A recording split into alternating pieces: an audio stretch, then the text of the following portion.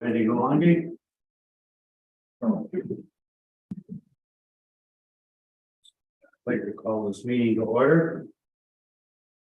The Township of Black River Madison acknowledges the Abitibi and Sanipak Nation traditional territory. We live, play, and work here together, and together we shall build a strong and inclusive community. A reminder to all in attendance that council meetings are recorded and made available to the public on the township website for review.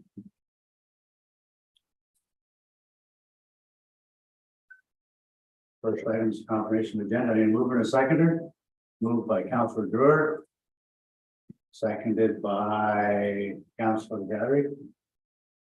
Moved by Councillor Drewer, seconded by Councillor Gadry, that the agenda for the special council meeting of May 4th, 2023 be approved as printed. Thank you. All those in favor of the resolution? Seeing no objections, carried.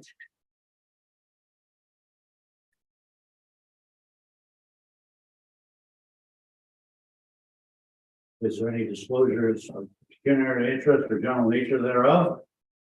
Seeing none, move on.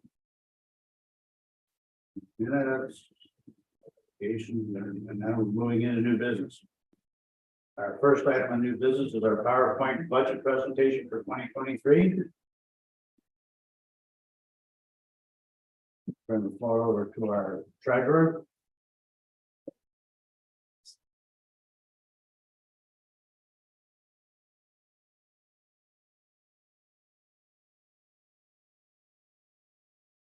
Okay, well, good morning, council. And today we're going to have our first meeting in regards to the tax levy budget. So this morning, how the morning really is going to unfold is a PowerPoint presentation has been created in order to support and further detail the budget that has been presented to you in summary.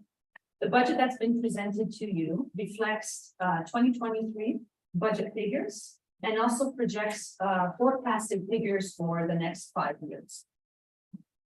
If you remember back in January, following the budget policy, a budget guideline report was provided to council. In that budget guideline report, it explained to council what the budget would potentially look like. Recognizing that operating revenues have not been adjusted properly to operating expenses since 2019. Apart from that, we've experienced very high inflation, have not replaced our fleet, and have not put any programs together to also recognize and further set up for financial replacement of your assets. So when the budget guideline report was adopted by council recognized that we would be facing a high tax levy increase. Now, for the record, tax levy increase does not mean that everyone's taxes are going up by this specific percentage. What this means is we require potentially 40% more money in 2023 than 2022.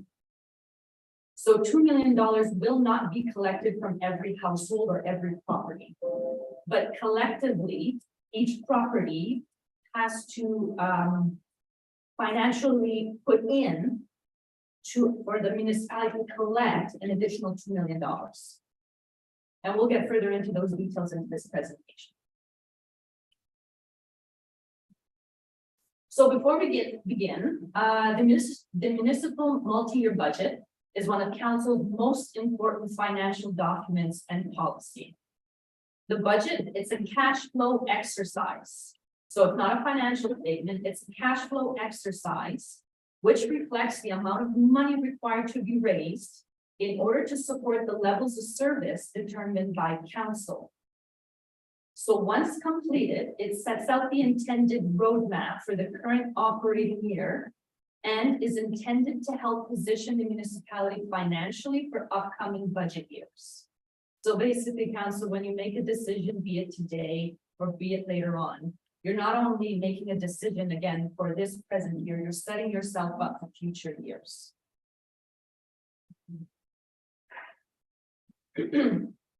So first, we're going to look at the revenue sources of your tax levy budget. So the municipality has 3 forms of revenue. You collect revenue based on grants that are conditional. Conditional grants mean that they have constructions attached to them. or they have rules that you will attach to them. You can only spend that money specifically on what the government is allowing you to spend that money on. You also have grants that are unconditional, which means there's no rules attached to them, and you can apply that money how you see fit. User fees.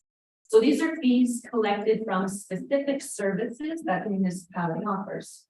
And we're going to go into it more detail into this presentation as to what those fees are. And then your final form of revenue is taxation revenue. So I can tell you that all three forms of revenue are reflected in your 2023 budget and your multi-year budget.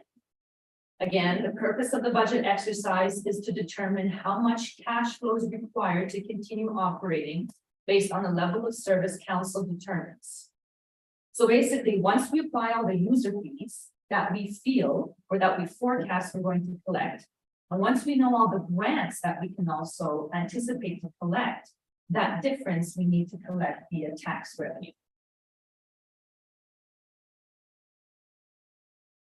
So let's look at unconditional grants. Again, unconditional grants are grants that have no rules attached to them, and council can apply the funds how they see fit. So the Ontario Municipal Partnership Fund, the OMPF, that's the last standing unconditional grant from the provincial government. So the 2023 budget reflects the continuous decrease of this grant. This year, the municipality will experience another loss in the amount of $31,100. So Black River Matheson has been experiencing at least 1% losses of this revenue since for sure 2016. So that means every time council sits down the next budget year, for sure your tax levy, your cash flow requirement is going up 1%. Because you now have to find where you're getting that money.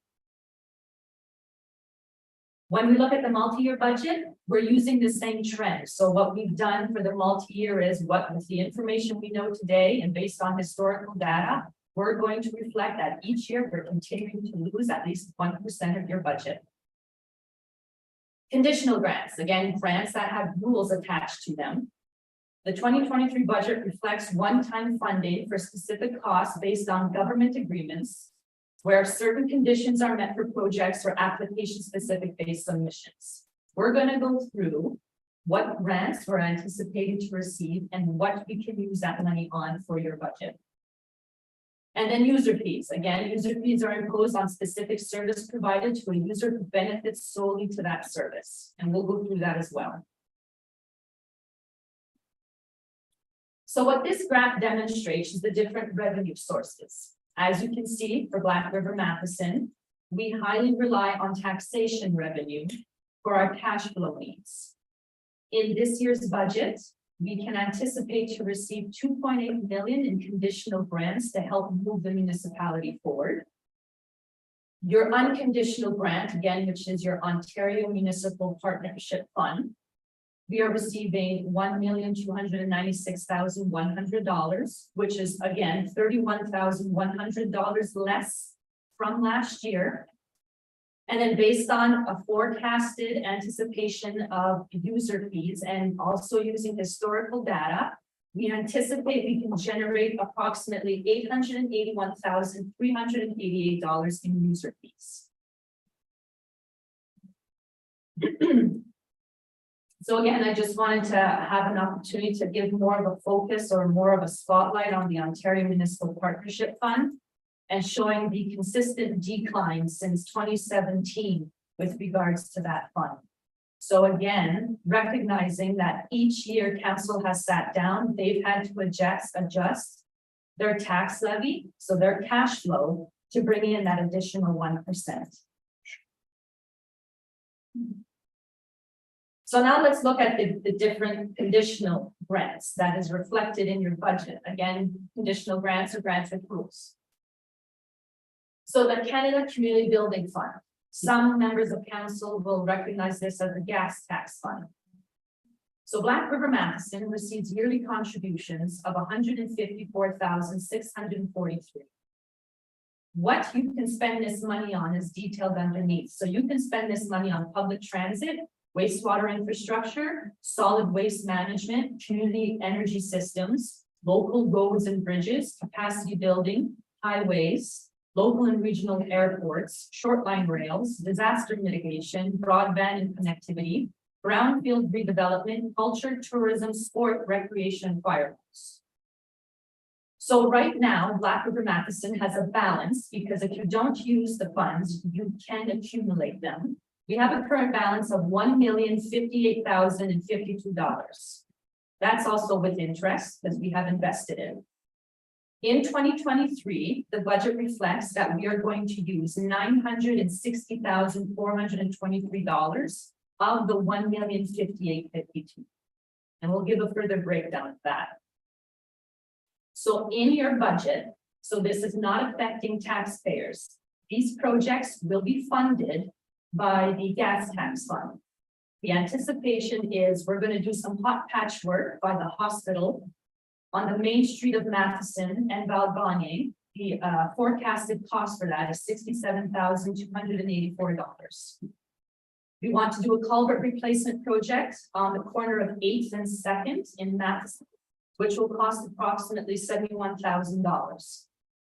We'd like to look at the sidewalks on the Matheson Main Street, so McDougall to 2nd, and replace those sidewalks, which will cost approximately $262,500. As council has been made aware, we were fortunate enough to receive a grant for the highway design. But of course, at times, grants are not 100% funded. At times, the government wants to see a commitment from the local government. So this highway design was not fully funded. Council does have to put some money towards this project. So instead of council going to the taxpayers and asking the taxpayers for that money, we're going to use this grant to offset your allocation, which is $75,000. The Arena retrofit project, again, another successful grant that's been received. However, council also has to contribute to this grant. So you're not going to go to the taxpayers, you're going to use this grant and offset it with the $222,193. Again, that's not touching taxation. And finally, there is some additional arena retrofit costs that need to be incurred in order to see the project completed successfully, which is an additional $262,446. So there's your $960,423 that you're going to be using the gas tax fund. So your conditional grant to fund projects in 2023. So this does not have a touch your tax rate.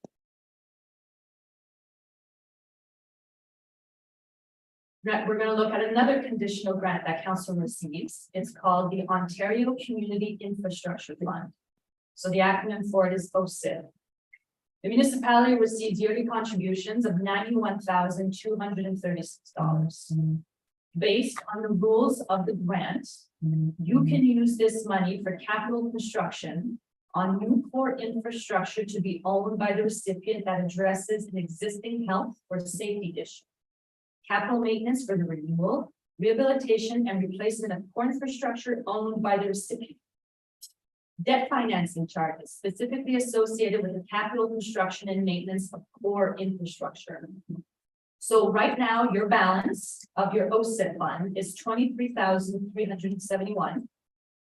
The 2023 budget reflects an allocation of $46,000. Again, because you're receiving another $91,000. So you add your 91 to your 23, you have enough for your 46.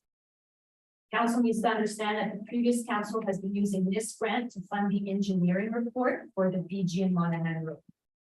Something else council needs to understand that with this grant, they will finance the cost of an engineering report as long as you move forward with the project. Should you not move forward with the project, they will not finance the cost, and then you will have to figure out how you are paying for the report. And lastly, the last conditional grant is the Northern Ontario Resource Support Fund. So the acronym for that is NORS. Right now, this is a 5-year commitment. We don't know if it'll go beyond 5 years. However, for the next 5 years, which started last year, so in 2022, yearly we receive $103,054. You're allowed to use this money for investments in local infrastructure. So our current balance is 213,840. The budget reflects an allocation of 198,490. We're going to use these funds because it is a requirement. We need to replace the public works gas tanks. These are some other grants that are reflected in the revenue component of your budget. The library provincial subsidy, so 7,995,000. So the library receives this on a yearly basis, and it can be applied directly against the library operations. I've already quickly spoke about it. The FedNor grant that was received for the highway design project, that's also reflected in your budget. And that is revenue of 675,000 to be put toward the highway design project. Infrastructure Ontario, Infrastructure Canada, which is another grant that has been received by the municipality of $888,768. That has to be put towards the arena retrofit. And finally, we are anticipating and hopeful that we will receive approximately 22,000 from the Canada Summer Jobs Program to fund our summer students. So these are the different user fees that we can anticipate to receive additional revenue throughout the year. But again, we need to use historical data to try and forecast potentially the revenue we may receive. Gym memberships. So we receive, if on a good year, which we've had very good years, we receive approximately $25,000 in gym membership, which is fantastic. So there's a really good usage on your gym. Arena signs. So this year, the assistant director to Public Works and Recreation is working on a program where local businesses or whomever can purchase signs to put on the boards around the arena, as well as the sign outside. So we reflected some revenue in regards to people purchasing those signs. We're hoping that program will start very shortly. The arena concession booth. So the executive assistant again is working on a tender to tender out for anybody who is interested to be able to use the arena concession booth throughout the winter season. Arena ice time. So we always have minor hockey that books the ice for the season. But apart from that, we do have private rentals that are used. So again, we anticipate some revenue there. We also anticipate a bit of revenue for the upstairs hall at the arena. When it comes to administration, there is potential user fees for tax certificates, marriage ceremonies, marriage licenses and lottery licenses, dog licenses and business licenses.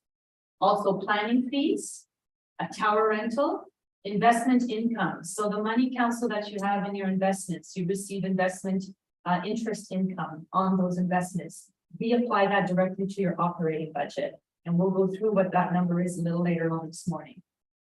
We also apply to your operating budget penalties and interest on delinquent accounts.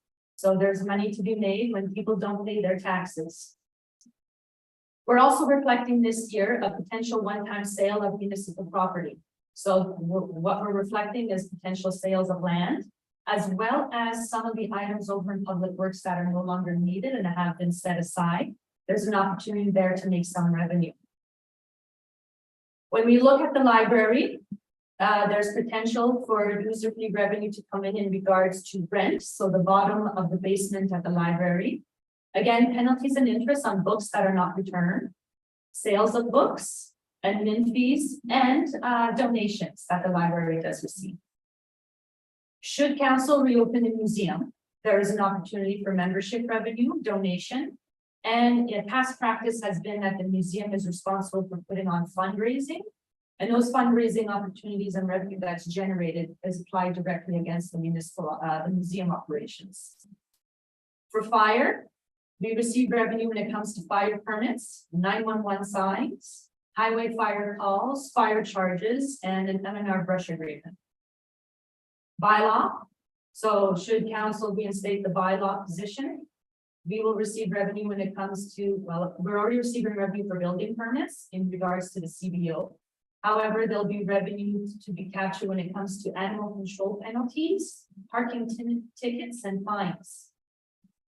For the cemetery, generate revenue on the sale of plots, burial fees, foundations. And for the landfill, it's tipping fees. So what this graph demonstrates to council again is your different sources of revenue since 2017.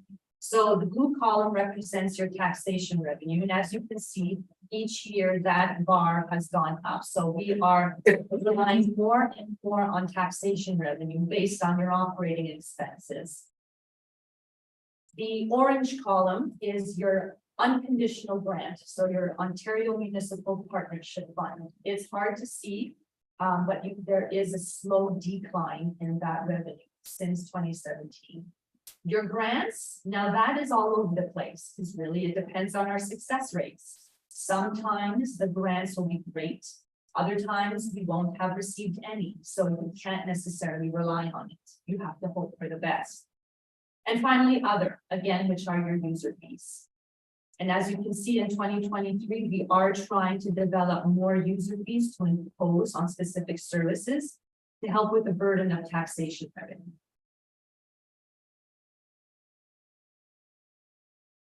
So when we look at taxation revenue, what this slide demonstrates is your different tax classes, which again, you're going to see later on as well in the presentation. It shows that you rely heavily on residential.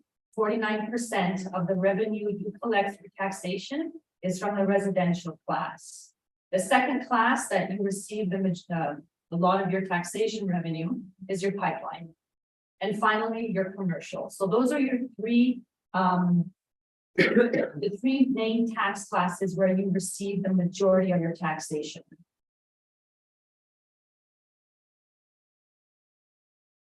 So does council have any questions in regards to the revenue components? Questions from council?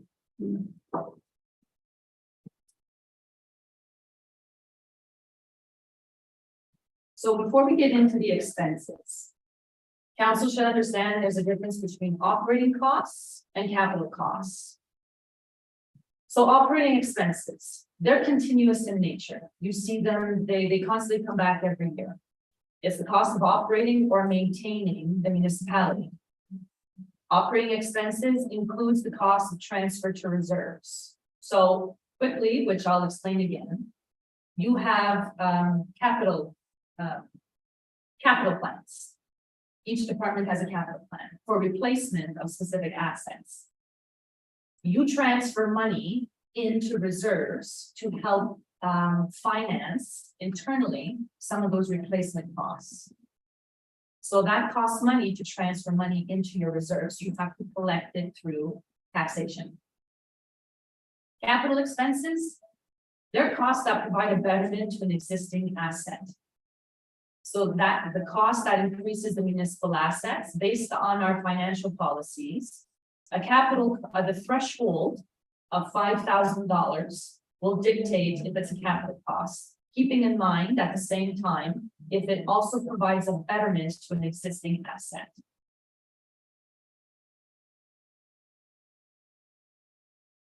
So here's a breakdown of your operating costs. What I would like to say before I get into it is for the purpose of the budget, all of the grants have been reflected in the administration department.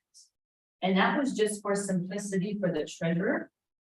So recognize, again, this is not a financial statement. Recognize that at the end of the year, when we are recording the expenses, we are then allocating the expenses of those grants into the proper department. But just for simplicity of tracking it all, let's put it all in administration. So your breakdown, your 36% is your, the transportation services, public works. So 36% of your budget goes to public works. 31% of your budget goes to general government. And finally, 14% goes to provincial costs. So frankly, 14% of your budget you have no control over, because you have no choice but to pay those fees.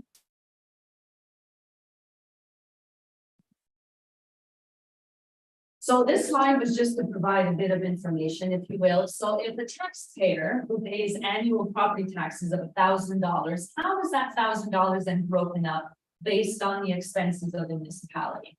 Well, of the $1,000, $308 will go towards general government costs. $135 will go towards provincial costs. $34.50 will go towards fire services. $18.20 will go towards bylaw. $358 will go towards public works.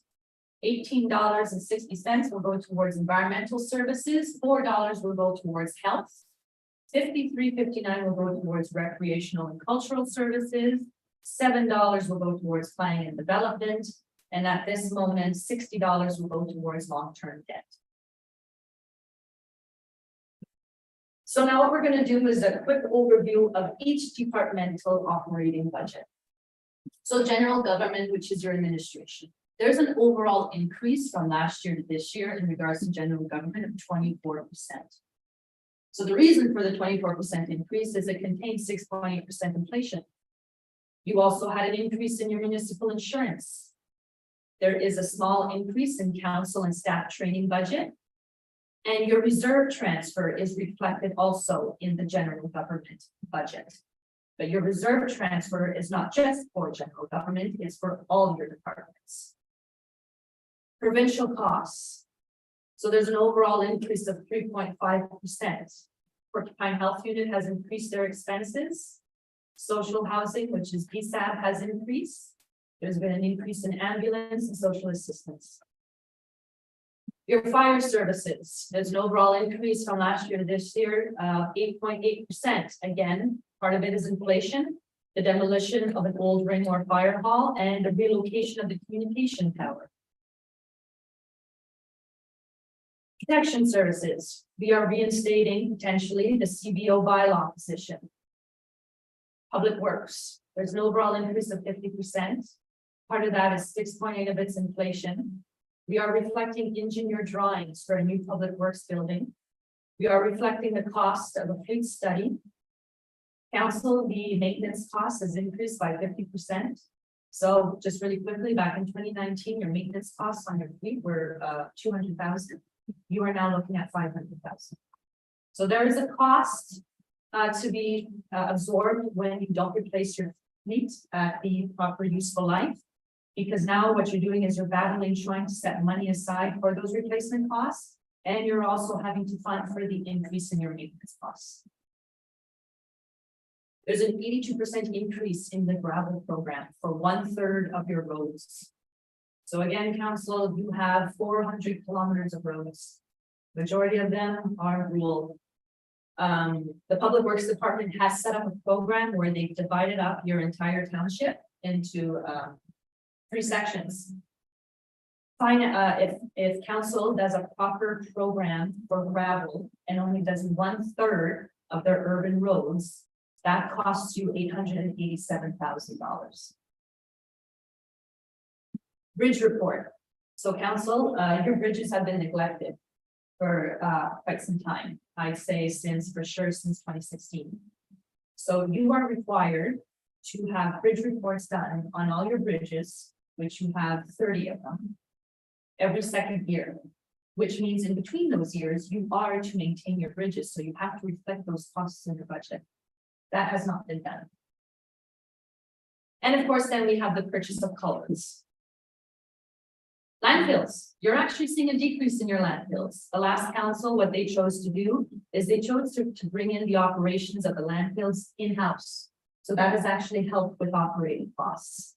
However, their engineering costs for your landfills are very high because you have not one landfill, you have 4. Your cemeteries, worker bees, and hospital. So there is a decrease. If council remembers, when the budget guideline report was provided to council, council gave direction to the treasurer to remove the hospital utility rebate, which is $15,000. Council also asked that the budget be presented without the worker bee staff and the contribution. So that's why there's a decrease in the health services. Recreation and cultural services, so that is recreation, museum, and library. There's an overall increase of 13%. Again, a lot of it has to do with inflation. We are also, because now council would like to see a more active recreation program, there is a cost to that. That is reflected in your budget, so items such as craft night, Canada Day, seniors bus, seniors day, volleyball at our local school. We're also reflecting a recreational master plan cost that's associated to the adopted terms of reference for the recreational committee. Bear-proof refuse containers, so that's actually something that the last council had looked at. So we're reflecting it again in this budget. Your Galvani rink, at the moment, it requires new shingles, so we're reflecting it. And of course, the reopening of your museum. Finally, the last portion of your operating costs has to do with long-term debt. At the moment, you're paying debt for the building that you're currently in. We have forecasted a yearly payment, which we'll talk about the amount for the extension of the building, should council move forward with it. And we are looking at an annual payment for fleet purchases on our line, on a new line of credit. So pieces of equipment within the public works fleet have exceeded their useful life. And two different mechanics have mentioned that they don't know how much longer three of the plows are going to be able to continue operating. Unfortunately, you do not have enough in your reserves to be able to self-finance. So we are forced to look at a line of credit option. Your capital budget. So we'll go into further details as to what we're going to see within each department for capital. However, your total capital budget is $2,397,943. How we are funding that, $198,490 is being funded through grants. $1,608,990 is being financed through the line of credit. And $590,463 is being financed through reserves. So general government, we have no capital projects anticipated for 2023. The fire department, we have anticipated capital projects of $493,500, which is being funded through reserves. Bylaw, we have $60,000 for the capital project being funded through reserves. What that is, and which you'll see shortly, if council reinstates the bylaw officer, they need a vehicle. We no longer have a bylaw truck. Transportation services, which is public works, the capital budget of $1,807,480. We're funding that through grants and a line of credit. The library, $14,000 through reserves. We have no capital for cemetery. Recreation, $10,000 through reserves. Museum, which actually the costs have already been incurred, and it had to do with the boiler system that council approved earlier in the year, of $12,963. We're using reserves. No capital budget for environmental services, and other being planning, economic development. Yes, planning and economic development. So capital. The fire department requires new bunker suits and a pumper. Bylaw requires a bylaw truck. Public works, two plows/sanders, a grader, a trackless sidewalk machine, a mini excavator, and above ground gas tanks. The library requires a wheelchair ramp, front door, and a chairlift with a ramp. Recreation, we're looking at purchasing 2 lawn tractors, and a museum that had to do with the boiler repairs.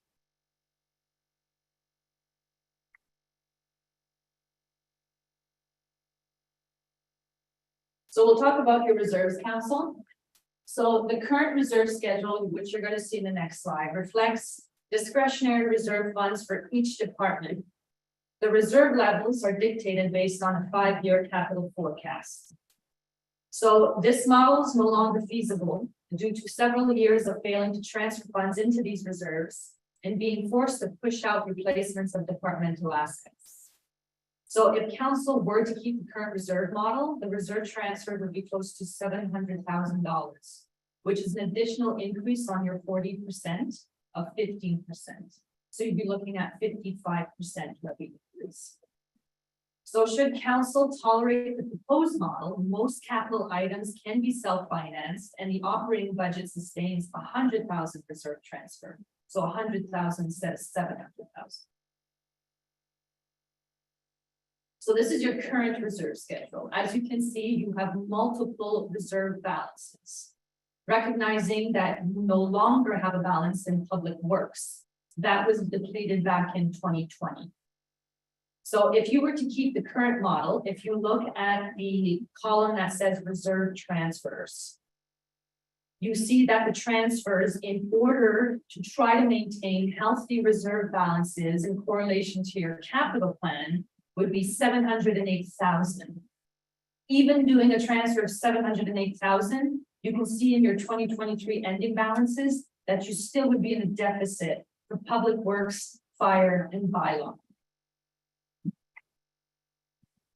So this is what's being proposed. In the corner, we are going to put all of your reserves together and have one working capital reserve of 2,796,613. So not each department has its own reserve. They're now all going to work together. Apart from that, we still have to keep separate from your working capital reserve, your worker bee reserve. And because of the stipulations with the government, we have to keep the COVID-19 Safe Restart reserve separate as well. So when you put all of your reserves together, your discretionary reserves, you can see here, based on your requirements for 2023, you can still self-finance some of your purchases with the help of a line of credit and grants, and maintain a reserve balance at the end of the year of 2,457,946.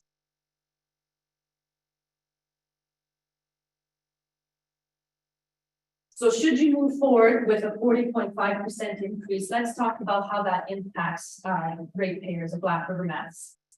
So in setting your tax rate, council, there are two factors that contribute to property taxation in Ontario: tax rates and assessments.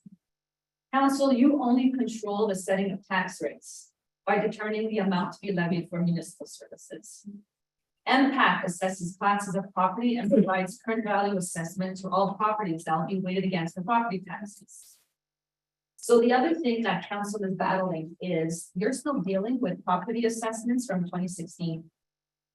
As much as you are recognizing growth each year, you still, in all municipalities in Ontario, are still dealing with current value assessments from 2016. I don't know if the CAO is aware. I'm not aware of when they may do a reassessment and provide current value assessments for updated figures. Nope, there are no current ones. Should council move forward and adopt the budget with a 40.5% levy increase? So again, a 40.5 levy increase does not mean that each property is going up 40%. It means we need 40% more money this year than in 2022. So we need an additional $1,978,065 in order to continue operating the municipality and properly financing your current levels of service. When looking at the different tax classes, you see in residential, you have 2,511 properties in your residential tax class.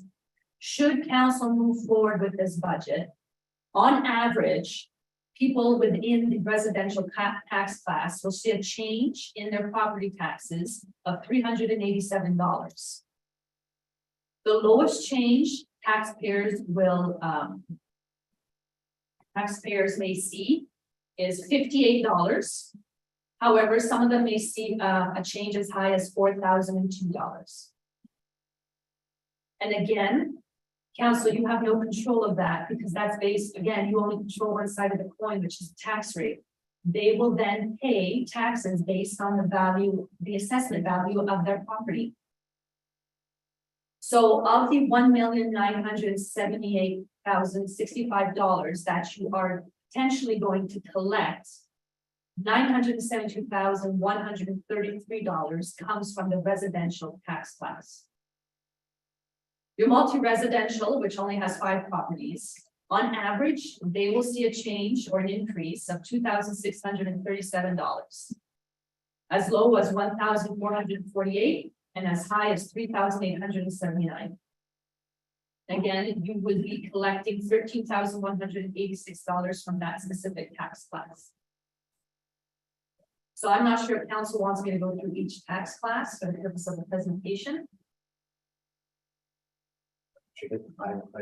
Sure. So again, if you remember from one of the previous slides, you collect a lot of your revenue from 3 specific classes. 1 is your residential, 2 is your commercial, and 3 is your pipeline. So if we look at your commercial, you have 140 properties within your commercial occupied. The average change for the commercial tax class would be $1,671, as low as $43, or as high as $20,863. So of the $1,978,065 you would need to collect an additional revenue, $234,008 would come from your commercial tax class. Pipeline, you have 2 properties within your pipeline tax class.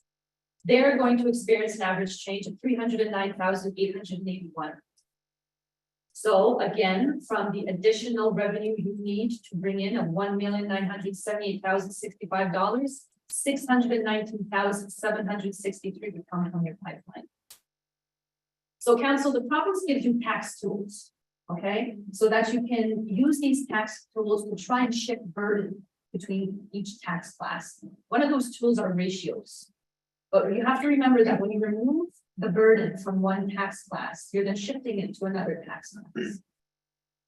Being honest here, the one class that we have shifted the burden as much as we can onto is pipeline. We move the ratio as high as we can for pipeline to receive the burden. We can't shift it no more. So if we're to shift the ratio from any other class of tax class, the burden usually falls on residential.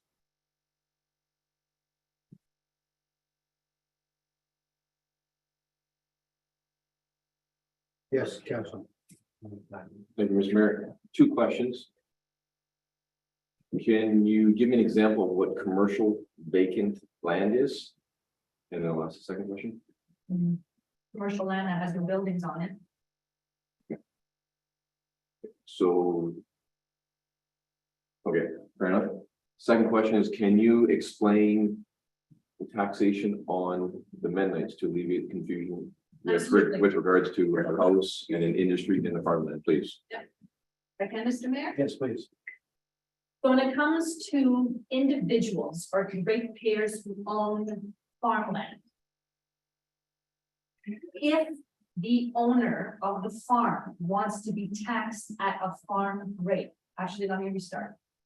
Any ratepayers who own farmland, their default taxes are residential. Whether it's classified and taxed as residential.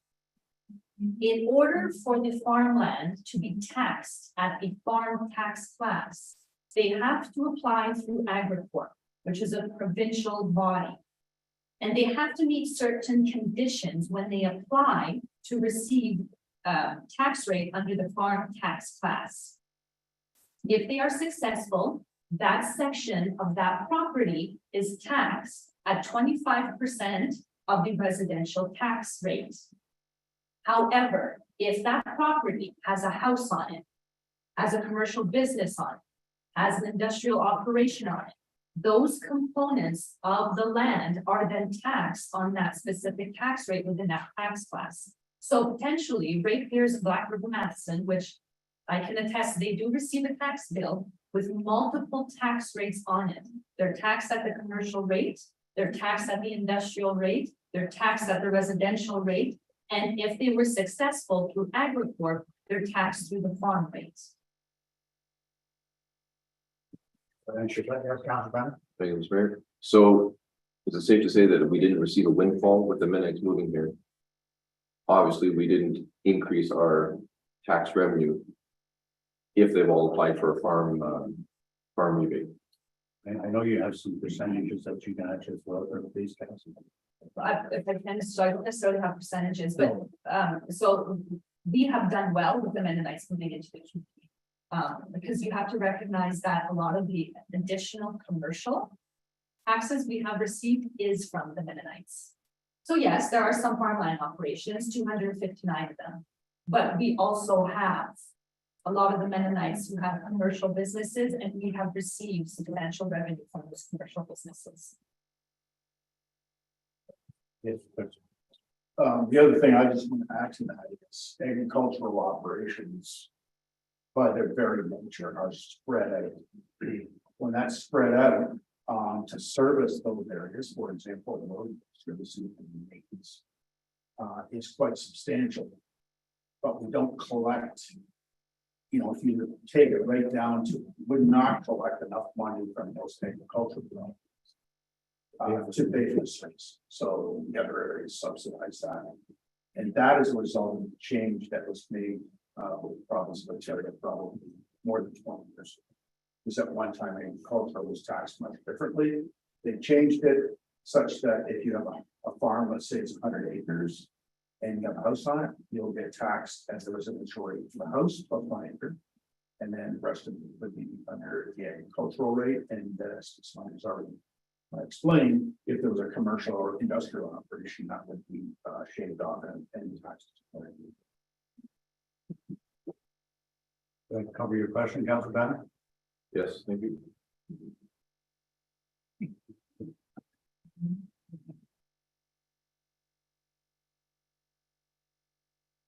So let's talk about how we managed to be speaking about a 40% levy increase. Short term. So council, every time at this, so if I go back, so back in 2019.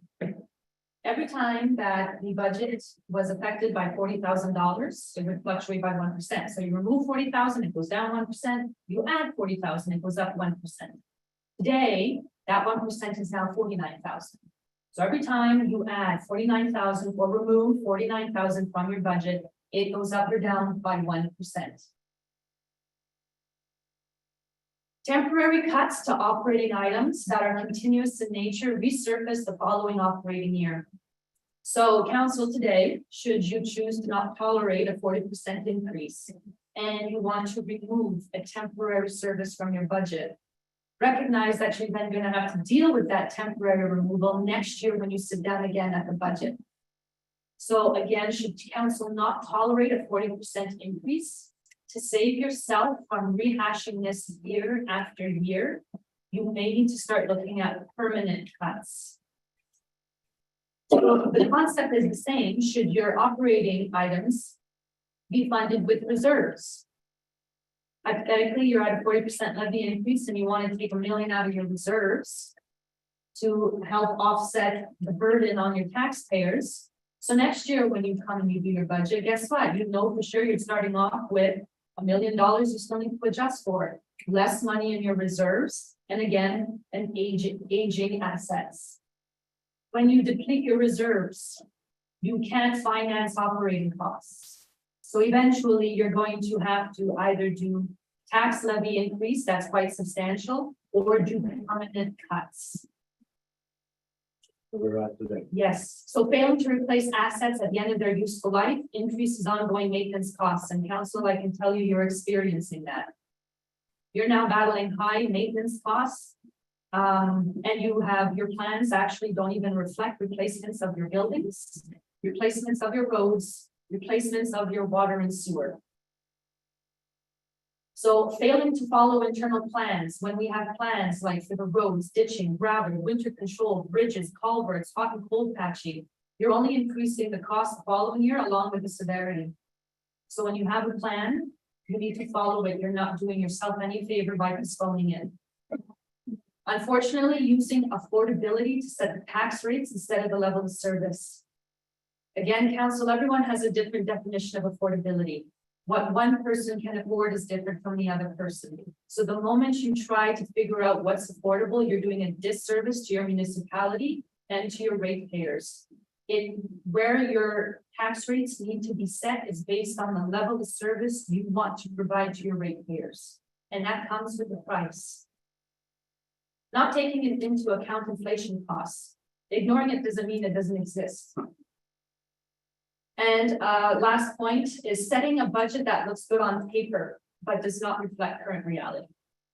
So quickly, this has been the practice that was put in place back in 2019.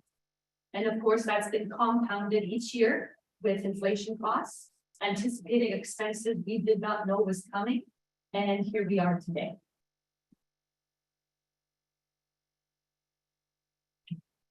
So what I just described, I wanted to try and provide it in figures for council. The slide's a bit distorted, so I'll mention what the figures are. Back in 2019, we went to council with a budget. And we wanted an additional $1,174,995. So that was a levy increase back in 2019 of 29%. Of the 29%, we took 26% out of reserves. $1,043,620. So what should have been done is we either made permanent cuts or back in 2019, adjusted the levy accordingly. So when we took the money out of reserves, we went to the taxpayers and said, your tax increase is only 3.5%. We only need an additional $131,375 from you. But in reality, we needed much more than that. So then move forward to 2020. So again, council recognize you have not adjusted your $1,043,620. Back in 2019, you quit putting money into your reserves, or council, sorry. Council quit putting money into the reserves. So there was a double impact. Taking out of your reserves and not putting into your reserves. So right away back in 2019, your capital plans were no longer valid. 2020, we went to council at the beginning. It was a 37.2% increase. So recognize costs go up. You've lost a 1PF again, and your insurance went up. As long as you're along with your provincial costs. So at the time, council said, let's do temporary budget cuts of 22.2%, which is $853,524. And let's take $431,249, which is 11% out of the reserves again. And not put into the reserves. So then we went to the taxpayers and said, we only need 4% more, which is $161,368. But in reality, we needed to go to them with 1.4 million. In 2021, again, so now it's compounding. We went to, we started the budget at 41.1%. So now we needed $1,645,597. Council at that point did temporary cuts of $1,048,803, which was 26.2%. In that budget year, they did 5.2% of permanent cuts, which was $208,820,000. And then they took another $75,000 from reserves. And again, did not put into the reserves for their capital. So then we went to the taxpayers and said, we need 7.8% more money, which is $313,252. So because of those permanent cuts, when we went to council in 2022, it wasn't as high. We had also found some means of saving some money here and there with a new CAO. So we went to council with 23%.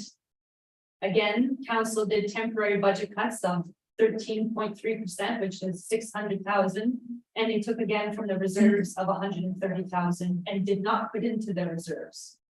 So over 4 years, they removed from reserves $1,679,582, and they forfeited transferring into reserves $1,400,000.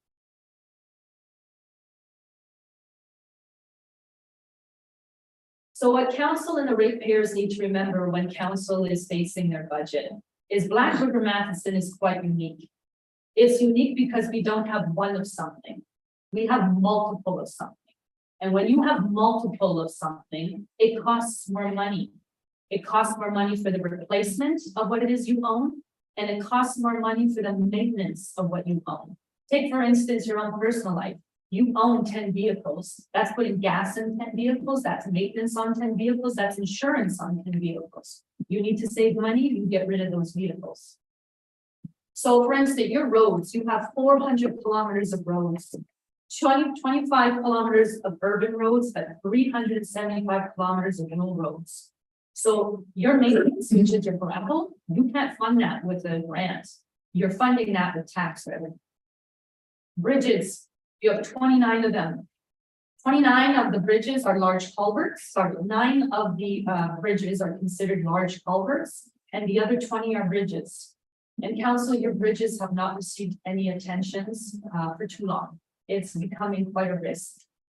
And it's getting to the point that because you're not maintaining them, you're looking at replacement. And one of your bridges alone, recognizing you have 20 of them, the replacement of it is 1.8 million. You have 8 cemeteries, 7 that are active, 1 that's inactive.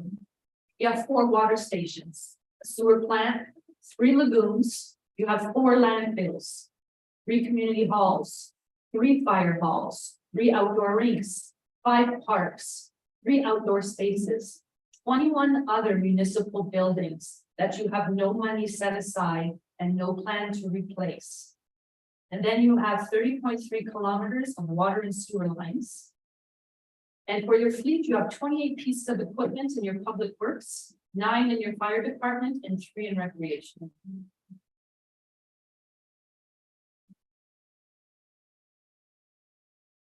So for fun, if you want to look at this as fun, back in 2013, we had to develop an asset management plan. So that was regulated by the provincial government.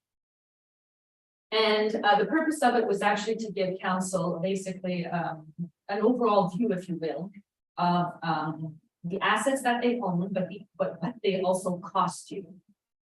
So back in 2013, if in that year you were to replace all your assets all at once, it would cost you $395 million, or each household would have to put in $337,000.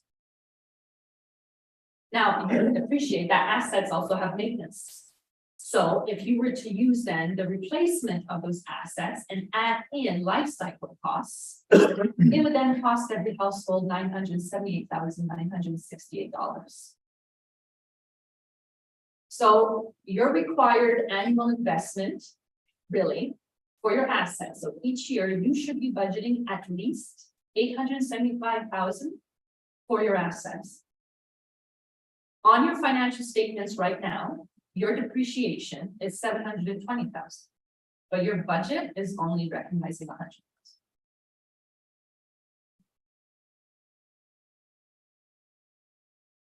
So for the PowerPoint presentation, does council have any questions? Thank you very much, Councilor Neil. Yes, your worship, to clerk treasurer. When I look at insurance costs, what's the actual rate that they're sort of saying for this year, percentage of increase? And what is in that increase? Is there sort of like mostly for a vehicle insurance, or is it liability of other sorts? So I know, so the off the top of my head, I believe the increase was 28,000, but we got hit hard in 2020. And I can get you those numbers if we take a short recess.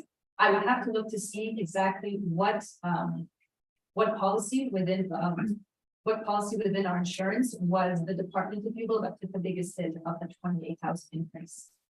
Yes, Worship, just back in. Yeah, I don't need those numbers. I've seen those numbers and realized the incredible increase in insurance. I was just wondering. Making sure it was 2023, looks like, thank you very much. Other questions from council, specific questions, or generally, yes, Councilor Bennett? Thank you, Mr. Mayor. Is every municipality dealing with 1% less than OMPF? Go ahead, Cass, and I can give the answer, you can give it that. So if I can, counsel, I don't know all of them, but I do know one of your neighboring municipalities are not experiencing decreases. And the one comment I can add, and I hope I'm not incorrect in this, is my understanding is, I don't understand the whole one PF formula. I know the CAO and Cassandra understand a lot better than I do. But even though we haven't seen a major increase in our population, we have seen a minor increase in our population, whether it be through the Mennonite community or others. And due to that, we should have actually, in my own mind, based on what I understand, we should have actually seen an increase in PF funding, but I know that I don't know the whole time. Yes, Chris? So the funding envelope for the last 4 or 5 years has maintained consistently $505 million across the province. But there's winners and losers. Some go up, some go down. We're one of the ones that goes down. And we've been consistently going down because the adjustment line, what's that, the transition assistance line.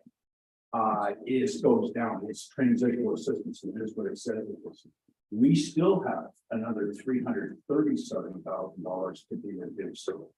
So this consistent reduction in the OMPF is gonna continue. And it looks like it's gonna be about $31,000 a year every year until that $307,000 is. Unless there's a change in how the province provides. And just for council's benefit and for the general public, when we were down at the Roma conference, the CEO had put together a fantastic presentation. And he actually organized for us to have a meeting with the Minister of Finance's staff. And I thought the presentation was definitely a fantastic presentation. It seemed to be well received at the time, but basically we received an email following that, basically saying, thank you very much, but sorry, we can't help you in this. And since then, both myself and the CAO have been, I hate to use the term, but working tirelessly in the background, dealing with our provincial entities and trying to make things change. And we are making some headway. Nothing that's going to help us today, but stuff that we've been discussing and we're still working on, hopefully making some inroads on. Anything else? Anybody? Yes. Councilor Schmidt. Thank you, Mr. Mayor. What determines the decrease in the OMPF? Like, where does that? I just don't understand. So that 31,000, why are we experiencing that? And then second to that, is there anything we can do to potentially affect that in a positive way? Can we have conversations with people? Is there a possibility to change that for our municipality? Go ahead, Chris. You can go ahead and answer that. So this OMPF, the genesis of this goes way back to when Mike was. And what he did is he brought forth a document called the Common Sense Revolution. And through that, he downloaded significant services to municipalities. And he uploaded some of the revenues that we were getting. For example, we would have got significant amounts to telegraph wires. Well, that's gone.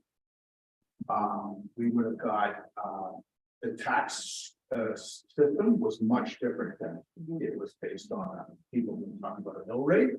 Now it's not. It's based on ratios and it's based on tax rates and it's based on assessment.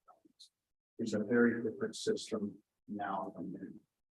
So then they created a thing called Community Reinvestment Fund, and that's the forerunner to OMPF. And then that was reevaluated by the McGuinty government when he came in. He really did it, but they yeah. How those monies were calculated, I couldn't tell you. At one time, I had a spreadsheet that I was able to compare numbers and I could figure out what it was, but it's become something different now. And so I don't know how that transition assistance is. Maybe we could get some information from that. The likelihood of changing the OMPF is not very likely unless the government looks at a holistic change to the province and how they provide this. So if I go back to the change in the 90s, one of the revenues they gave us was provincial offenses revenue. Well, I can tell you right now, if you go to any community, promise that was made in 96 in terms of how they would get it, does not look like the actual that we get today. It would be much greater time, which is unfortunate. So there's a whole mismatch of things. So I can't tell you how that transitional assistance number is arrived at, because it's been so long since it's been put in place. It's so great. It is, and so. You know, one of the things I'm going to talk about is in my presentation is that when this municipality was incorporated, and then 2 years later, there was an additional nomination, 1,250 square kilometers. Well, then the granting system was much different in 71, 72 than it is today, or even than it was 20 years ago.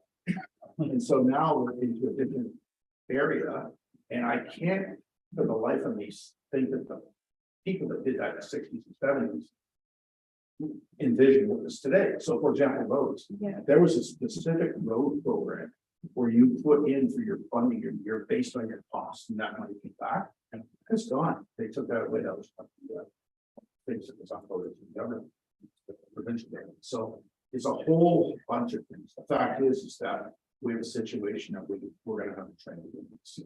But I do, agree. I highly agree that lobbying is part of it. Problem is we're extremely small, Right, so we have to rely on the channels that we put together to do that. okay, thank you. And just, Councilor Miller, Yes, your worship, just another question. So we have 21 municipal buildings. Of those, are they all being used or is there any vacant buildings present? yes, go ahead. Are they all being used? Yes, we're using them. Is can be redirect its usage elsewhere? Yes. I don't know if I'm straight. No, that's, yeah. Okay. And I know council has proposed that we look at some of our properties, like the video office of Grand Fire Island.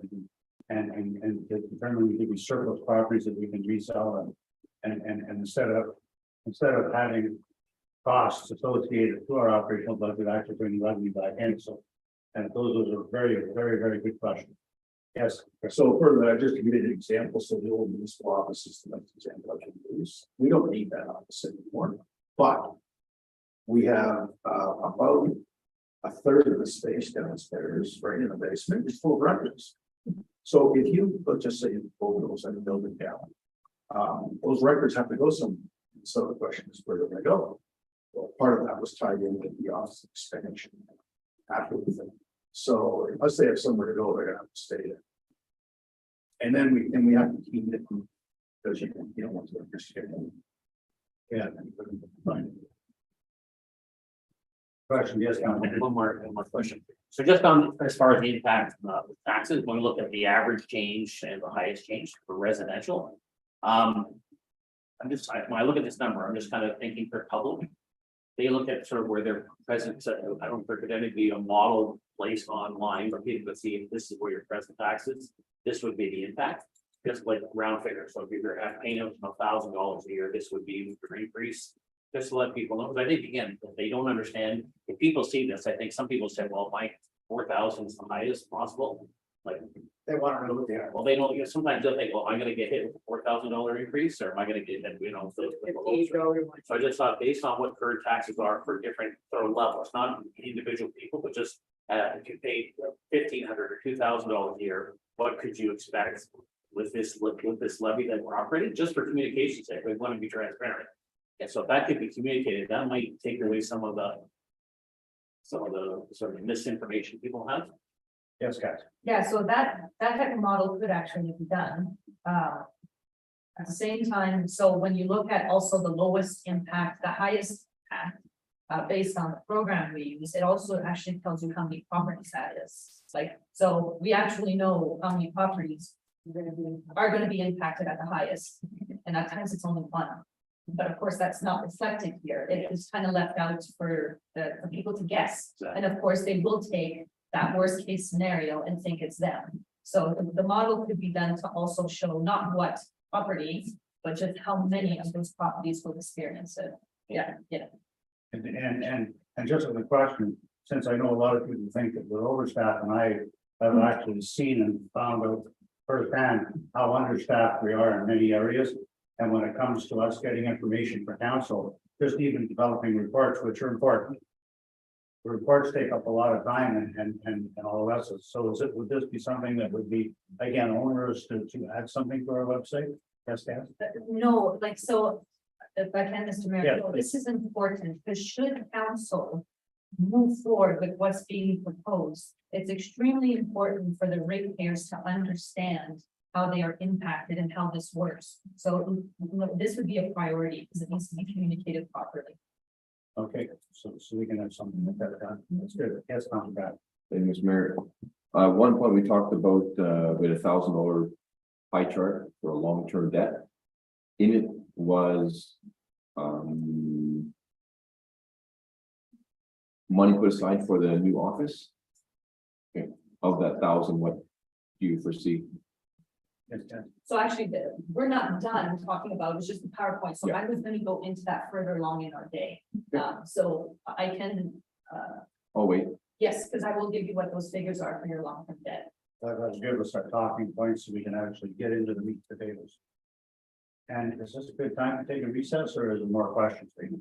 I'd like to take a short recess if we can at some point, so. Does anybody have any further questions at this point? So then I would suggest that we take a slight recess if council is okay in favor of that. All those in favor of the recess? Thank you. Being no objection, we will take we'll take a 10-minute recess. Since we only have one watch. There's a coffee and treats upstairs.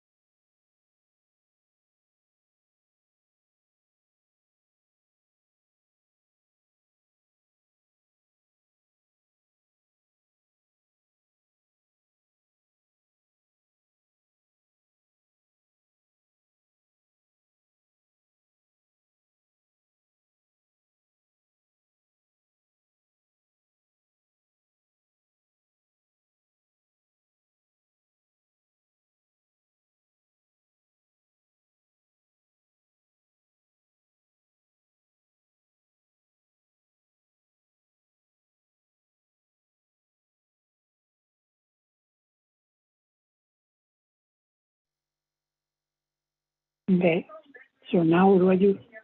Where do I go? I'm not just maybe on YouTube. Maybe.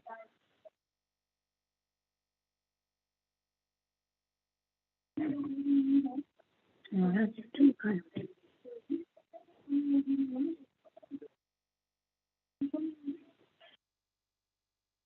The type is still on YouTube.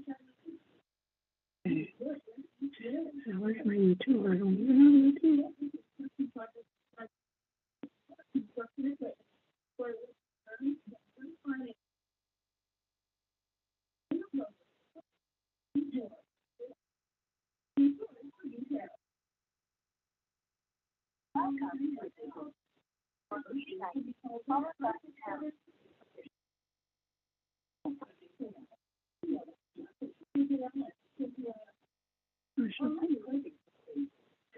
I'm on YouTube and I can't show nothing.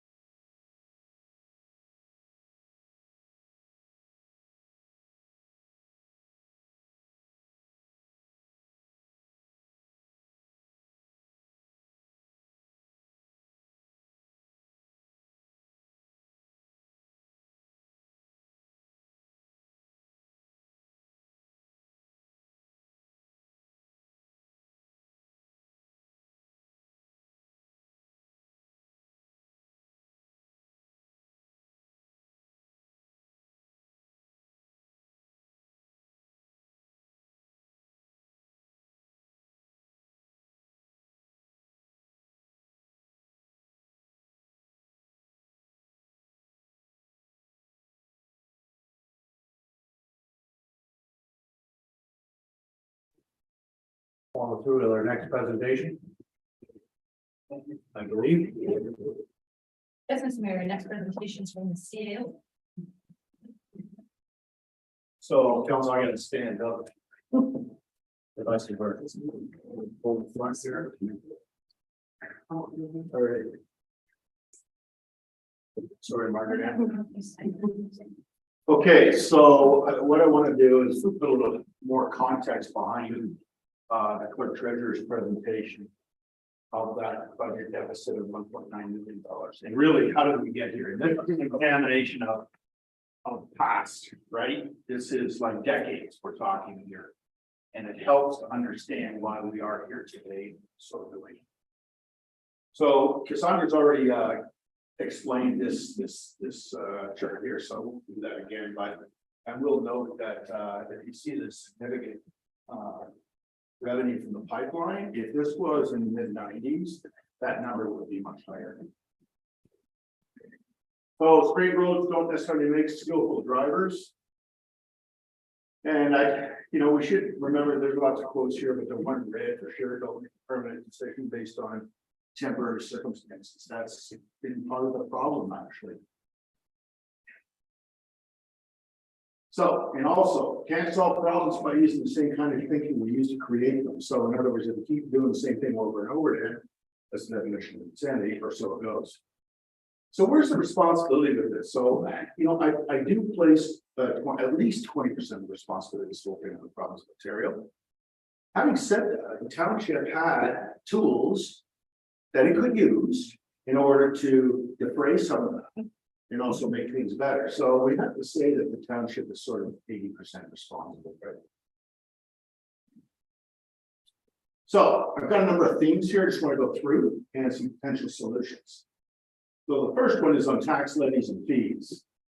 So certainly the tax levy increases in the past have not reflected the services that are being provided. In other words, the township has more often used affordability as a guide to establish the levy as opposed to service levels. And that doesn't work good for anybody. We have no fees and charges bylaw, but we do have several bylaws that have fees and charges in them. But for the most, they've never been updated. And we are now working on a true fees and charges bylaw that won't be ready for a bit yet, but because it takes some work. And there's been no real thought on inflation or cost of living. So this year, for example, CPI has been 6.8. Probably for the last 10 years or so, inflation's been really low. But there were other times before that where it wasn't low. So some solution, making sure that the tax levy meets the services being provided. So in other words, if you don't like the tax levy increase, then start carving off services, because that's the only way you're going to do it. It maintains the affordability through the service level of the other service. Include economic adjustments in the annual levy and carry on with fees and charges. Reserves and reserve funds, clerk treasurer covered that very well. But the worst thing is the township used reserves to address the annual budget in the last 4 years. That's not only a set of best practice. If you talk to people like the Ministry of Municipal Affairs and Housing, or MFOA, which is Financial Officers Association, they will tell you that is the worst practice that you can do. It just makes no sense.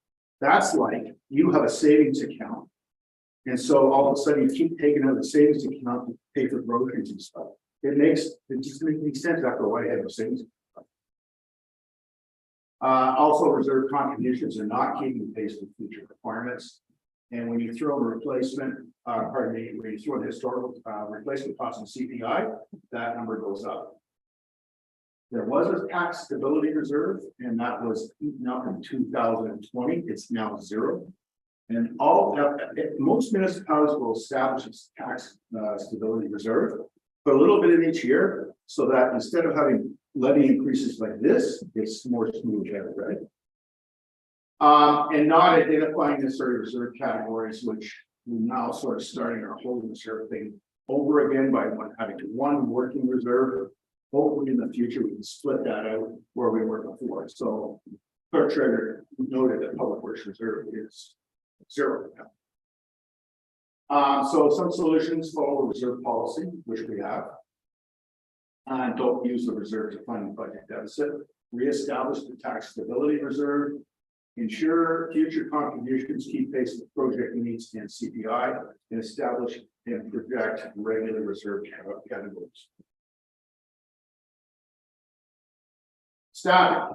So there's this expectation, and it's not just here, it's happened in the entire industry. There's been this increasing load of responsibility heaped on staff with respect to financial reporting and that type of thing. But that has lacked the investment in necessary staff in order to do that. Inadequate compensation levels that result in inability to attract staff. The township has gone through a compensation study. We have adjusted. We're only at the 50th percentile of our peer group, which is about 13 municipalities, but at least it's a good step forward. Our employment conditions are not necessarily progressive. So you've probably seen a lot in the news that some councils have gone to a 4-day work week or shifting hours, that type of thing. We don't have any policies that support that just yet. Maybe it won't work for us, but unless we talk to the staff and consider what we could do, we won't know. CAOs here, it's been a revolving door sort of thing where there's been some CAOs that come in and there's a period of time without CAO, one comes in a period of time. What happens then is council acts as the CAO. That's really not a good thing. Staff recommendations in the past too have been set aside, which is very unusual.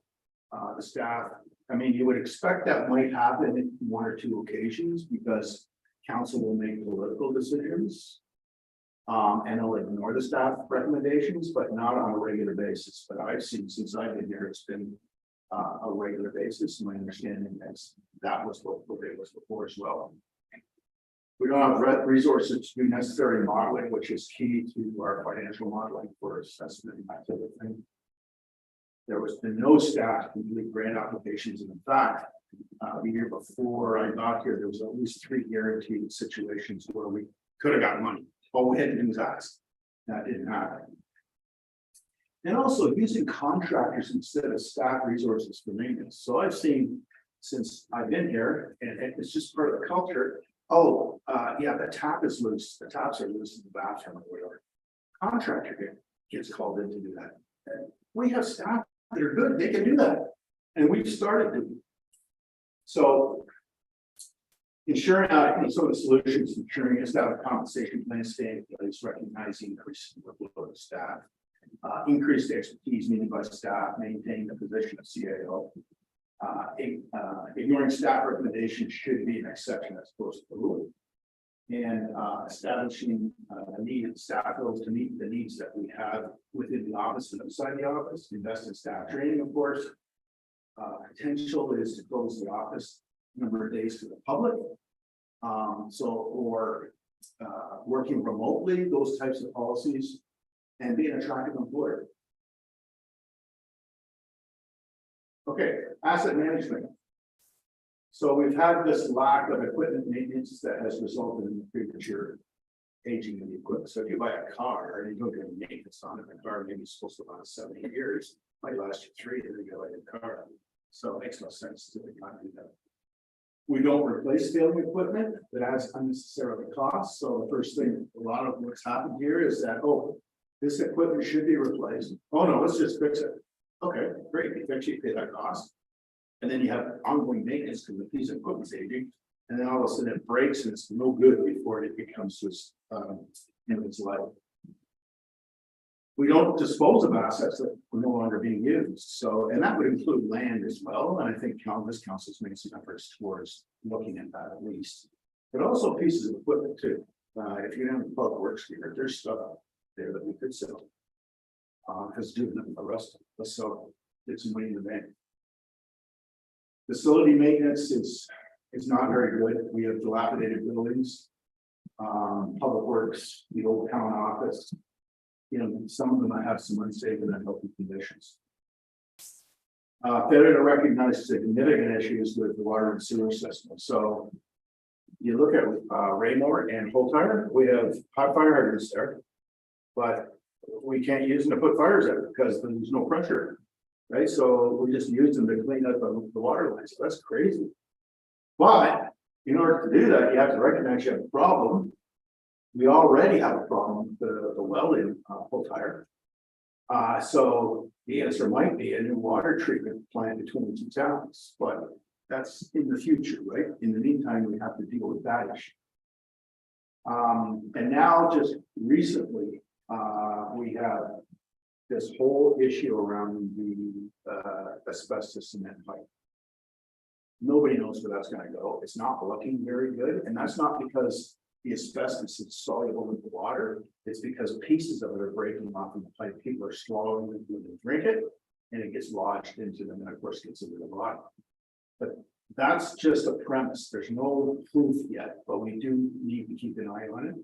The city of Timmins has a program where they're replacing their things like pipe on a regular basis because they know it's the base cover. No plan for maintenance or replacement in their assets. So I just talked about the water and sewer pipe. And we're certainly not following an asset management plan, which was done in 2013, which is frankly now, from a legislative perspective, it's not even good. We have to do a new one, which the clerk treasurer's working.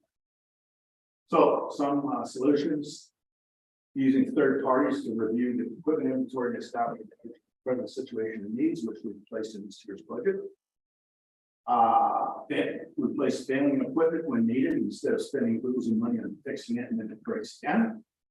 Disposing of assets and what are needed. Establish a proper equipment maintenance program. That program is, I think, going to be established through our new asset management plan. I think that's part of it.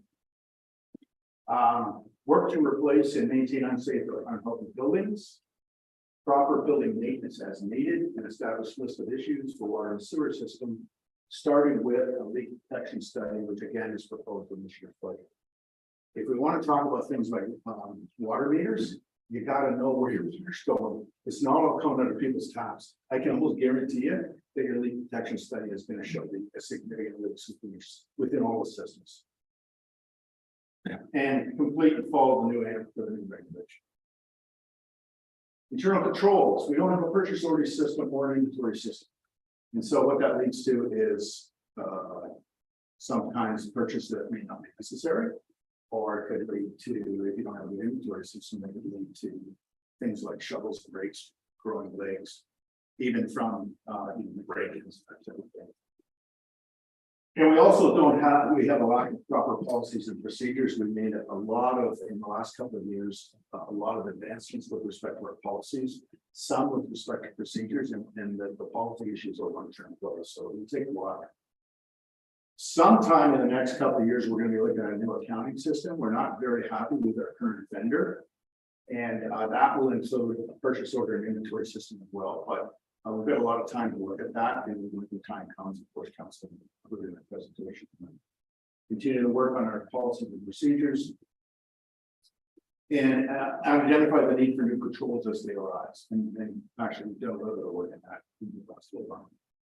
Real estate, township has real estate holdings that could result in cash flow increased property taxes if we sold them. This council has made an effort to say, let's get on and do that, and that's great. We just recently had 3 properties valued, and we're working with vendors to try and sell some of the properties.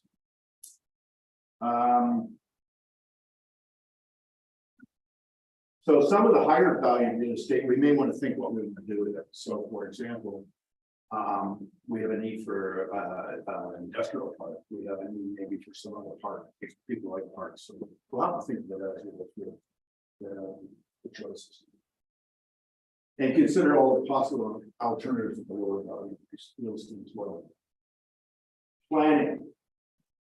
So there's been a real lack of service planning, or more appropriately following through with service planning. So we've made good efforts with a strategic plan.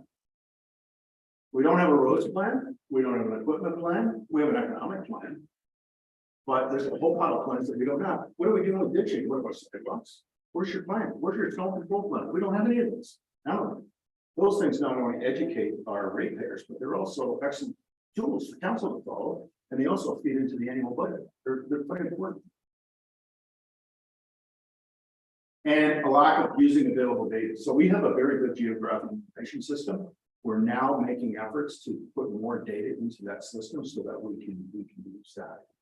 And actually, I was told by some folks that, oh no, that's not there, this is, so into the GIS system, there's still pretty comprehensive data in that. Some of it needs to be updated. Fact is, we've got the real nice basics for it, so we can really make some great improvements there. So obviously, continuing economic development is important.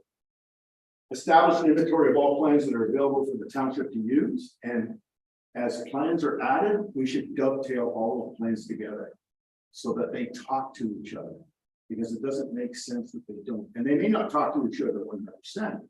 But if you take something like your official plan, you start talking about roads, for example, well, to me, those two can very easily talk to each other. So as we renew them, whoever writes the plans, if it's us, it's pretty easy to include those things, but if it's a contractor that's doing it or a consultant, we ask them to make sure that they review and include potential opportunities for those plans to dovetail. Commit to new plans that will drive the township forward, like roads plan, et cetera. And commit to a refreshed and executable master plan or strategic plan, which council's done. And so we've got it. I'm currently writing the update and it'll come out to council in the next little while. So the other guy, so I heard this a lot last couple of years. I've heard it over my entire career. So what are they doing over there? Well, who cares? I don't really care what they're doing. I want to do what we're doing, right? We want to be different than everybody else. Sometimes it's okay to listen, but don't be exactly like you. We got to set aside those comparisons so that we're not jaded by what they're doing. We want to do what we like, right? So I think that's something that we should be looking at in the future as opposed to going back to this. Yeah. For some reason, in the municipal sector, debt is viewed as being bad when it's not. Not using your debt capacity is bad, right? There's good debt and bad debt. Good debt is like financing a building or financing, as Cassandra's gone out and done, a revolving credit facility for equipment. Bad debt is paving a road and using debt to pay for it. Doesn't make any sense. Go down to the most bricks and mortar, that type of thing, was good for debt. We don't have a debt management plan that would, among other things, indicate what council's flavor is for debt as well. That helps drive staff in terms of the research. So understand obviously that debt is a good financing available tool for the township. Establishing a debt management plan policy and promote the use of debt.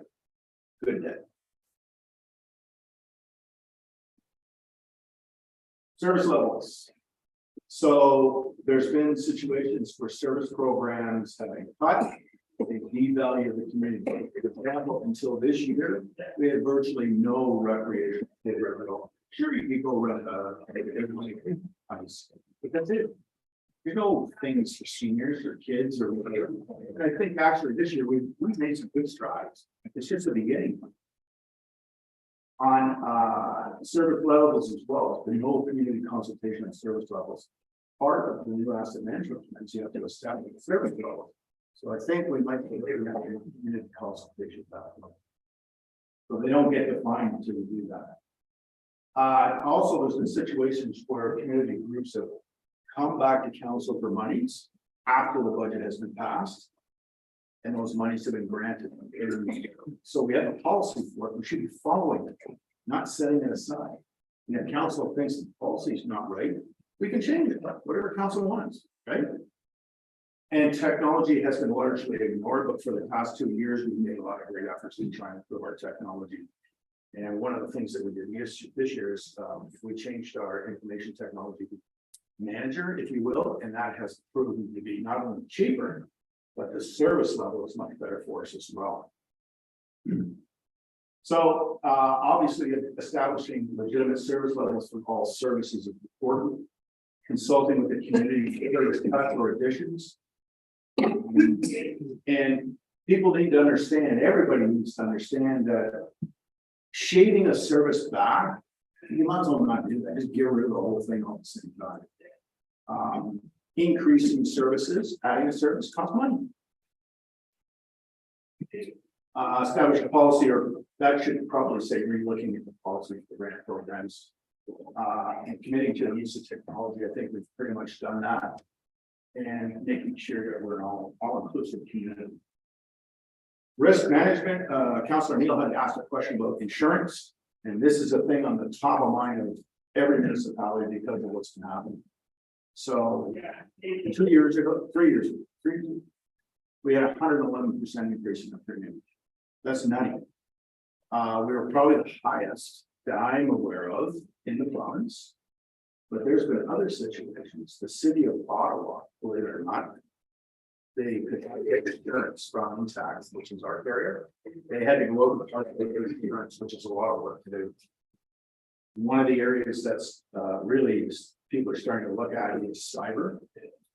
We didn't have cyber insurance, we picked it up last year, it was $16,000 a year. That company said they weren't going to provide any cyber insurance at the end of last year, so we went back, got another company, and we got it for half the premium, same coverage. Cyber is important. Like you may think, oh, it's like nothing will happen. Wait until one of the staff members sits down on their computer, tries to access your file, and something pops up. So we've frozen your files. We have the key to unfreeze them. Pay us this much. That's the way it is. I mean, the news is full of all those things. And I know in one community I hit four times. Staff are not educated or trained in risk management. This is something that I think we have to really make an effort in doing. Most of our risk will likely come from transportation network and water and sewer. And our best eyes of the staff, especially in our transportation, whether a sign is damaged or it's been knocked down, or whether the road doesn't meet the proper standards. If we could train them that and give them, actually, I'll talk about that in a second. If we could train them that would be a real good advantage for us. And there's this thing, if we don't do all this, there's this thing of increased claims and possibility of more larger claims. So, you can get a situation where, let's just say that a stop sign is down, okay? And there's an accident, one vehicle T-bones another. And there's maybe a death, but maybe there's something that's terrible that comes out of that. There's gonna be a lawsuit, everybody's gonna get sued, including us. So let's, paraplegic go for their lifetime, depending on their age, it's gonna require probably $20 million to keep them going. So the driver of the at-fault vehicle is gonna have insurance probably of $2 million, so now we're down to 18. We have, I think, 10 million, so now we're down to 8. And that 8 is coming from us, and we have to borrow the money to pay. And the judges, they don't care. So if we manage our risk better, then we can mitigate some of that potential. That's very important. So one of the things that we've done is we actually were part of a pilot, and we partnered with a company called ClearRisk, who does risk management software, and usually for larger communities, but they worked with AMO and LAS. And they developed this product that we used by any size municipality. So we partnered on it then. We were going down the road, making sure we populated everything we could. And all of a sudden, Intact, which is our insurer, has now entered into an agreement with ClearRisk such that anybody in Intact is going to get use of that. So that won't cost us anything now. So I'm going to come back to our staff. So Intact has situations where you can do inspections. And it's just something as easy as a staff and you have an iPad in there or even and all they have to do is select buttons on, off, and then that feeds back in where we can look at the risks that we have. The other good thing about the risk is we can put a bar on our website, and if a ratepayer says, hey, listen, this section of road, there's big potholes, right? Okay, that's a risk for us. So then we can address them, right? So, and then we'll have a record of it, which is really good for us. So I've already talked about it. Certain staff and council training and risk management. Intact does some good work and it's very much free. They'll do this. I'm hoping that we'll be able to do that this year. Financial grants, we don't have a grant process. As I mentioned, we missed some grant opportunities. It was never a priority here, but I make it a priority because every dollar that you get from a grant program is less that he has to put in a pot for a growth for anything. So clerk treasurer talked about the program over at the arena. So we bought an electric Zamboni, we replaced the dehumidifiers, replaced the ice plant. And now, the last part of it was putting a solar array in there so that it will use the energy to feed the arena. That alone, it's gonna save us $30,000 a year. The nice thing of it is that we got about 70% of the funding from the feds. The other 30% is coming from the federal gas tax, so the taxpayer didn't pay off that program. That's really nice to see. And the other one was. Speak up, can't hear you. The highway design? The highway design, yes, that's the other one. So the highway design, which we got 90% of the funding from FedNor, and the other 10% is being made up of the federal gas tax funds. Again, ratepayers not paying for any of that. Chris, if I don't mind me interrupting, can you just explain so that everybody understands what that process for the highway, that it's not regarding developing, telling the MTO how they need to put the pavement up? Can you just explain what would be included in that, please? Sure. So, yeah, nobody would tell the MTO. They make that pretty clear. But they are cooperating with us. They really like the idea that we have. So the concept is between the curves, okay, outside of the curves, not the asphalt. So if you're walking down either the right or left side of the highway, concept is to make it look like a boulevard, fill in the ditches, have the proper culverts in there, grass it, put some trees, streetlights, benches, and waste receptacles. Okay. Now, that is the capital part of it. We have to get it designed first. Once we have it designed, NHFC's already granted us to go to stage 2 on an NHFC application to provide for the capital. I'm going to say we have a good chance at 90% funding there too. So I think that's a really good thing, but we have to get it designed. Difficulty in the design is that I've gone to the tender twice to get an engineering company, and I've got no applicants. Like, it's a significant job. So we're going to try that again very soon, because you have to go through a competitive process in order to use the money. So again, grants should be priority. We should all understand again that they don't come with 100% reimbursement, but they do help. So, if somebody said, look, I'm going to give you, you give me $1 and I'm going to give you $1.70 back, and you go and do work with that, right? Isn't that something you sort of have to do? Like, it just seems to me, if we can get them, we should have. We have some training issues to do on grant applications, and Mr. Lee has been really good at helping me out. This McIntyre just recently, a small grant. There are larger ones that are, but the thing you need to understand is places like Timmins, Kirkland Lake, so they have people, that's all they do. They're written applications. And so you put an application in, you get into this out of the process. And so they have an X number of dollars, and they start at the top of the best one. By the time when they run out of money, that's it, that's what the line is. Everybody else doesn't get nothing, gets nothing. And it's always been a contention of mine that the small communities are always getting left out. They do sometimes are successful, but not as often as the larger business.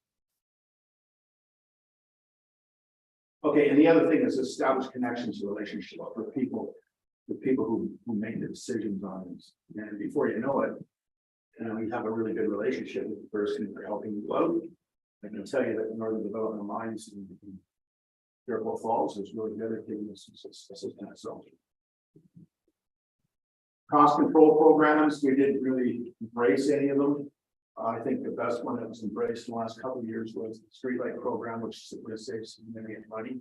And now recently we started embracing some more of the programs in certain terms of purchasing certain things, which helps us reduce our reliance on the taxpayer.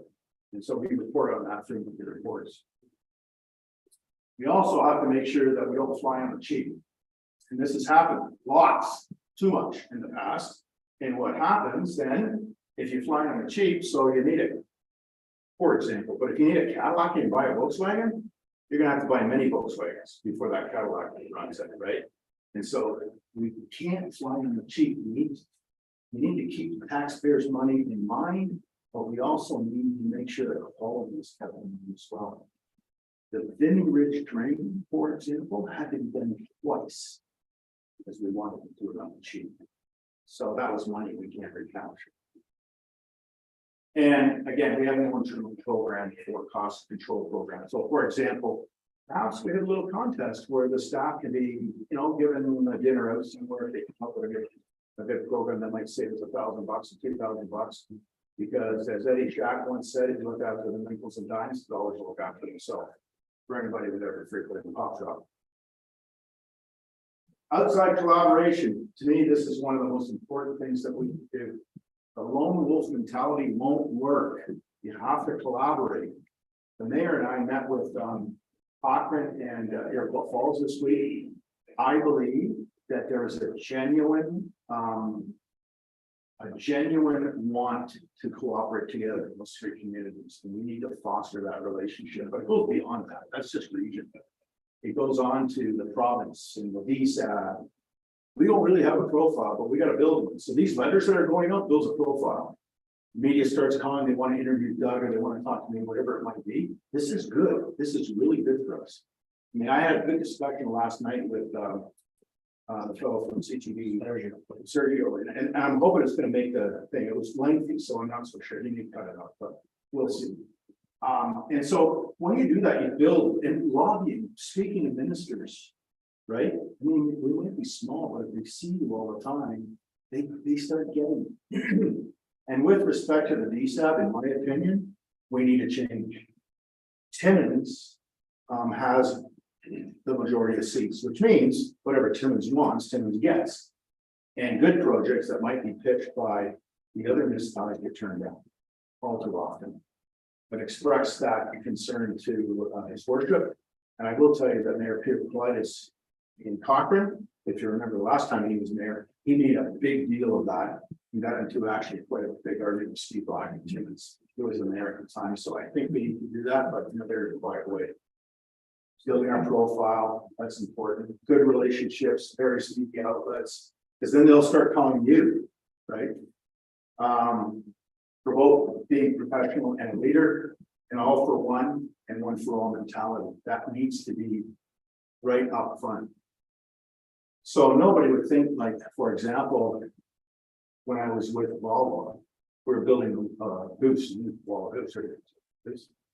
Nobody would have ever thought that I would have got that story on the National Post, but I did. Page 3 of the National Post. It's possible. And on the other hand, my first year in Volvo, we had an arsenic fine because of the factory that was there. That reached page 1, the Toronto Star, because it was a bad. But still, there's a profile. Property assessment. We don't enforce our property standards, and everybody here probably understands that. Take a drive around the community. Like even on the highways, like I don't know how many dead car parking lots we have down the highway. It's crazy. We need to enforce those property standards. If you do, assessments in those properties go up. They pay more taxes, and therefore the share that's paid by the properties that have higher assessments because they keep their properties clean goes down. So it's shared equally, right? No real relationship with Impact. That's now changed. We have a very good relationship with Impact, and I intend on exploiting that wherever I can. And we don't do modeling either. We don't do a lot of modeling simply because we don't have the staff to do it. Impact's got the data to help us. We have our own building data and whatnot, and it is very true that we could do good modeling if we had the time. Communication. So we need to make better efforts in communicating to the ratepayers. I hear this all the time, and the town doesn't tell us if they don't tell us that, and they're not wrong. They're not wrong. So our new website, we're going to try and build some communication to that, but there should be more communication too. For example, the budget process, right? So in advance of that, it would be okay to ask the community to have some input. What do you want to see? What service changes, capital things? Doesn't mean you do anything, but at least you get an idea what those folks do. And also communications to the province, to Canada, our MP. Who's our MP? Our MP and our MPP on the good, the bad, and the ugly. That doesn't mean you're telling them just about the ugly. Some of the good stuff too. They can promote that. And so not necessarily interested in but more interested in the smaller matters that can be controlled. And that's what's happened in the past, right? It's easier to control the little tiny things within the municipality by council members, particularly if you don't, for example, I talked about reports to the CAO. and having that hourglass model that I use, it's very easy to try and do that as opposed to tackle the bigger issues. It's like John F. Kennedy said one time, right? We chose to go to the moon, not because it was easy, but because it was hard. And that's the approach that we should have. So revamping our communication policy, run our annual budget process like a shareholders meeting. So, for example, you can present the previous year's results, the current year's strategic plan and budget, and away you go, right? And that can be done in a public forum.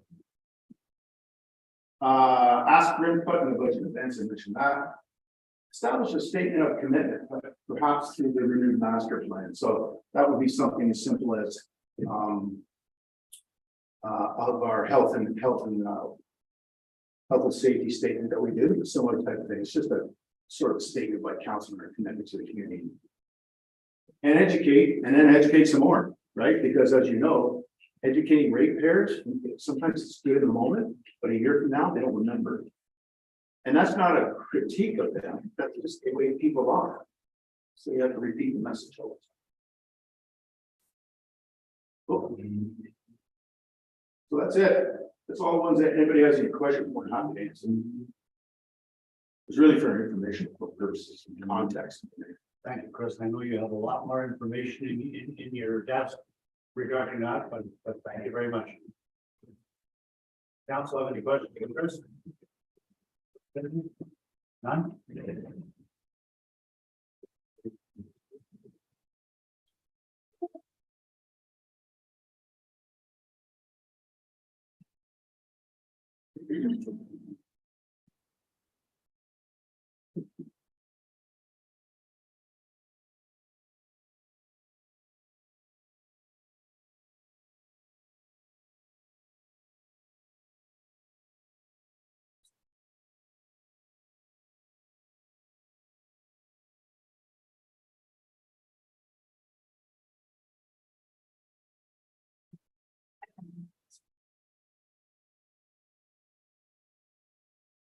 Okay, council, so we've had a PowerPoint presentation, which was to assist in council understanding the numbers here with your multi-year budget.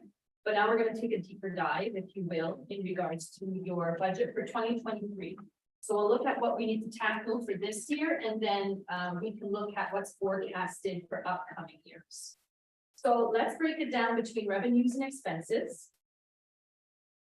We're going to look at revenues first. Looking at revenues first, the first one is taxation. So right now we only have $136,082 there. So the purpose of this exercise is to find out how much money we need to raise in taxation in order to have a balanced budget. So that's why those numbers there are so low. Currently, the 136 reflects right now, based on historical data, we can see that the trend for growth in Black River Matheson over the last few years has been around $60,000. At times it's been higher, at times it's been lower, but to be conservative on the revenue side, we're budgeting that we're going to see some growth in 2023 of approximately $60,000. So the other $76,000 that's attributed to the 136.82 has to do with dam revenue and PIL properties. Your heads and beds legislation, so your hospital, Bingham Memorial Hospital, they pay taxes based on a heads and beds legislation, which means each bed has a price.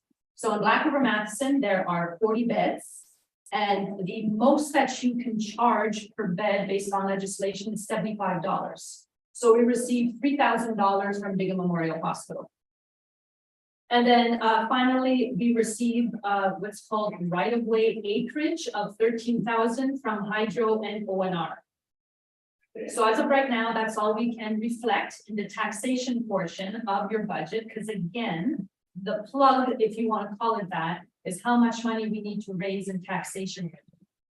So let's look at your operating grants, which is the next line of $4,096,105.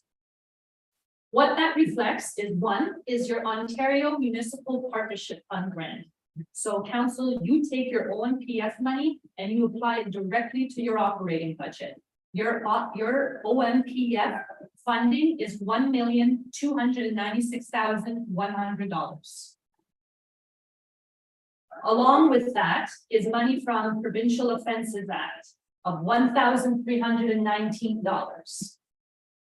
You're also recognizing $244,490 in regards to OSIP and NORS. So if you remember in the presentation, the OSIP is covering the rest of the engineering costs for the Valgonia and Monahan Road. And the NORS funding is covering the expense of replacing the gas tanks at the Public Works Yard. Also included in this revenue is the money for the library. So every year the library receives $5 short of $8,000.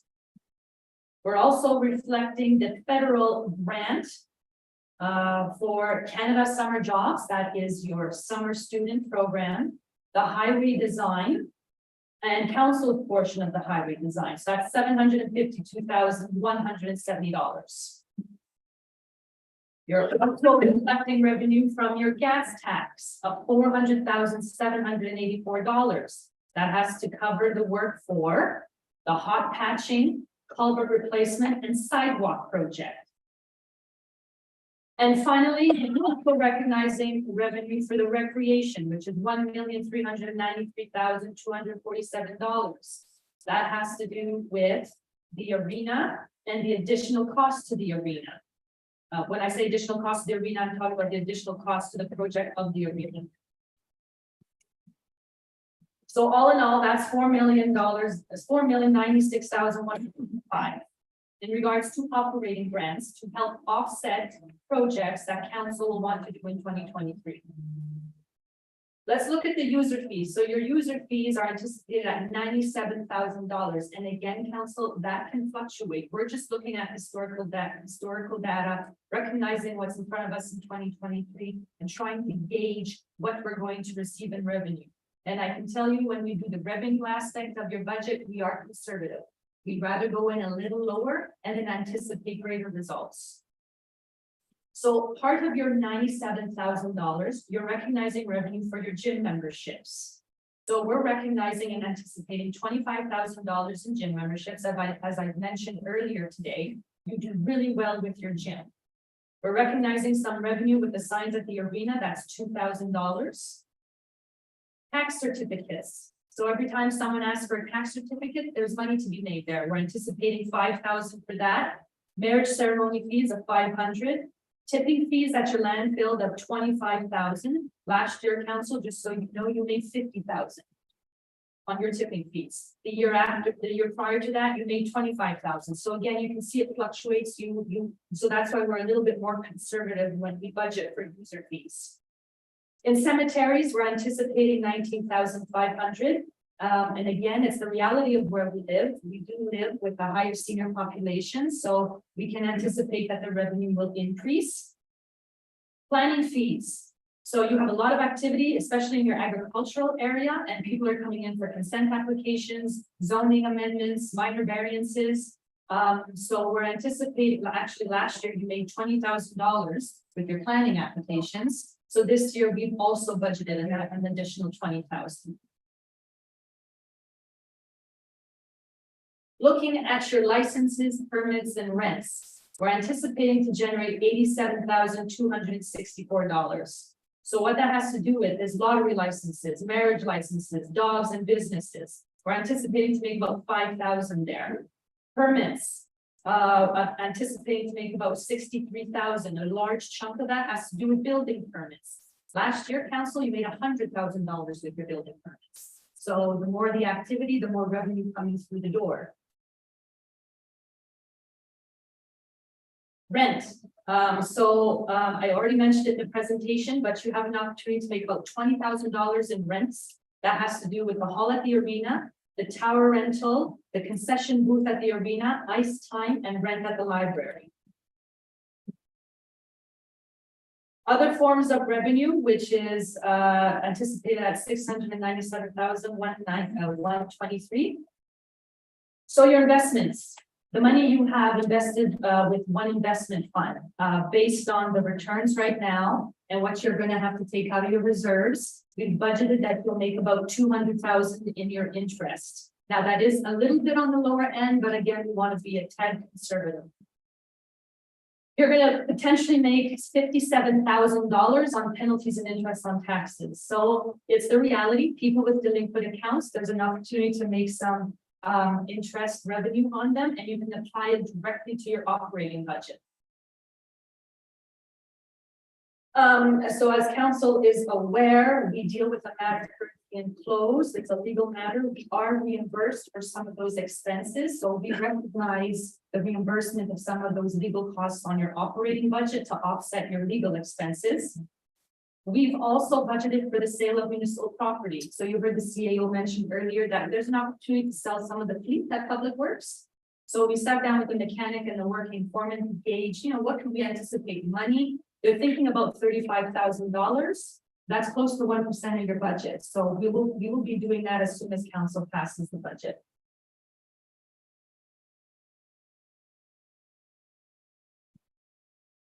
If council, I don't know if council was actually in office when this happened. I think this happened with the last council. There was an accident with one of our units and it was a complete write-off. So what we actually received insurance money to replace that unit, and we received 350,000. So that will help offset the cost of one of your plow trucks. So we're reflecting that revenue in this budget.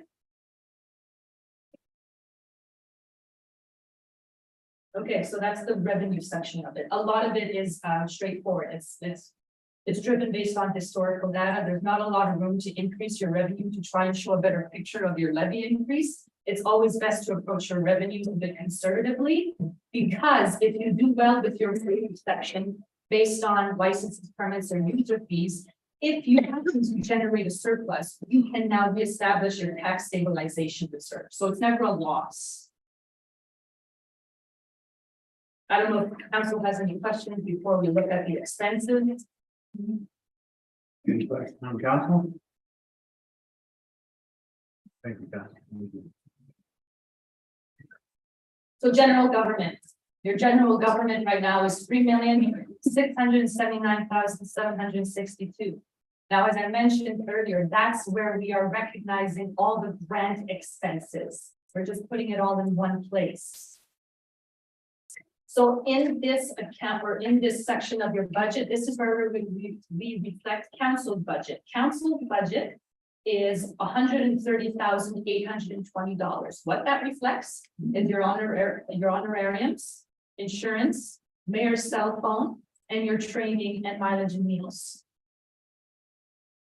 The other part of this budget has to do with administration. In the administration section of this budget, you have the wages and benefits of all the staff you see here in the office, conventions and seminars, which is our training budget, telephone expenses, stationery supplies, postage, financial services, legal fees, audit fees, and your transfer to reserve.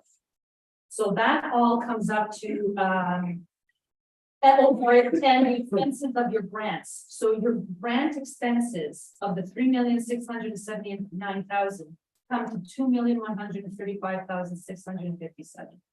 So a large portion of that $3 million has to do with just reflecting the expense of the grant, but recognizing that those expenses are offset with the revenue that we just looked at above of the $4,096,000. As of right now, the administration, buildings and grounds expenses, which has to do with the buildings, so the building you're currently in and the old building up on Park Lane. Right now, we're looking at expenses of $600,000. That has to do with utilities, cleaning, repairs, and maintenance, along with a budget for your municipal halls. So as much as council, you are responsible for the halls that you own. You've also, or council has established a line in your budget to help with operating expenses for those halls. That's $10,000. Your provincial costs of $1,613,470. So that's gone up from last year. Last year it was $1,558,321. And what that has to do is DSAB, Porcupine Health Unit, Police Services, and MPAC.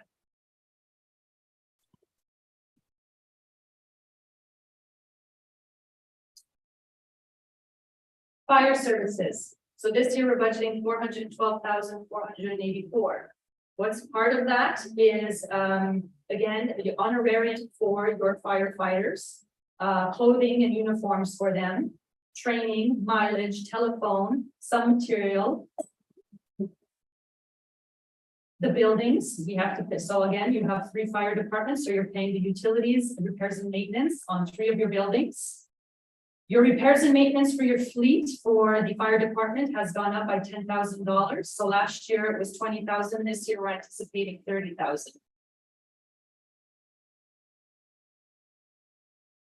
Protection services. So looking at that is 217. Sorry, I can't read the number. $217,942. So part of that as well is reinstating your bylaw officer. So in there, we're reflecting wages, benefits for a bylaw officer to potentially start with the municipality in July. We still have to reflect though the costs of your current CBO within this budget. Along with that, when you hire a bylaw officer, there are other things that come along with it. There'll be some telephone expenses, materials and supplies, memberships and subscriptions. So council, there you also have a dog pound. So the dog pound has actually not been in use ever since that we lost the bylaw officer. So we do have a bit of money set aside, only $5,000 in regards to maintenance to your dog pound. Just so you know, your dog pound, if it's active, has to be inspected by OMAFRA. So OMAFRA have guidelines on what your dog pound should look like and how it's maintained. Black River Madison has always been fine. We've always met the conditions. But because we haven't used a dog pound in a few years, at this point, I don't know if we would pass. We don't even know if 5,000 is enough, but we had to put something in the event we start using that again.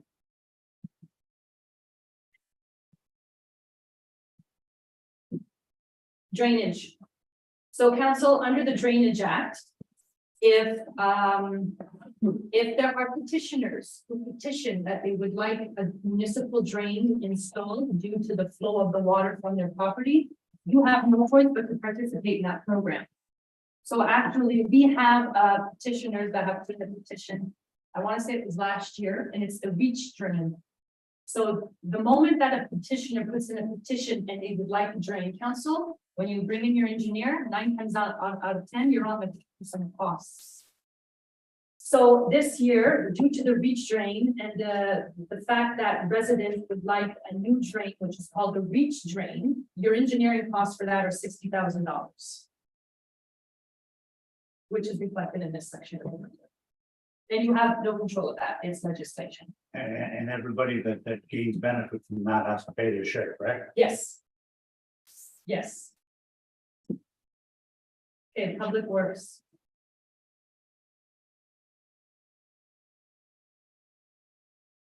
So in Public Works, you're looking at a budget of $4,276,391. So let's break that down. In there are engineer drawings for a new Public Works building. I'm not sure if council has seen the current Public Works building, but it's beyond its useful life, beyond. So we need to start looking at the replacement of the Public Works garage. So we have engineer drawings, or in costs of getting engineer drawings of $25,000 reflected in your budget. Equipment. The equipment section of the Public Works budget. So the maintenance on your fleet has very much increased. I already mentioned in the presentation earlier, substantially. Back in 2019, your expenses for the maintenance on your fleet were $200,000. Last year, at the end of the year, you were at $450,000. So we have budgeted $500,000 for your maintenance this year, which includes $50,000 towards a fleet study, as the CEO had mentioned in his presentation. Fuel. Just so council's aware, last year when the budget was presented, that was one place where council had shaved some money just because, you know, it looked better on paper. So we had budgeted $185,000 for fuel for your fleet. However, the cost of it was actually $310,000. So for this year, we budgeted 350,000 for fuel. Your rooftop maintenance. So when we say rooftop maintenance, this has to do with your rural roads. So in order to properly maintain a third of your rural roads, we budgeted 11 loads of calcium, which is 115,000. We budgeted for 55,000 tons of granular A, which is $605,000.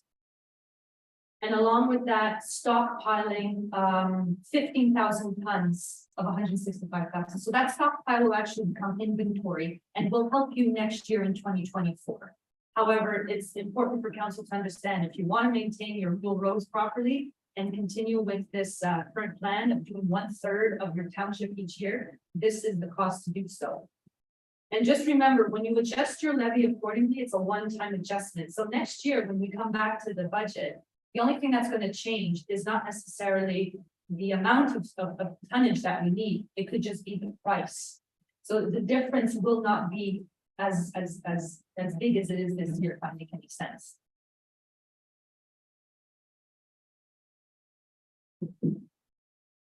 As mentioned in the presentation, when it comes to the hard top maintenance of the public works budget, we budgeted $15,000 for 6 loads of cold mix and $68,000 for hot patch work. So in front of the Bingham Memorial Hospital to get that fixed up. In front of down on Main Street, which is more in front of the Dingle restaurant, getting that fixed up. There's also work that needs to be done in Valganye and getting that fixed up.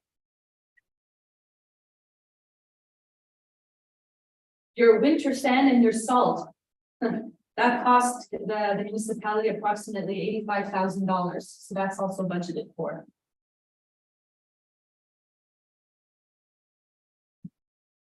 So as I mentioned earlier, we need to purchase some culverts. So we budgeted for about $50,000 in culvert purchases, but again, that will be inventory.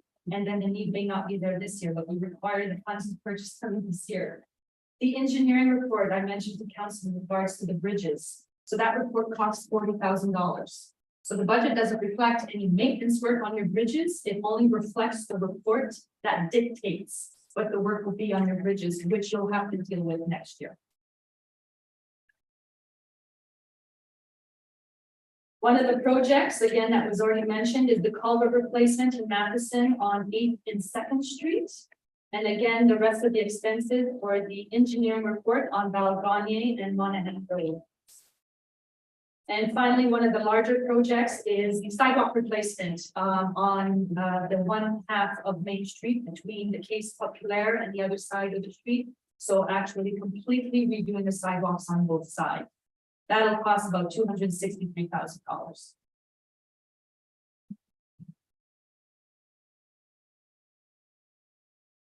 Looking at landfills. So that's $271,664. So again, council, you have not one landfill, you have 4. So the engineering in regards to your landfill is approximately $200,000. Your recycling contract is approximately $50,000. And then we have wages attributed from the Public Works Department in regards to manning the landfills. Health services is approximately $48,000. So in there right now is a portion of it is cemetery. Cemetery comes to about $35,000. And then of course there's repairs and maintenance we have budgeted for the different cemeteries of approximately $60,000. Recreation, so again, we reflect the wages and benefits of the recreation. And in here, the additional costs, when you have a recreation program, there are additional costs that are going to be incurred. We're budgeting approximately $20,000 for recreational activities that the assistant is currently working on, along with a recreational master plan, which is part of the terms of reference of the recreation committee, which is $25,000.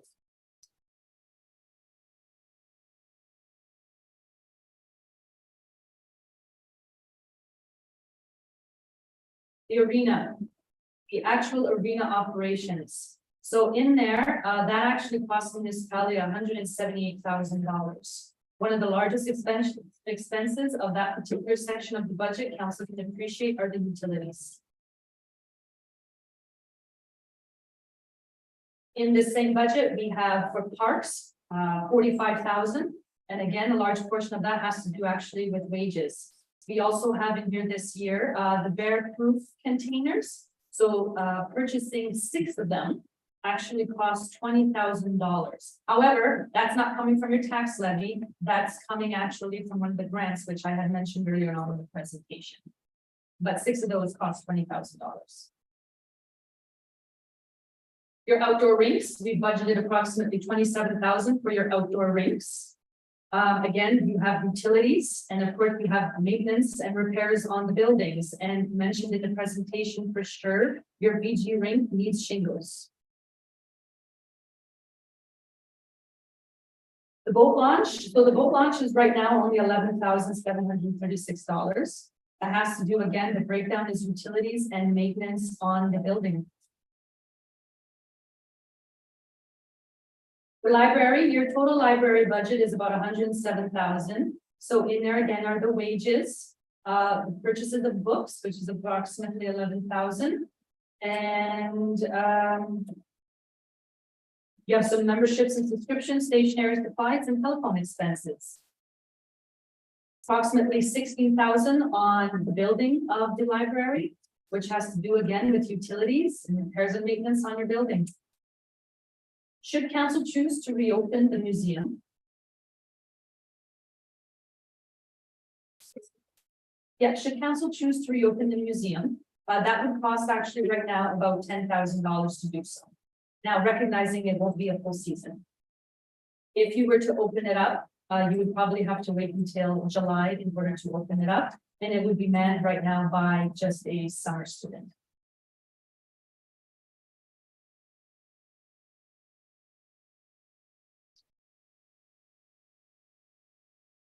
Planning and development.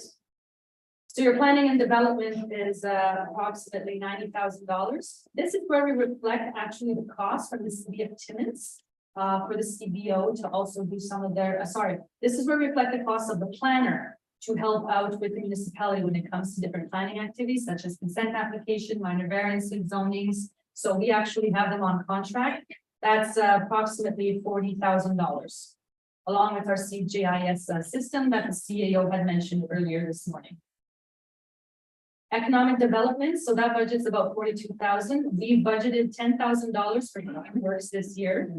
And in regards to that website hosting, so our website costs us about $9,000. Long-term debt. So right now, the only debt we have is with the building we currently are in right now. If council moves forward with the extension of this building, again, thinking that the extension is going to cost $4 million. If that is the case, your annual payments is $251,960. And if council approves the budget in regards to the peak requirements, again, using a rotating line of credit, that would cost $426,000 a year. But again, those are one-time adjustments. So your total long-term debt being potentially $725,697 a year.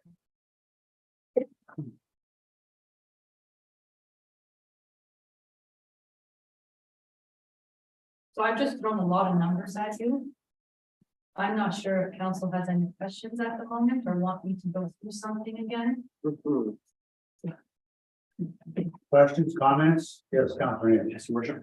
I'm just looking for the utility charge at the marina of $178,000 annually. Is that going to change with the solar panels and stuff that are put up? Yes, Councilor. Yes, so a conversation with the CAO, there is opportunity there for that to be much lower. But I don't know when to reflect that, Councilor Neal, because I need to reflect what I know at the moment. So there is potential savings there. We'll recognize in 2023. And of course, once it's installed, we'll be able to reflect that in your multi years. Chris, And just to add to that, Councilman Neal, so the idea is for the solar to be ready to go, before the rate open, this is in the fall.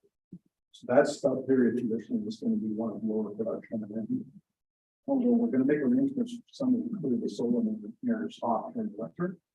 So being the first year, we're really not sure. We have estimates, but they're just based on sunshine hours, and that type of thing. So it will know better as we move. just a quick question, please. Those solar arrays are they following the sun? Are they the Sun chasers? Yes. Or are they stable? I think they're stable, but They're lying. I think the cost of moving them to sun chasers versus the additional saving. Which is either minor or they would cost more money. It's the sun chasers not gonna move energy, right? You're exactly right. If you keep them, if you have to set them up for optimum for this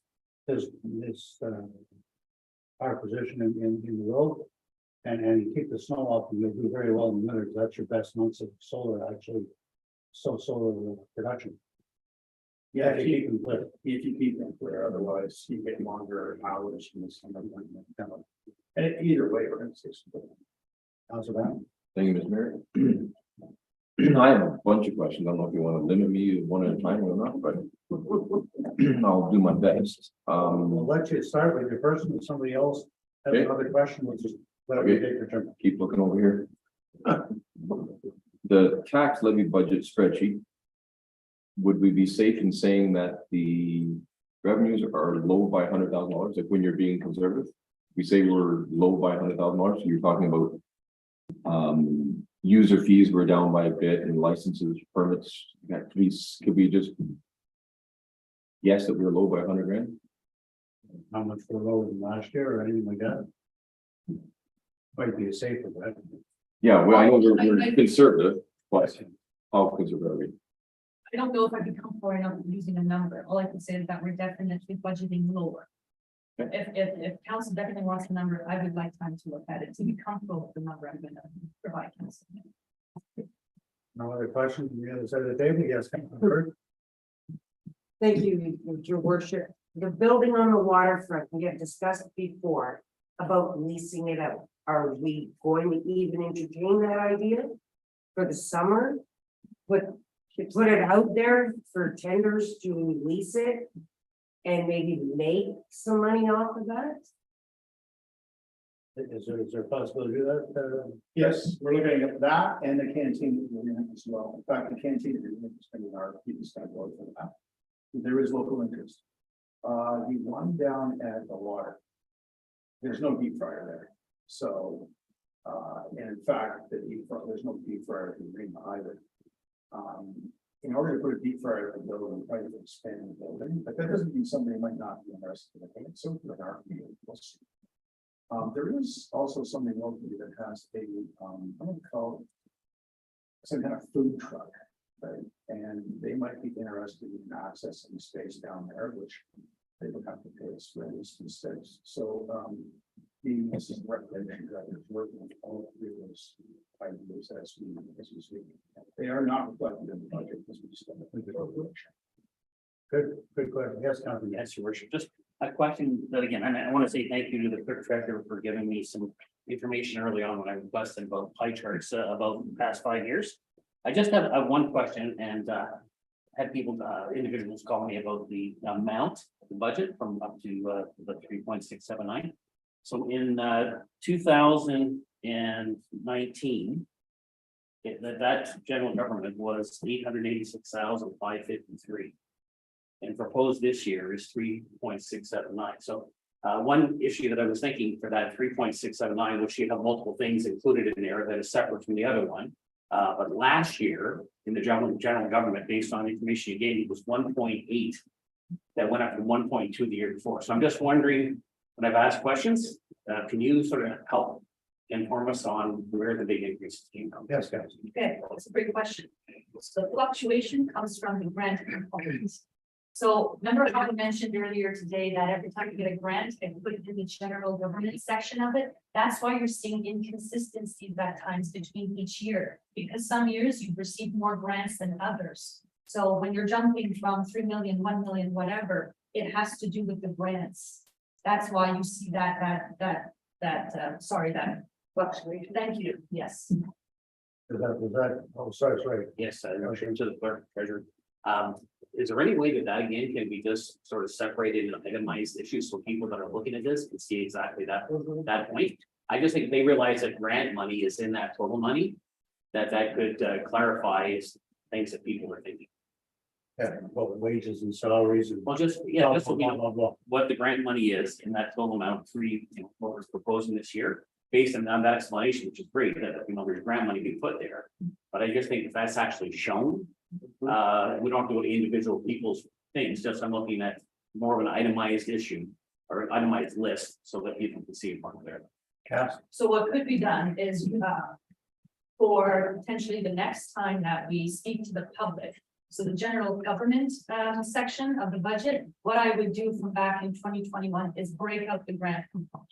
Well, at least that way, in regards to what you're saying, you're then comparing apples to apples. And I've broken out that fluctuation. So that can be done. That's no problem.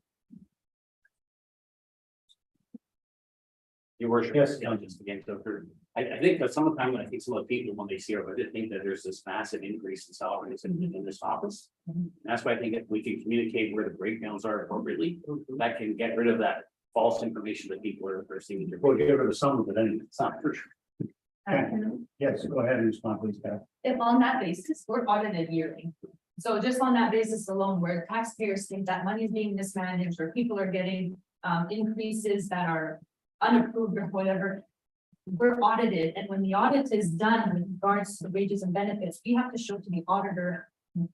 If there was an increase, how it was approved, was it approved by bylaw, was it approved by policy? So I understand what you're saying, Councillor Neil. So in order to kind of stop that chatter, educate, this can all be part of what we release to the public.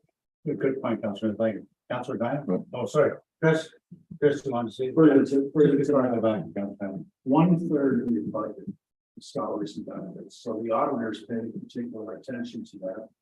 Especially since the individuals running the township are the ones that are, signing the paychecks, if you will. And so if something had, it wouldn't appear in much with respect to that.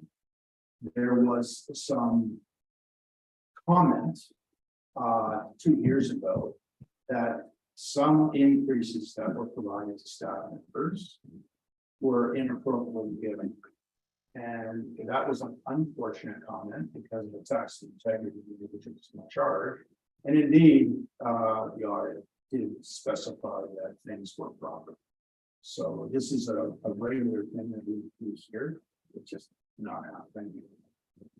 I'm just gonna recognize Councillor Neil's foothill with regards to the revenue under operating grants and the expenses for those grants under general government.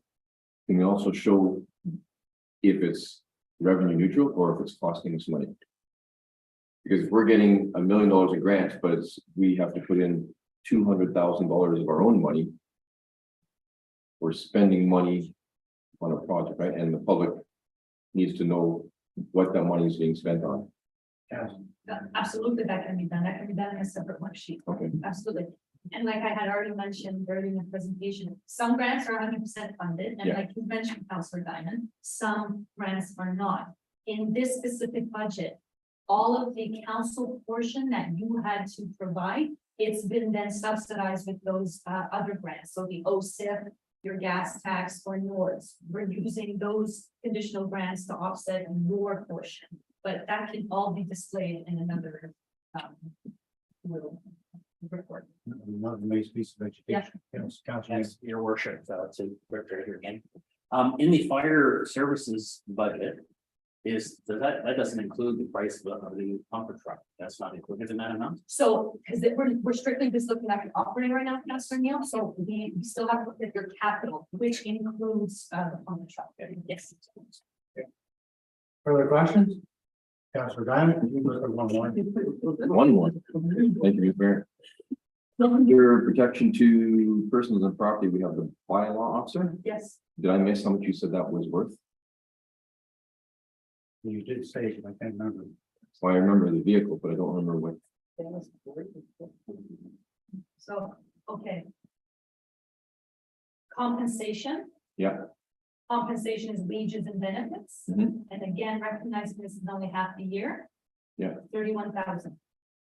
And then on top of that, we have a vehicle at, I think it's 60. So 60, and again, Councillor Diamond, you're gonna start the capital. Yeah. Okay, and that's being funded through your reserves. Councillor Diamond, you have another question, I don't see any other hands. Okay. For the thing, Mr. Mayor, for the dog problem, you put in $5,000. Is what I just Yeah, said. Yeah. yes, please, just one. Well, I don't know if anyone has seen a dog pound, it's gonna, I don't know what it's going to cost, so I just put in $5,000 for now. Well, Mafra is gonna, they haven't had a visit now, Councillor Diamond, since we lost the bylaw officer. So Mafra is gonna have to come down, they're gonna have to look at the building and based on their conditions, let us know if we can open it up as is, or if we're gonna have to do some arrangements to it.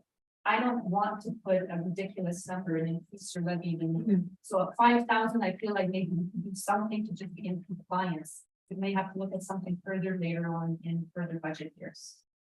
Do we have a dog problem? Like, are we getting a lot of dog calls? Well, actually, this week, because somebody coming with the dog. That's right. I think the mayor is actually here when it is happening. I would actually, in order to really answer your question, I'd have to look at our complaint system, recognize that a lot of people now know we don't have bylaws, so we're not receiving all the calls. If I can add to that, Councilor Diamond, when we have history here, the dog pound was used. Further questions from anyone else in council on this? Councillor Diamond? This leach drain, Yes, you have it under expenses. But the mayor, you mentioned that everybody pays their share. Do we have that in our revenue? because there's a portion of it where you don't get any revenue back. Okay. So to correct the mayor, and I don't, No, because I don't understand. the engineering report, you don't get reimbursed for. Okay. It's the cost to the drains where you're gonna get reimbursed for. So anybody who has a benefit within that drain, Mhm. recognize there's a cost to them. We are the middleman, so we will incur all the costs up front, and then we'll go back and bill them for their portion of it. Councillor Diamond, that section of the project has not been budgeted for. All I've budgeted for is the drainage engineering report, for which you do not get money back. You just are on the hook. So just to piggyback on Councillor Diamond's question, like even that engineering, is that not actually dispersed among the beneficiaries? Not the engineering The report. municipality has to pay the 100%. Do we get any grants coming back to pay offset that? It's a Part of municipality. your drainage act, it's part of this legislation. To my way of thinking, that's part of the project. It should be actually, like, the municipality is always involved because of the roads and a lot. Mhm. And our responsibility to roads, but you would think the engineering costs would also be spread around the aren't they? Okay. Good to know. Councillor Diamond, you have another question? Yes, I do. Thank you, Mr. Mayor. I'll probably try and put these two together, maybe. Under transportation, we have a fleet study. I'm curious as to why we can't do that internally. Why are we paying a third party to come in and do a fleet study? Why do we not have employees that can do a fleet study down at the Public Works? I think I want to let Chris answer that one before. Yeah. Because I have to get. So, I already know that, like Chris to answer. We get inconclusive information from this. They have varying degrees of opinion. Even mechanics that we got, there's varying degrees of opinion. And frankly, enough of it, we need to get an expert to come in and tell us, somebody's saying that first off, what level of equipment do we need? Because like, we need equipment. And secondly, what is the real age of our fleet? In other words, should we be accelerating the replacement? In some cases, for example, graders get used all year round, all around the clock. And so are they artificially being aged? And so, like first, sometimes people want new toys. Yeah, that happens as well. And so we just want to make sure that we're starting off on the right foot with our equipment thing and that we've got access. Yes, Councilor. So in saying that, we accepted a recommendation from the fire chief for a brand new fire truck, without a study done. Without it being included in this proposed study, correct. We approved buying a fire truck based on a recommendation From the chief from the chief, and the mechanic, and it was related to. but we won't do that for public works. Wow. Well, I would, but that was before we came up with this thing about the study, and I had, frankly, I had enough of hearing all these different opinions. No, let's make it one conclusive study with a plan and move on. Because otherwise, we're gonna be fighting this thing, but the machines all the time. So can that include our major equipment like fire? Well, of course we do, okay, absolutely. But, you know, the other thing too is that I myself have witnessed vehicles that the staff drive, that they should not be driving. Like you can put your foot through the bottom of the stove, for example, or pickup truck, that type of thing. I don't know, that's kind of a safety issue, I want to take a chance with that. This study is not ongoing, it's a one-off. It won't occur again once we get it done. If I can. Yes, Karen. Because I don't want council to feel like blindsided, but I've already mentioned it in your capital budget, which we're still not there yet. We are proposing that council purchase 3 plows, a grader, a sidewalk machine, and a mini X. Okay, so recognizing that will be also separate from the fleet study. Now, what we're asking, especially the 3 plows, because when we track expenses on pieces of equipment, we track it based on the different needs. And I can tell council that the maintenance costs on these 3 plows is absolutely ridiculous. And it's been ongoing now for some years, which attributes to your maintenance, okay? Same with your grader. They've exceeded their useful life, so. Just to remind you though, if you do this fleet study, it will be separate from if you permit these purchases to happen on those pieces of equipment. So we get to the capital, but Yes, Yeah. but I just didn't want to, council to think I'm withholding anything. yes, Councilor. Thank you, Mr. Mayor. Further to that, under recreation and cultural services, we have $25,000 to create a master plan. Is that a third party or is that internal? If it's internal, isn't it It's not internal. It's External. It'd be external, be a consultant. to create a plan to tell us how to run a recreation? Yes. Don't we have a committee that we're Yeah, creating together? it's based on the collaboration with the recreation committee as well. And so the premise of including it in the budget for a third party cost was under the assumption that we don't have the staff to put that together. It may not cost 25,000, but I think in this case with budgeting, typically we turn them on both sides of these expenses. And if council doesn't mind me just adding to that, since we're on a particular subject. I was involved, I don't want to tell you how many years ago, on the rec committee when I was a councilor, when I first started out. And we actually did develop, we had a consultant and do a recreational master plan. Which took a look at things like our outdoor rinks and that plan back then, actually. The consultant looked at our outdoor rinks and suggested we go with a like basically a year-round facility, basically put a roof over it. And, you know, be able to use it for basketball or tennis, for the hamlets or whatever. That was just one of the items I can remember. And I can't remember what our recreational master plan cost back then. The unfortunate part is nobody really, I think nobody ever found it again, or nobody does have not used it. But hopefully if we do one, it'll be used. Yes, Councilor. With this recreation with the Council Diamond. My question is, how necessary is it to pay somebody from outside to do a master plan for rec? Isn't it something that the rec committee can actually do on their own, come up with activities and whatever stuff, and it's a waste of money? Well, I just took the comment. My own experience on that, because of my past experience, is you can come up with the ideas, but to actually develop a plan and to lead into what the CEO had mentioned before, as far as the grant side of things, the consultants can actually give you that information, so you can actually make money off of the plan if it's done right. But that's my own comment. Chris, you want to add to that? No, I think that's. Yes, Councilor.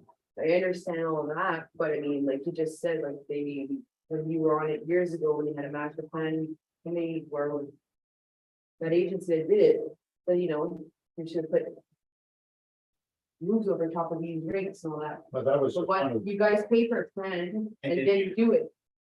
So why, to me, is it absolutely crucial that we spend that kind of money on a plan that may not actually get used of? Chris here. Yeah, so that was one of my points during my presentation was that in the past, these plans have been done and never acted upon. Which is bad. Well, I'm saying that the future's here and we gotta do that. Okay, so if we just say, let's not do a recreation plan, then why are we doing recreation at all? We have to have some guide that we can do. Now, all things being equal, if we had the internal expertise and time, Australia number of time, it'd be more than happy to do the internal, but we don't. And so that's a bit of a problem. And just to add to it, my own theory is if we finally get all the numbers for our recreation committee. I haven't seen them all yet, but once we get all our members, so our recreation committee is there, you know, for the right people. And they're passionate about a lot of their ideas and their thoughts and even finding the old recreational master plan, dusting it off. And turning all that information over to a consultant, it probably won't cost as much as they've even suggested. But it is good to put a 2023 eye on where we're going, whether it's ideas around this table or that recommend. But that's just my own thought. Yes, Councilor Pratt. Thank you, Mr. Mayor. I'll just go back to the theme that Chris had mentioned. We should quit using contractors. My last 2 points were using contractors. So I'll give you 2 names for 2 more people for the rec committee today. I'll give us our 4. I'm having a hard time. I'm 25 grand on 2 million. I know it's small, but every little $1,000 makes a difference. If we have a committee and they can't decide with what we have and what we can afford, a consultant, you know, if you get someone to come in to look at your house, they're going to say you need this, and this, and it's $2 million. You know what you can afford. So I 100% don't agree with $25,000 to create the master plan. I think give it to our rec committee. They'll come up with suggestions. They'll come to us. We can afford it. We can see what we can't afford, obviously. So that's where I am with the master plan. Second question is, we have a planner under planning and development. Again, if it's time, I kind of get it, but the public is screaming that we're overstaffed, and we keep contracting out when we're told not to contract out. So there's a fine line, and I'm speaking from the residents' point of view. There's a fine line there, right? Every 3rd line in here is a contracting out. So just so that you can see where the public outside with all the signs, where their point of view is. I'm sure we all know that, right? One point well taken, and I'm not too sure how we're going to deal. Are we going to deal line by line with all these items, or are we going to just? I'm done. So we're paying attention to what council's saying, we're taking notes, so in summary when we're done. I do want to just respond. Yes, please. So, the folks out there who say we're going to first off, I just challenge any one of them, and with that 99.9% of them never worked in a municipality. They came and worked with us for 2 weeks, they understand. We understand totally, they understand. When we don't take dinner because we're working or because we're in early working on the weekends, they understand that pretty well. With respect to the contractor, so in my mind, make a difference between a contractor coming in to do a physical piece of work that's already designed versus an outside expert who can get it done. I don't disagree. If I had the time, I would write those plans internally. I don't. And so with respect to the recreation committee, if it's the intention of council to have them decide, that's great. Who's going to write the plan? Sure, right? That's what we have Lisa for. No, this is not. With all due respect for her, she's not going to be able to write a recreation plan. She's just not. Now, I'm willing to take that on. If it's $25,000, that's fine. But I feel strong how we need a recreation plan, absolutely. And there's probably components I made that do. So. And I'm just gonna ask the question, I'm gonna be a devil's advocate. Is there a way to make everybody happy by by deferring, as much as $25,000 isn't a small amount of money to anybody. It's a small amount in this big picture, but it would be rational to be. No, no, I don't think so. I think the recreation committee did them in person. They're gonna come back with a slate of things that they want, right? But the other side of it is they don't. Members, for the most part, won't understand the funding of all and all those things, how the infrastructure required or the work to maintain infrastructure, right? So if they come back with that and.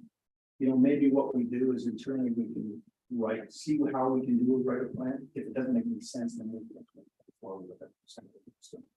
I'm willing to do that. So in other words, we could possibly, if the interest is there to defer it, we can actually defer it till next year's budget if necessary, if that is the feeling of council, without totally negating the idea about the rec committee.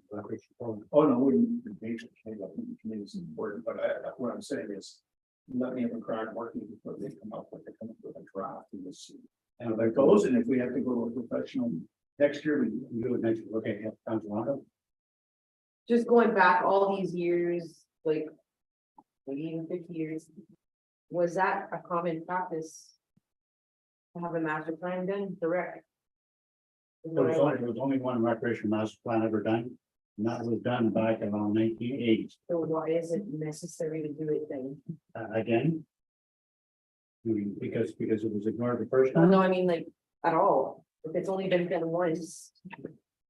I mean, It was done once because we actually had a recreation director that wanted direction. And the master plan was done to give him direction, and then he got no council support, unfortunately. Yes. Thank you, Mr. Mayor. What is a master plan? What is it that how does that break down so maybe people can understand whether or why it would be necessary? So it's going to give it a bit of a high level. Yeah, so it's an overall plan that will roll out how we're going to manage recreation going forward. As I said before, this year, we had no recreation plan to speak of. We started rolling out some small things, but frankly, it needs some bigger thinking in terms of recreation, right? Recreation committee is going to provide some really great ideas with respect to that. There is another plan that we're going to be able to consider, and that's our seniors plan too, because there is a recreational component of that. And so that will help formulate an overall look at recreation, and within that plan, it's going to have some action items as well. Thanks for the question. Ms. Cap. I do just want to point to council, in past terms of reference, by bylaw, in your terms of reference, you would read for a rec master plan. So just so you know, this wasn't just sprung on the budget. Earlier in the year, when the terms of reference for your rec committee came in front of council, in the terms of reference, it stated that a rec master plan would be done. So that's why you're also seeing it in your budget. You did say you wanted it in your bylaw. Yes, Councilor Down. Just didn't state we're paying for it. yeah, That's where I was confused. I figured through Lisa and the guidance of everybody up here down there that that's what was being done internally. That's, You didn't realize it was going to be an external consultant. no, I thought we had we have this GIS and all of a sudden now we're paying a consultant 40 grand to help us with planning. So I'm wondering, you know, we did these cloud issues we've done. So again, that's where I get confused as to why we're spending money on the other guy. Okay, thank you. Any other questions for at the moment? If I can. Yes, Sure. yeah. For clarification, Councilor Davin, so when it comes to planning, say the planning component, or is that something you're wanting us to highlight as a potential? Cost saving or something, Mhm. like the contract we have with the city of Texas.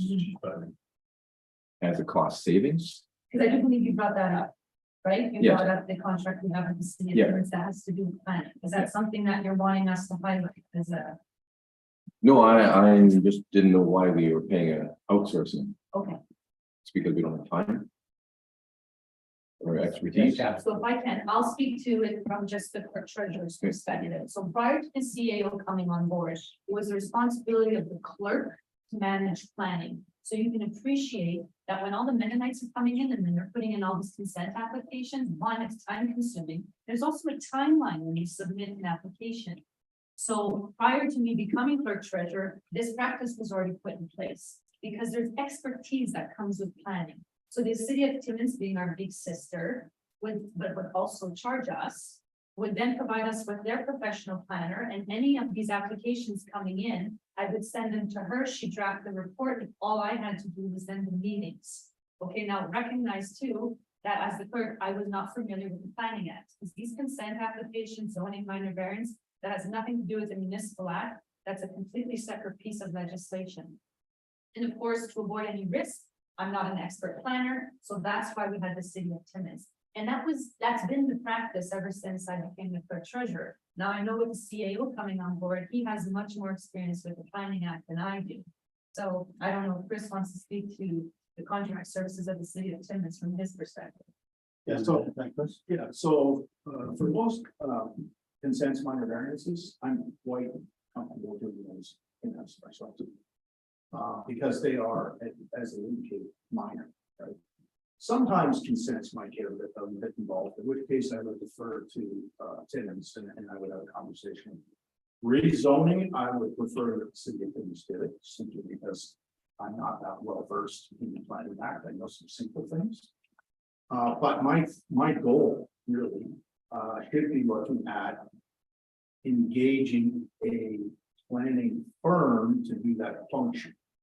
And that anytime that planning firm has to be engaged on behalf of an application, the applicant pays for that. That's very common.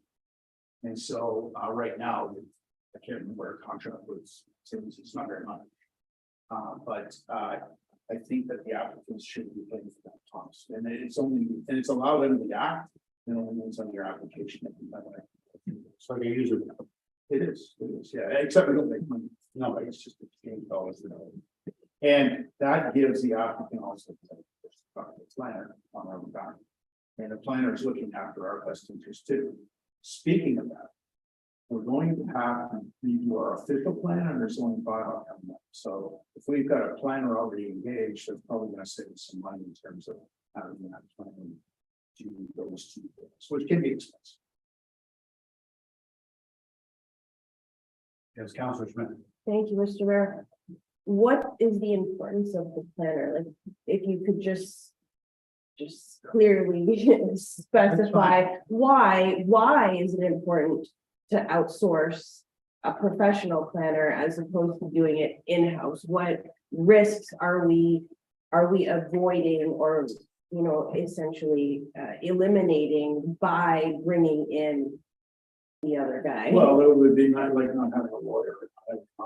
Okay. It's a very similar thing, right? So the legislation is it's complex. And there is a reason why planners go to university there to get this connection, right? So, and again, this is very similar. I mean, engaging a planning firm is very similar to engaging an engineer, a lawyer, or an auditor. It's not different. Thank you.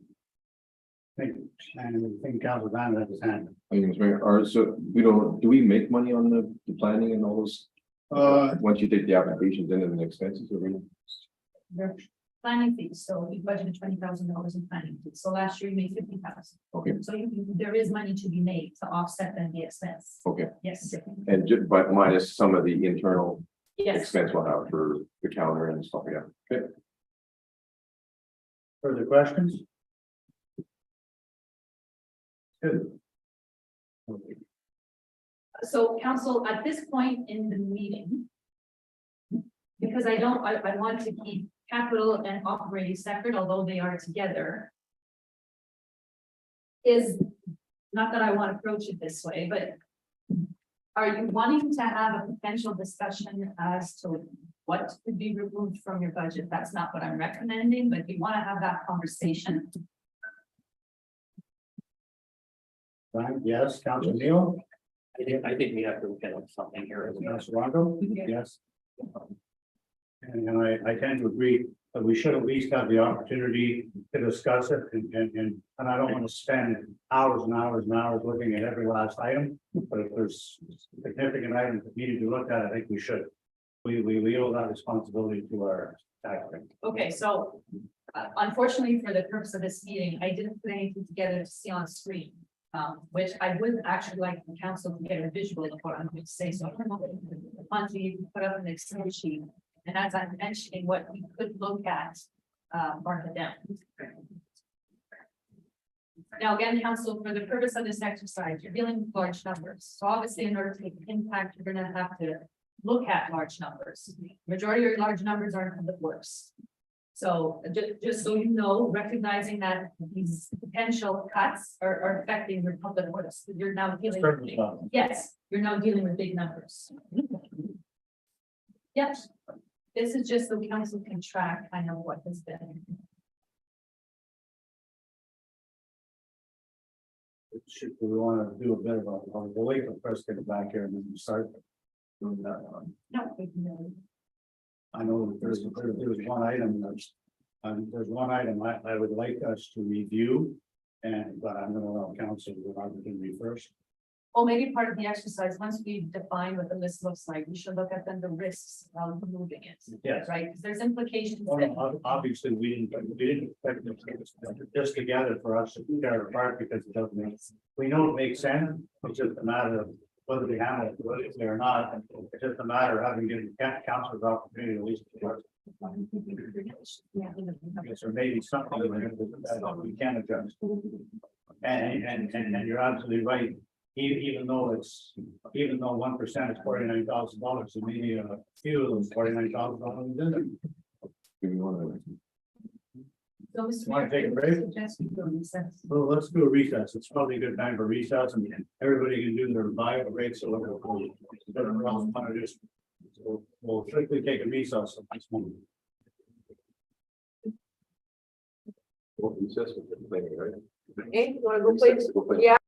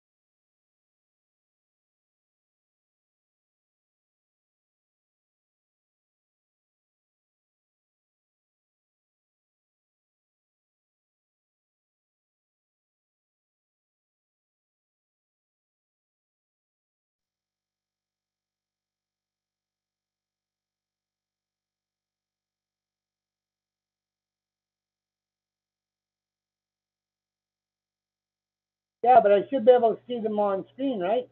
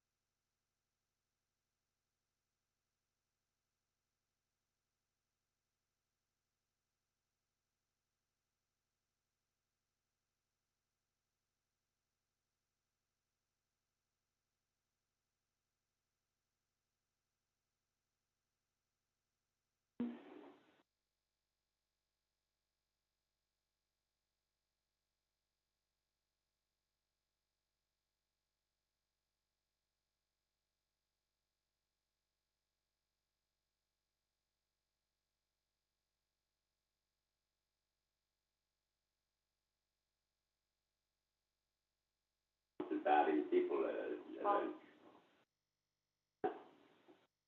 Je pense qu'ils ouvrent ça, par exemple.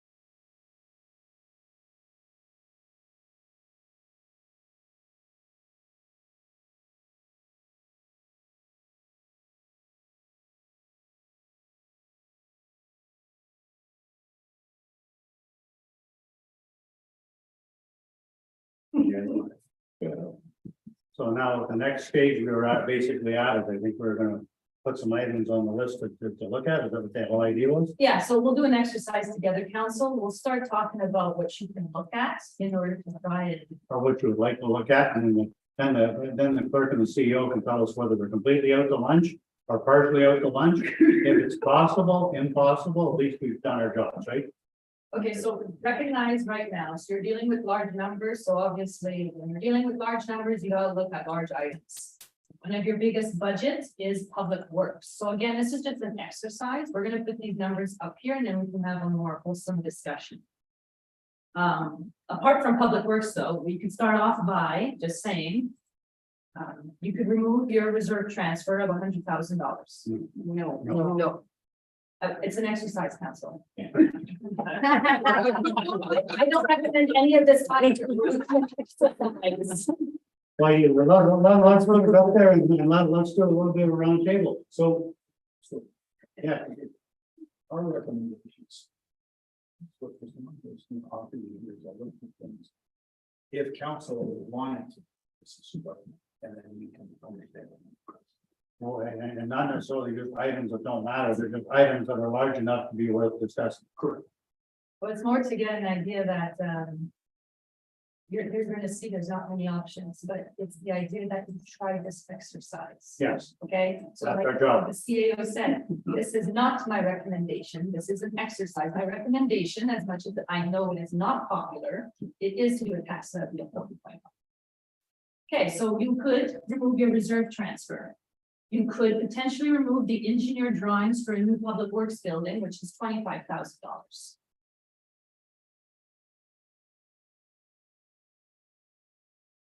You could adjust your maintenance budget for your fleet. Again, it's not reality, but it's what's seen on paper. You could adjust your maintenance budget and potentially maybe remove $100,000 from it. Already, though, you are under budgeting based on 2022 actual by even removing $100,000. You could remove the fleet study of $50,000.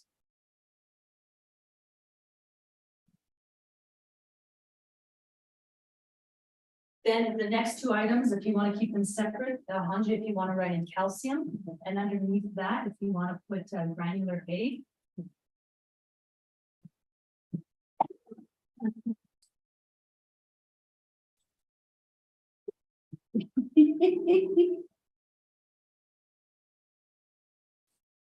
That's okay. So. We're just putting a number up there, right, council, okay? how much was, you said 11 loads of calcium? Was that- Yeah, 11 loads of How calcium, much was the price? 115,000. We're using costs from last year. Really? Yes, sir. Because it sounds like the house. Granular egg. So again, I'm putting the entire budget here up here, but again, Yes, Sandra, I mean, these things are to me all like kind of like the essential things that we have to have. I'm just wondering if I can make a comment. Can I make a comment? Is that sure you okay? can. My comment is, again, for, the purchase of the vehicles from your public works. We sort of move the total amount that we're looking for this year in the budget and run it over 3 years. I know there's like even added, so we look at reduce that a little bit, so we don't buy every item that was listed. But they will get purchased over the next 2 years. yeah, so set up a plan for the Yes. placement of those, so break it down So it'll reduce a little bit of what we're putting out for 23. in regards to your line of credit. Yeah. Yeah, okay, so we could do that. If it's okay with you, Councillor Neil, and the rest of council, I have that as one of the points on, so if we could just finish this. Sorry. I like which ones we really want to deep dive down and look into, and then we can have a look at some. Okay, perfect. If Let's- that's let's move. okay with council. I think it is, I think it's a good idea. Okay. Six, So it that was was 800 and something. Yeah. It was 617 or was it 8 something? 605 plus 160. Yeah, What was the one? 65? that's the stockpile, so that would be your inventory, so that way next year. you're I mean, not- they equal sign there. Was there one? Yeah, we forgot. Yeah, we have none in inventory. Okay, it's crap. That was in. I won't hold it for the leaders. No. So you could, your cold mix, that was 14,525, That's for bottle control stuff. yes. We don't think that. We're already working on that. Hot patching, that's 67, 285, 285. Culvert purchases of 50,000. That granular A, is that an actual like proper amount, 770,000? Yes. That's what it takes to put a certain amount of granular array on 1/3 of the roads, 1/3 of the 1/3? roads. 1/3 of the road. That's not cheap. And trust me, they don't put much on these couple of No. inches. Okay, so there's. None of this can come up over an exercise. Over that, over the bridge. Yeah. Long-term, debt, yes. Long-term debt, so you could remove the payment of the office extension of 251,960. Long-term debt again. 426,780, that would be to replace all of the, well, not sorry, that's not to replace all of the street, that's to replace what is required. Yes, yes.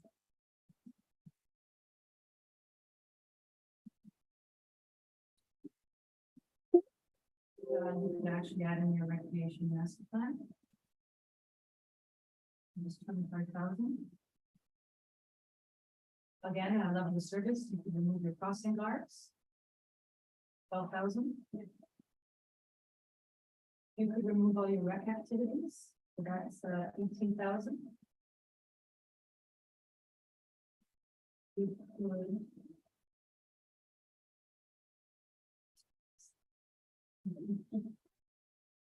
You could close your arena and save 118,000.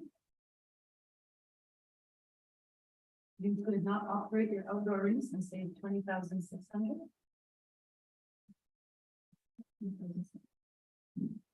You could not open your museum and save 10,830.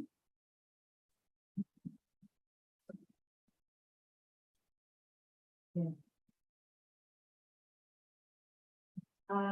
Fireworks, 10,000.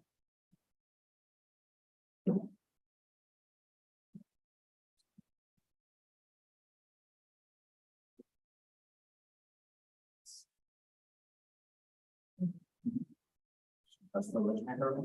We're good? Yeah. Yeah. No, just asking. Okay, council, so again, this is just an exercise, but again, we're dealing with big numbers here. So now what we should do is actually go through each item. And have a wholesome discussion on each item to determine whether or not you are. Interested in making adjustments. That's right. Again, we just needed a starting point. So here's our starting point. Potentially save 2.2 million, recognizing that we know that we're not gonna be able to cut 2.2 million.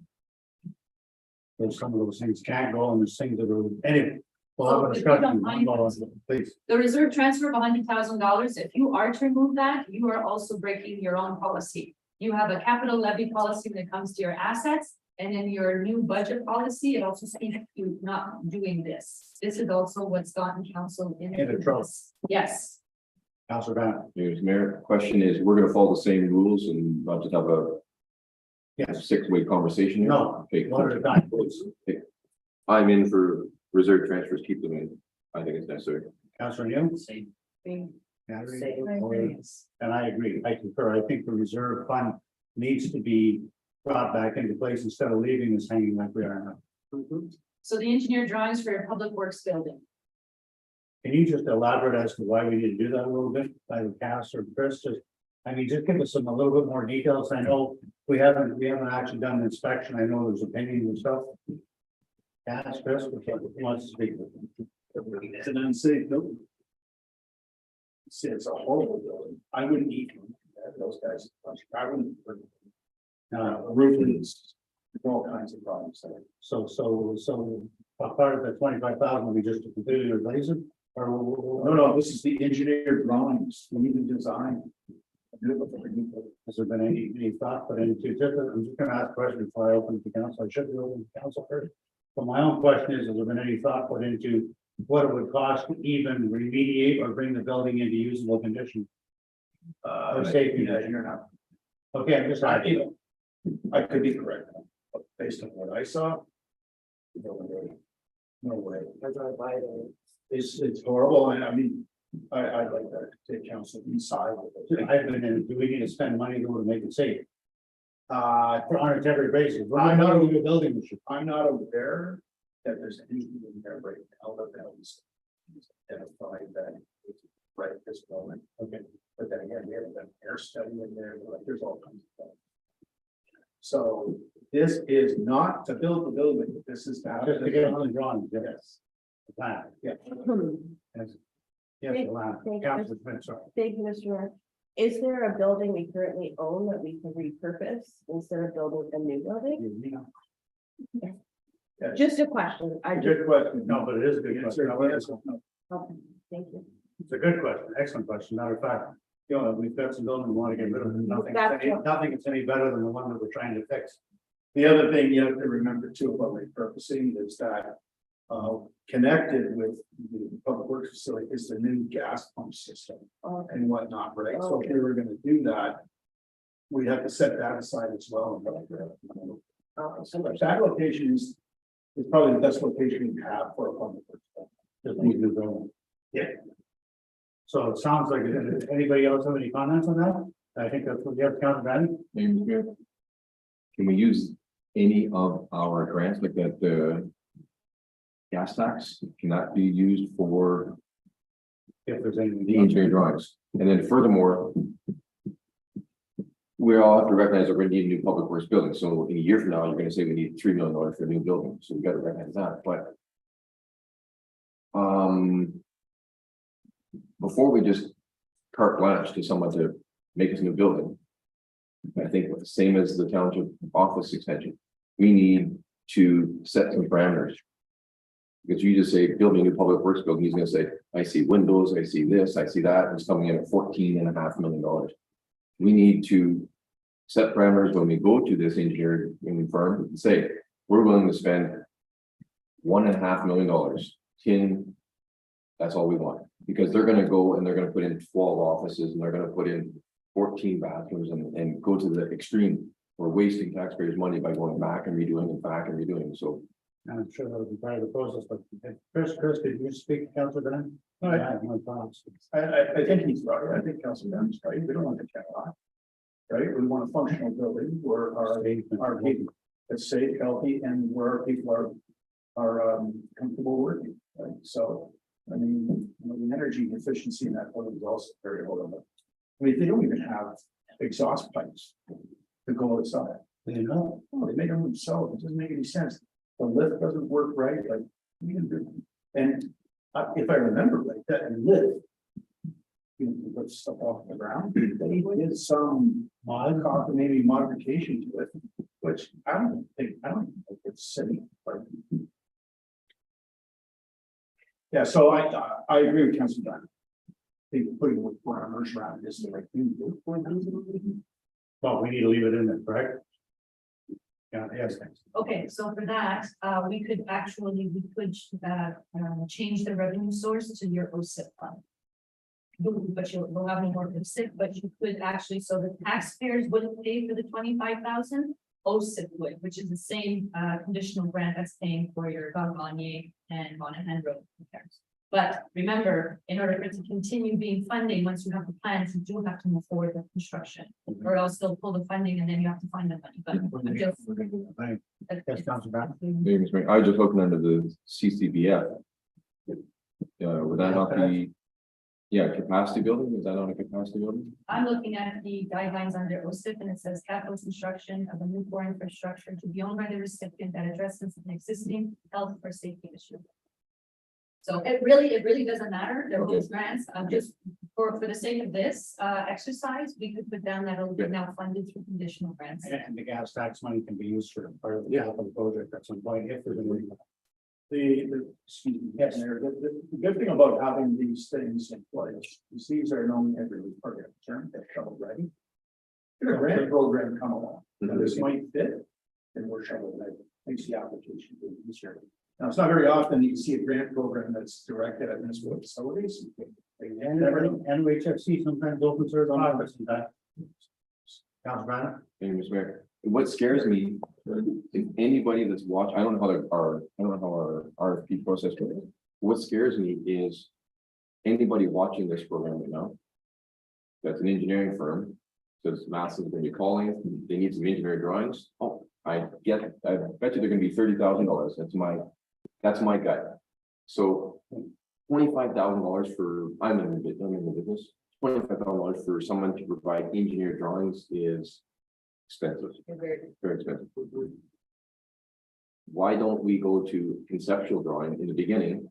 And that's the way we used to do it, conceptual drawing, and then when you agree to it, then you go to an engineer drawings, because if we do an engineer drawing this year and we don't build it for 2 years, they're gonna be outdated. Let's go to a concept, get our pricing from 2 or 3 builders. And from there, we'll determine, yeah, we've got the Cadillac or we've got the Chevy.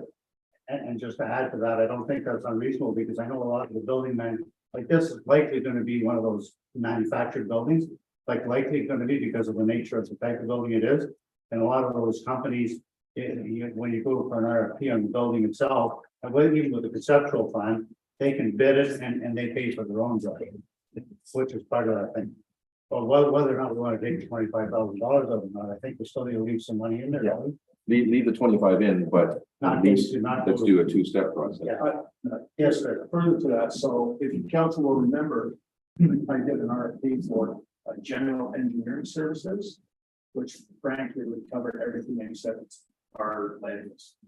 And so I got some responses. I haven't looked at them, but if we select a general engineer, we can fit the conceptual thing at least under that. Mhm. And it would certainly be a lot less, it'd probably be a lot less than 25,000. I mean, I'm just ballparking, but, and then as we move through the process, it might be cheaper. So we'll leave it in there as a line item and yes, Councilor Neil? Yes, Your Worship. So I'm just thinking the yearly contributions from the CCBF is 150.643. Has that already been received or is that come later in the year? That's what he does. No, I remember, I know we received our OSIP. I can't remember who received our CCB yet, It's mid-year. mid-year?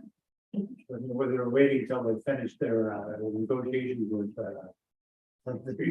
So by mid-year, we'd be like 170 in our reserve. Okay, that's good. More to check that out. Any other questions regarding that particular item? And no other concerns, we'll just leave it and move on then. We did the peach book. Yes, our lunches. Yeah, well, we can take a break at any point in time. The peach is here, remember to leave it while it's hot and fresh. Everybody's in agreement, we'll take another short recess and, Councilor Brandon. Thank you, Mr. Mayor. How be we do item 5, because that's gonna be a hot issue. And then I can, All the granular? No. item 5, The the main. maintenance budget, please. After that, we can. Okay, we move on. can do that one more item. So just on that, council, last year, your actual expenses for the maintenance on your fleet was 450,000. So we reflected 500,000 this year. Again, this is more like it looks good on paper. If we do though have a major breakdown, we are going to have to replace that component of that piece of equipment. So again, I was just throwing ideas out on this list to see if that's something you'd like to decrease is the maintenance budget on your fleet by 100,000. On it, Councilor Brandon? Mr. Mayor, I was under the impression that was the purchase. That's further down. Is it? Yes, so actually, Oh, yeah, 426, okay. we're right there. 14, okay. Does council have any questions regarding that amount though that's up there? Or any questions or concerns you want to bring up? I have something myself I wanted to suggest, but I wanted to wait to give council an opportunity first. That's Councilor Brandon. But that's just budgeted, so if we don't use it, It's still it there. stays in our. But the thing is anything we do on our budget when we approve will be part of the levy that goes up. And it just means that there'll be more there might be a surplus that we can use for either tax balancing or whatever the next is. It's not like as if it's gonna be gone. Right. Anybody else have any comments on that particular item before I say anything?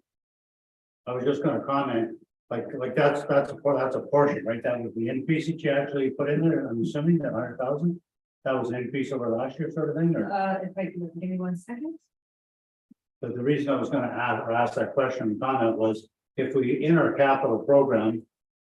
That's been proposed or suggested, and we replace a bunch of these pieces of equipment that are very high maintenance items. Our maintenance costs should actually drop, not go up. If we replace a bunch of equipment, but that's just a theory. Yes, yes, Recognize it's also, we place the order, I don't know when you're getting those pieces of equipment. so it could be at the end of the year, It could be. because of supply chain. End of the year, if you're lucky. So, last year what was budgeted for maintenance was, again, it looked good on paper, was 250,000. But then the actual was 450,000, so. We better not. Okay, let's leave it there. Let's go have our pizza. Let's leave that one alone then. Because I don't think there's any real big advantage on taking something other than, if it's not Spanish, still gonna be there. And at least we're covered, because if we aren't covered, then we got a problem. And then we go back and start looking for extra money and that we can't get. So anyway, we'll take our brief break and we'll have a brief box lunch downstairs and we'll have to even pain supper. If all are okay.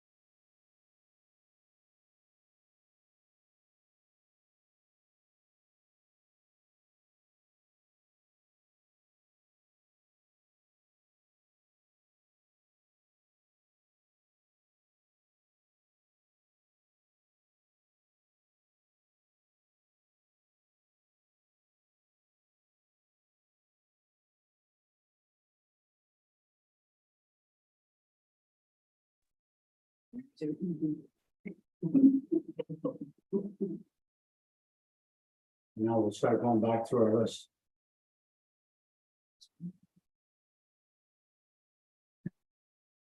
Where are we going?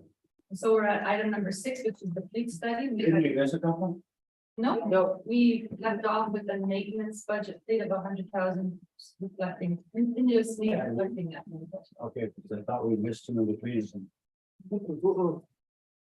Sorry,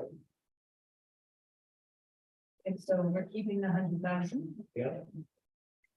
We're leaving that. We're gonna call them. So now we're looking at the fleet study at $50,000. Now that's for all of the fleet, not just public works. So recreation, fire department, and public works. Which will help us in the next bunch of years ahead.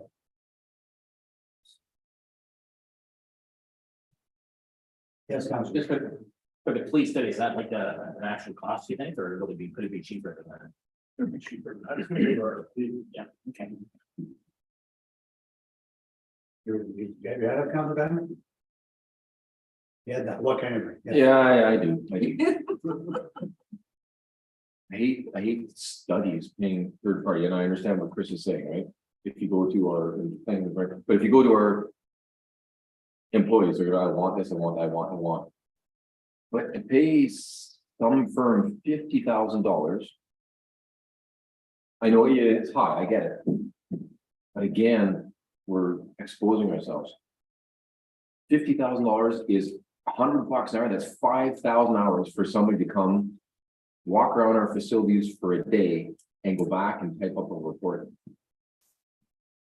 And if you don't mind me, because I'm okay if we go with the 50 and then we only spend 20, but to me, that is crazy. And I know consultants charge a lot. but you're pretty realistic about what you're saying. I I understand. quit my full-time job and come and do that. I do 2 a year. And I just wanted to reach out to the CEO. I didn't have a quick question in regards to that. Like they mentioned, if you have somebody that's doing some private consulting that would be available to do some what he wouldn't be good for that. Okay. Do you know anybody else that would be, no? I'm in agreement with Kim. First off, we don't use $50,000, but what if we put 25 and it comes into 30? Right, then, Then go for it. but We need to do something to gotta do do this. this. Right? So, and I'm not a vapor, I get calls all the time, couldn't feel, what's your budget for that? Never mind. What my budget number is, right? So, this particular number, that's not gonna be in the budget document that I'm gonna put for that. If they ask, because that's like signing check. Mhm. So it might not be 50, but could be more than 30. I don't know. It's a ballpark. So what's the feeling of council? Leave it alone? Yes, Councilor Bannon. Thank you, Mr. Mayor. Can we put it at 25? And then if we get the RFPs and it comes in at 30 or 35 grand, we just do it in-house for the next 6 months. Like, obviously this year is gonna be pretty much done. We're halfway through the year. But Yeah, if you put it at 25, and let's just say we do an RFP, it comes in at 40, right? Okay, we'll say no, we'll put the 25 in reserve. And do it next year. Do it next Yeah. year. Yeah. So. and by that time, hopefully we have a new director of public works That can help us with the that pros can help us. and somebody with a new set of eyes. Yeah. Yes, Councilor. Yeah, actually, when we have the new director of public works, would that person be able to do an assessment? Well, the individual that signed or whatever first refusal.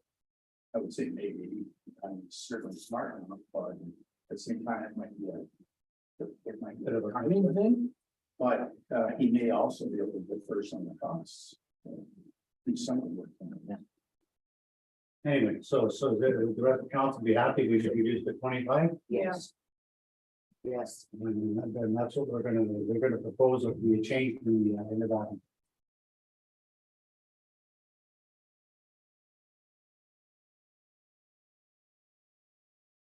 Okay, so the next 2 items, they do go hand in hand, and that's the entire budget. So I recognize that you cannot you cannot remove all of your calcium and all of your granular A. But the moment you adjust it, you are no longer following through with that plan. So you're no longer necessarily contributing to 1/3 of your rural roads. And I'm assuming, if I don't mind me asking, I'm assuming part of that calcium is even like, look after Volganya Road that normally used to be surface treated.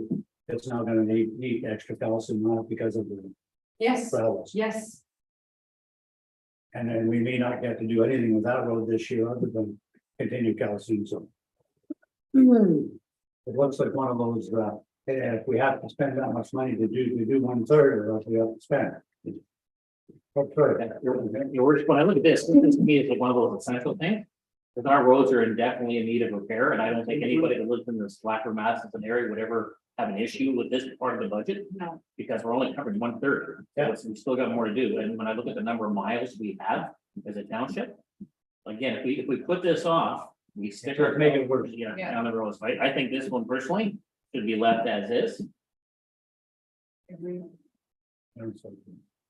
To your worship, my question is, if we go with this, is this gonna be roads that have not been done in years?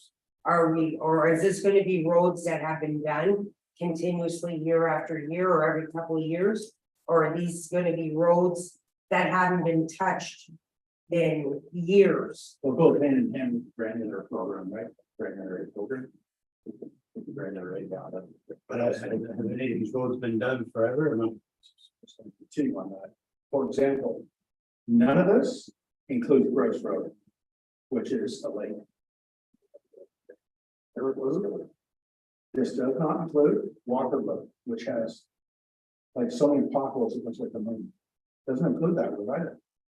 So we're going to live in these areas, so that's our problem. I mean, you know, really, we should budget 3 times what this is to do the entire. Because you've lost a lot of the roads, so now you gotta build them up. Once you got them built up, then you can do the annual rotation. So this is the same thing that has been happening over and over and over again. Yes, has.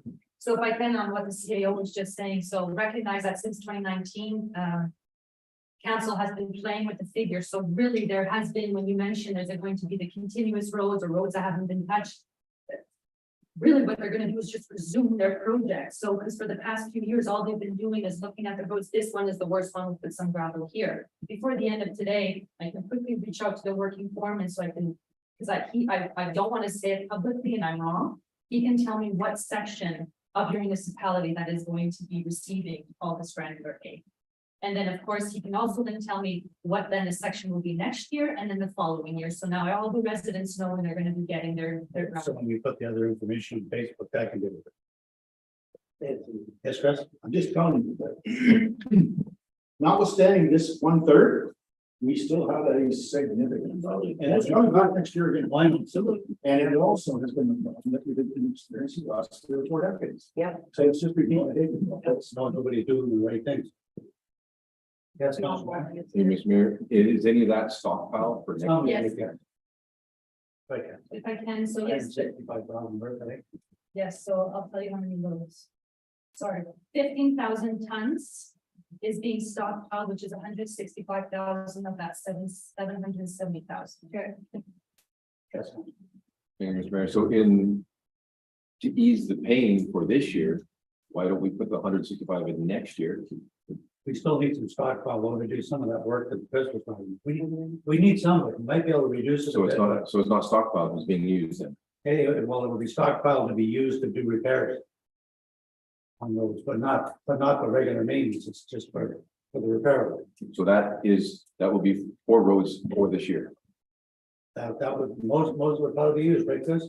I just don't, Whether that factor. Yeah. I would think so. I just don't I don't want think to, we should put it down. Losing was hurt or something. I just don't want to hit the taxpayers with a tax increase for something that's going to sit in the yard that they could. You might be able to reduce it. That I can't speak to, I mean, Gilbert probably could. You might be able to reduce it somewhat. But at the end of the day, there's absolutely nothing left in stockpile now. It's all gone. Which usually means that, I'm assuming they've stockpiled every year or something. Yes, Captain. Your worship, just speaking of this again, and I hear what Councillor Diamond is saying. I'm just thinking every year costs increase. So whatever we purchase at this price this year, I'm assuming that next year it will cost more. And so I thought that's why I think again, if we have anything stockpiled, then it does reduce costs in the future.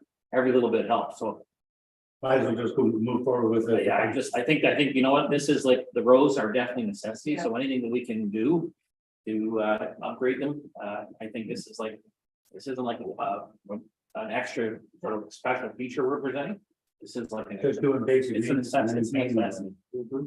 Yeah. Okay, so I guess everybody's quite happy, then we'll just leave that alone. Yeah. Okay, we can move down. Okay, cold mix. We need that, we have lots of problems, we can take that out. Anything that has to That's do me with speaking. roads should be left alone. Yeah. Everybody's happy with keeping that. And with your hot patching, Yeah.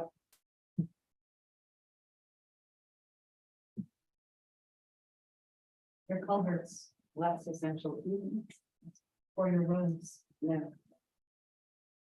And just a quick question, I don't know, Chris or Catherine, you can answer me that. Like, I know back in the day, the MTO standard is they had to be the steel galvanized culverts. You can actually go to the plastic now, We have some plastic ones. so, Depends on the material that's in. okay, because I was just gonna say, because we do have a manufacturer in the community, right? Good. And that was just a quick question, is this, and just for me, I don't know, it shouldn't be over, speaking out of council, but. Because of the question, like the culverts we're ordering, they aren't all being ordered just because of the place that everyone goes, it's for as needed fire. So we've got an inventory that's small. I have to back that it's what you said, we don't have much of an inventory of culverts, we actually order as we need them. So in other words, you're not gonna go ahead and order $40,000 in, you're gonna buy them basically as required from or possibly buy them as required. That's also not a practice that I would subscribe to, but Yeah, yeah. they're financially. I'm just asking. Any other questions regarding that one? Just keep it in there, then leave it alone. Well, we could find out where the policy is there. And they're snowplows? Since they're using our roads? So the next item, if you don't mind, Mr. Mayor, Yes, item 12, which is the bridge report. So I need to do that. we do need to do that, and I can tell you that is the price that we received from the engineering company. So we're not overstating what that cost is. It is 40,000 for all your bridges. Okay.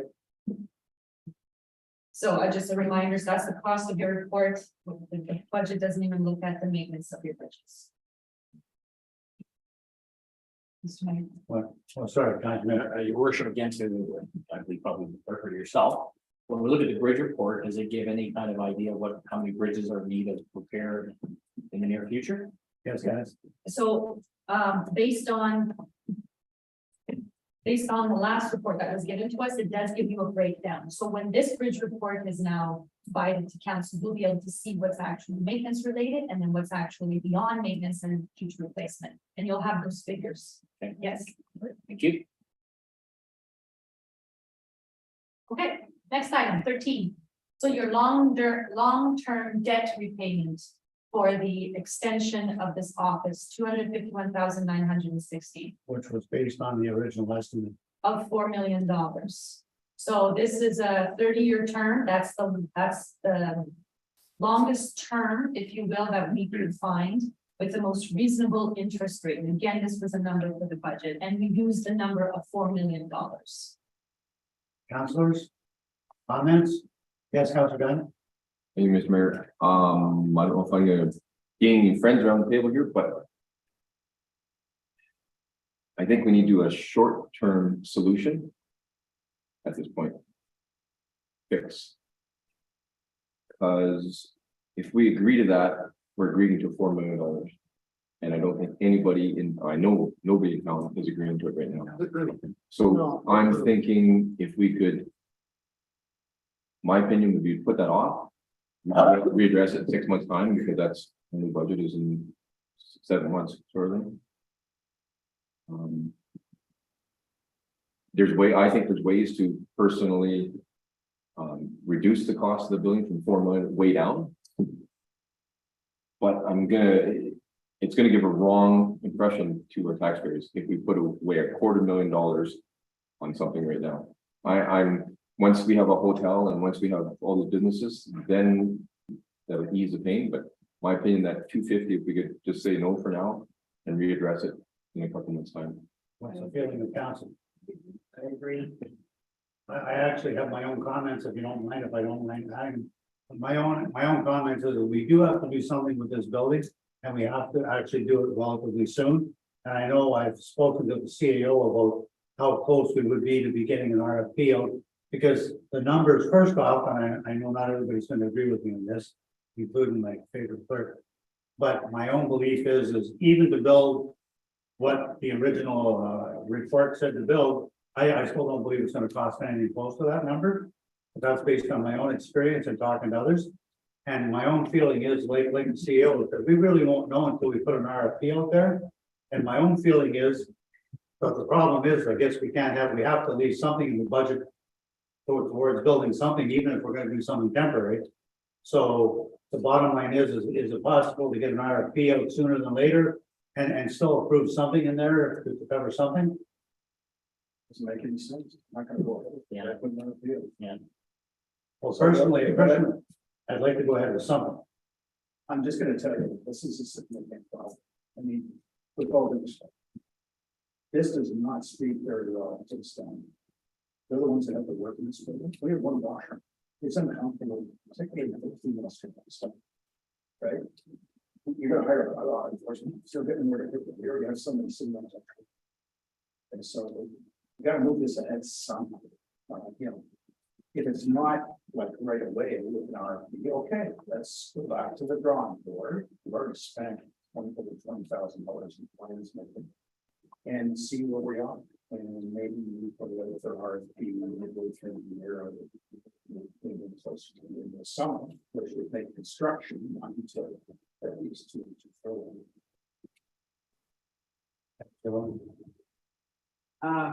Is it not, was this just one quote from one company? There's no quotes. There was no quotes done. So That's fantastic. where do An you estimate, from the engineering company? which we asked. So can we not like get quotes from actual contractors that would be potential contractors to do the work? So we can actually have a number, what it will actually cost? That's the argument. Because I'm sure just within the community of Mennonites, I'm sure we can get that done in like a fraction of the cost. The unfortunate thing is Mennonites don't carry insurance on it, so it's a Pay half that insurance to work on the program. Okay. Just Councilor Gadd. Your worship, it was my understanding that when the plans were first presented initially, that we had said we wanted something a little more modest and we were going back to the drawing. Yeah, we did. We went back there. We can't, one of the things was to split the project in half, essentially doing the building and then the side. Well, they're going to have mobilization, demobilization plus plus, which is going to increase the overall cost. The only other thing, I mean, instead of chopping the building, I'm saying, it's got all the eight, it's going to replace the 1 square footage. You could remove this council chambers, which makes nonsensical. But it is a large area. So, you know, I just think, we need to progress towards a solution. That doesn't mean it has to happen, but we need to do something. We have all the records sitting over in Park Avenue. And if we sell that building, we're going to need records. We're also, Council, sorry, go ahead, Dennis. you're also paying for that other building, you still have utilities and insurance and that. And we recognize revenue to sell that other building in this budget, so there's other implications should this be reviewed. Councilor Bradley. You see your hand up? Yeah, thank you, Mr. Mayor. The multi-service building can house the records for the basement of the old municipal building. What do you mean? What they serve? The one side of public works for the fire department. There's a ton of space. Where is that? All the Quonset. It's heated. I'm sorry, as accountants, I'm not going to a quantum to look at records for an audit. No. You don't, No, secure anything. no, we keep it in the building. It's all moving that and asking us at the end of the year to go into those records at a constant time, no, how to keep that organized, no. If council will indulge me just to make my own comments, I would like us to go ahead with an RFP in the original plan. And, but I honestly don't believe, and first off, I still think that we still can ask for the RFP, like we discussed the one day, ask for the RFP, we broke it out in 2 seconds. Like as far as the RFP for the building and the RFP for the grounds. And my own personal belief, and whether people want to believe it or not. I know I've had some very heated discussions with and people around the table that disagree with me or agree with me either way.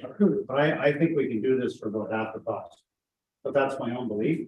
And the only way we're gonna really know that is through an RFP. And I just think that we should leave about half of that amount in the budget, remove half of it.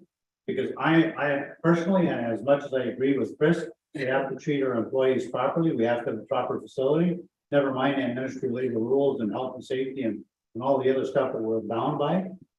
I still believe that we can do this and do it right and do it for half the cost. And I would just like to see that number cut in half. So that, because I honestly believe this project can be done for that. But that's my belief. Yes, Chris? The other option you can do is to leave a portion of those monies in there to get the RFP done. Instead of it. And you would have to acknowledge that if it comes back and we're gonna bring a report back to council, and say, look, this is how much we're gonna spend. You could approve that and run a deficit this year, in which case it goes over the next year. And that's a possibility that maybe. it's quite trouble. No, that's a possibility. So that takes it out of the tax levy for now. And then, but with the understanding that it could come back, and we can talk about it. So We know we have to do something, and there's no doubt about that.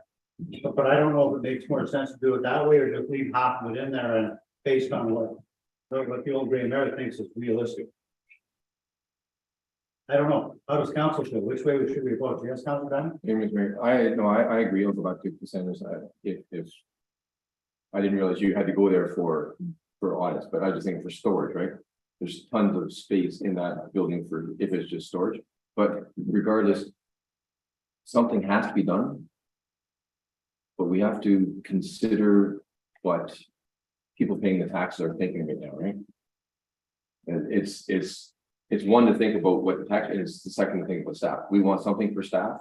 We need a council chambers. Absolutely, we need a council chambers. There are a couple different ideas, but I don't want to sit here in a council meeting, or a regular council meeting, and talk about my ideas, because I've got a ton of different ideas, but.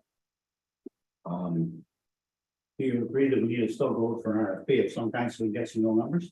Either an RFP for an addition or an RFP for renovations. I have some ideas, and I'm sure everybody has ideas. But I'm just saying, if you commit $100 per resident on this tax levy for a building, that's what we're doing, right? 251 grand is $100 a person. And that's why. As a senior, okay, I'm saying you see, but as a senior, do you really want to start paying $100 every year towards something that you'll never use? As a young person, if the mine's closed, they'll be out of here. Do you want to start spending $100 per year for something you'll never use, right? So I'm just saying that's a big pill to swallow, 251 grand. Even if you put in, say, 20 grand for an RFP, I don't understand why for the RFP, it's just a writing of a report. Is it, or is it? no, it's not, it's the proposal that, based on the parameters that people are gonna cost. So then once we get numbers back, we can review it. And so it's not a huge cost, right? I don't know, I was just. Yeah, so I'd rather take it in and run a deficit next year. We have the other building. I'm just wondering if that building was actually marketed for sale. With the revenue that you said, I'm not sure if you said the revenue, expected revenue from that building has been incorporated already in cost. Yes, But I think if we actually had that sold, I think that's again, like sometimes we say, well, this is gonna sell or this is this, and it doesn't happen as a time we like. Then that puts again, definitely a burden upon the taxpayer that way of extra money. I think it's great to eventually have a building that's really nice for the workers here, so it is a suitable thing. I just kind of think right now where we are. I'm like this, I mean, right now you guys are working in a place which you can do it, but it's not the best. It's not the easiest place to have to do things.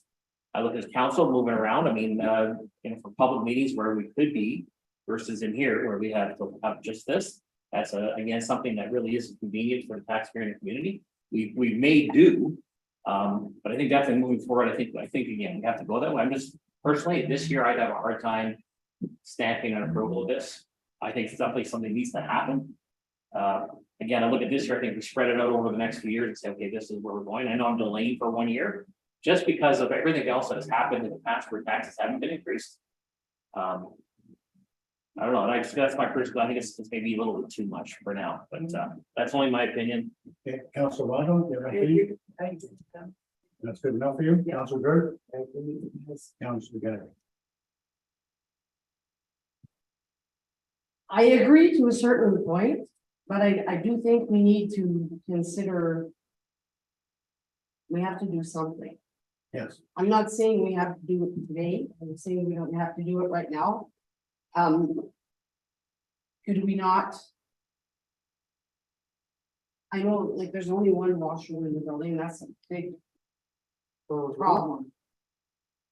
Can we not have a washroom, another washroom installed in, in the meantime?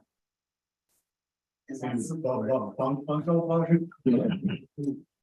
Anyway, no, I mean, I'm wide open to let council talk about what they think of this suggestion. I'm just saying, like, in the meantime, it's a temporary fix, so to speak. Okay, thank you, Councilor Smith. I do agree, the 4 million is inflated, it seems like a very inflated number. And the public, from my understanding, the concern is the building was recently purchased. And then these additions need to be made, so there's a little bit of dissension there because I put politely. it's a, but of course, the staff needs what they need in order to service the township 100%. So taking into consideration everybody, I think is really important. I think Councillor Diamond has some good suggestions in regards to reevaluating, in regards to other people's ideas about what can be done to remedy the problem. Maybe that 4 million isn't our end all be all, and the discussion needs to be opened up, and maybe some more creative ideas need to be put on the table to help remedy. But I am in favor that it needs to be discussed further. Hey, worship, something that has been already mentioned is for staff to be able to work offsite. And so for temporary, part of that for temporary thing for this year, they could work offsite if they're working in homes, if that was the original intent, that they could be at home to work. That could help us through this year as far as workplace comfort. To reduce the pressure. I don't know if that's something again that I know it was presented as working from home as an option. If that's already something that's on the table, I mean, if we're looking at building an addition and still have people off-site working, that doesn't make sense. I think if we're having something built, then people should be here. But if right now in the situation we're in, I would support the off-site work for people that needed to, for their, for accessibility, for comfort, that they're not cramped, like where you got everybody cramped in a little shell. But that's just a thought as far as one way to mediate that for this year. And I don't know if any of that is even back to Presky, I thought. Either all of them or all of them outside. That was also watching. Yeah. So, which, My, working off sites next, so, no, that wasn't. my only other comment that I just like to add, and we're gonna leave it alone and let council decide, by a show of hands, how we're gonna deal with this one. Because I still think we should be going to an RFP and with the original plan and see what comes back, because I don't want to bet that whole bunch of my 2 cents an hour, but I'm really convinced that when we put that out there to all of the different parties that could possibly give us quotations or even estimates on this, I think we're going to be pleasantly surprised on the numbers, and I don't want to delay this anymore, and I don't think we should be just putting off on resolving, fixing problems like everything else. I also agree with everybody that I don't want to just put a whole bunch of money into the budget, whether it's needed or not, at the moment, to find out that we didn't do anything or not. and tax people unnecessarily or give them the wrong impression. But I really believe that we can still build that project for about half of what the engineers and has come from. Thank you, Mr. Mayor. Is the numbers that we purchased this building public right now, Yes, which was, 777. okay, so if we put it into layman's terms, the gentleman that bought this property, built this building, sold it to the township for a profit, because we know nobody does anything for not for profit. And we want to build an addition next door of similar size, and same quality. For $4.9 million makes no sense at all. Why we'd be better off to hire him back to build another building. And for 700 grand, it's possible. I know costs have gone up, costs have gone down as well too. But can we create a special meeting, even a public meeting, I don't care, to discuss this building? Because it's the white elephant in the room. And I And, agree. and that way we can spend 2 hours bashing around different ideas, call in our local builders. But wouldn't we be more advisable to at least vote for an RFP so we can actually see what the numbers actually are? On the plans that we have now, since we spent money doing plans, like, and whether we, like, even if we go to the option as they suggested that we can, like, my own theory was I was quite happy with leaving like half of it in there. So the money was there for us to proceed, period. But if not, I mean, like they said, it could be just shown as running a deficit, which we don't want to do anymore. But if it's based on something that's actually going to be a beneficial thing to everybody, you know, like just take the line item out of there, it's a substantial amount of money. And bring things down a bit and still go to the RFP and still at the end of the RFPs either come in silly or good, then we can make a decision before we even go the other way. But the RFP is just getting a quotation, is it not? Yes, This is long-term debt to pay for Yeah. the building. which we can remove and still go for the RFP. If Go we for can the remove- RFP, yeah, that's a, well, staff time, it's administration costs to review it and. Well, we're gonna have to, we have to pay the engineering for something to produce the RFP. The documents were all done, were they not? We. No, the RFP. But the actual design documents, which is the major component of the RFP, those are done. No question. Just to put the contract, the tender documents together, the RFP documents together. I don't think you need 5,000. No, I think that you know, if you put 10 in there for that, I think that might be a bit much, but. Anyways, I don't want to make sure that we don't under money. But I really want to see us at least look at the proposal as we originally talked about. And if it comes back in stupid, then we'll say no. If it comes back insensible, then we can say yes. can we put the 10 grand RFP under one of our grants for? What was that one up there? I mean, OSIP, Yeah. Is that the one we did the other one on? Yeah, we're using OSIP for those are for the Public Works. engineers and studies. Can we do that? I don't know if this was qualified. well, and the thing is, $10,000 isn't a big deal compared to $250,000. Every 10,000 counts, so. I know it does, but I'm just saying, it's very important that we move forward with some kind of a plan. Yeah. And sooner than later, because you know, there's already construction season is pretty short here. And if we don't do something like ASAP, we're not gonna get anything It won't done. be done this year. Nothing will be done this year. Well, it could still be, it could still be done. I don't see it. Nope.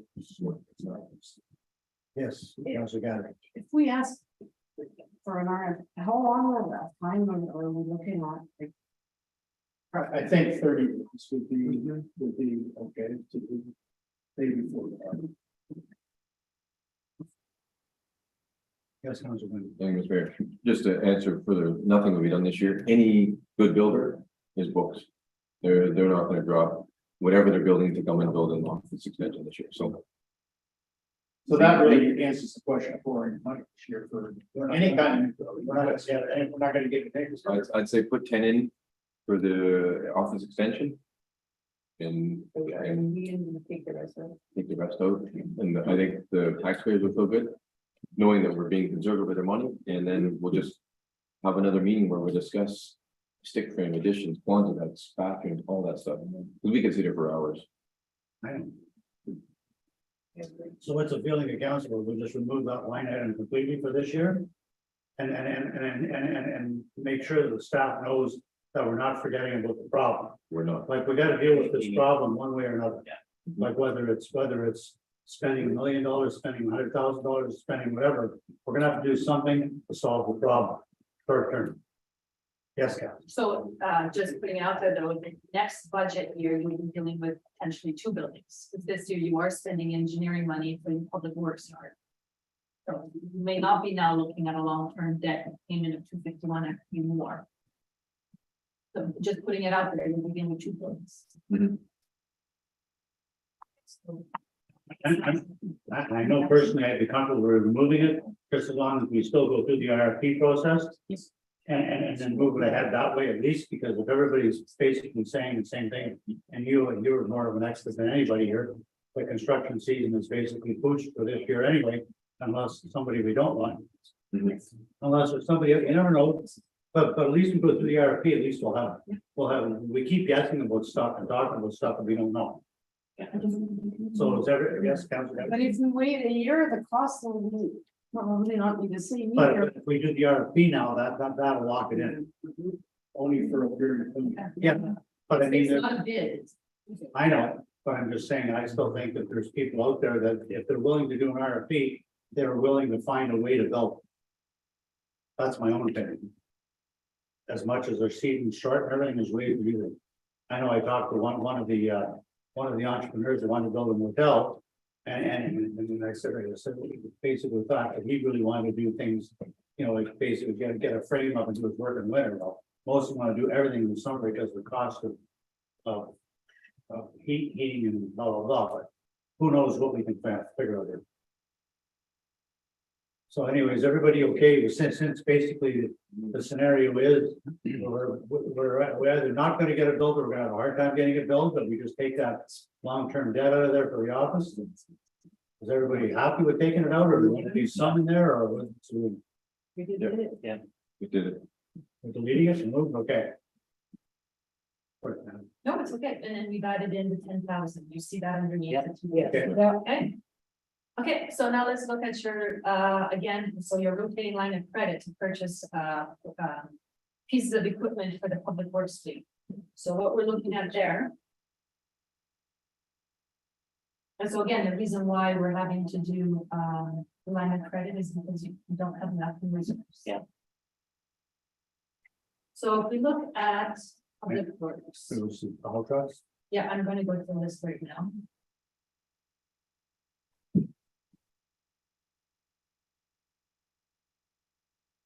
So you're looking at, sorry, I just wanted to show.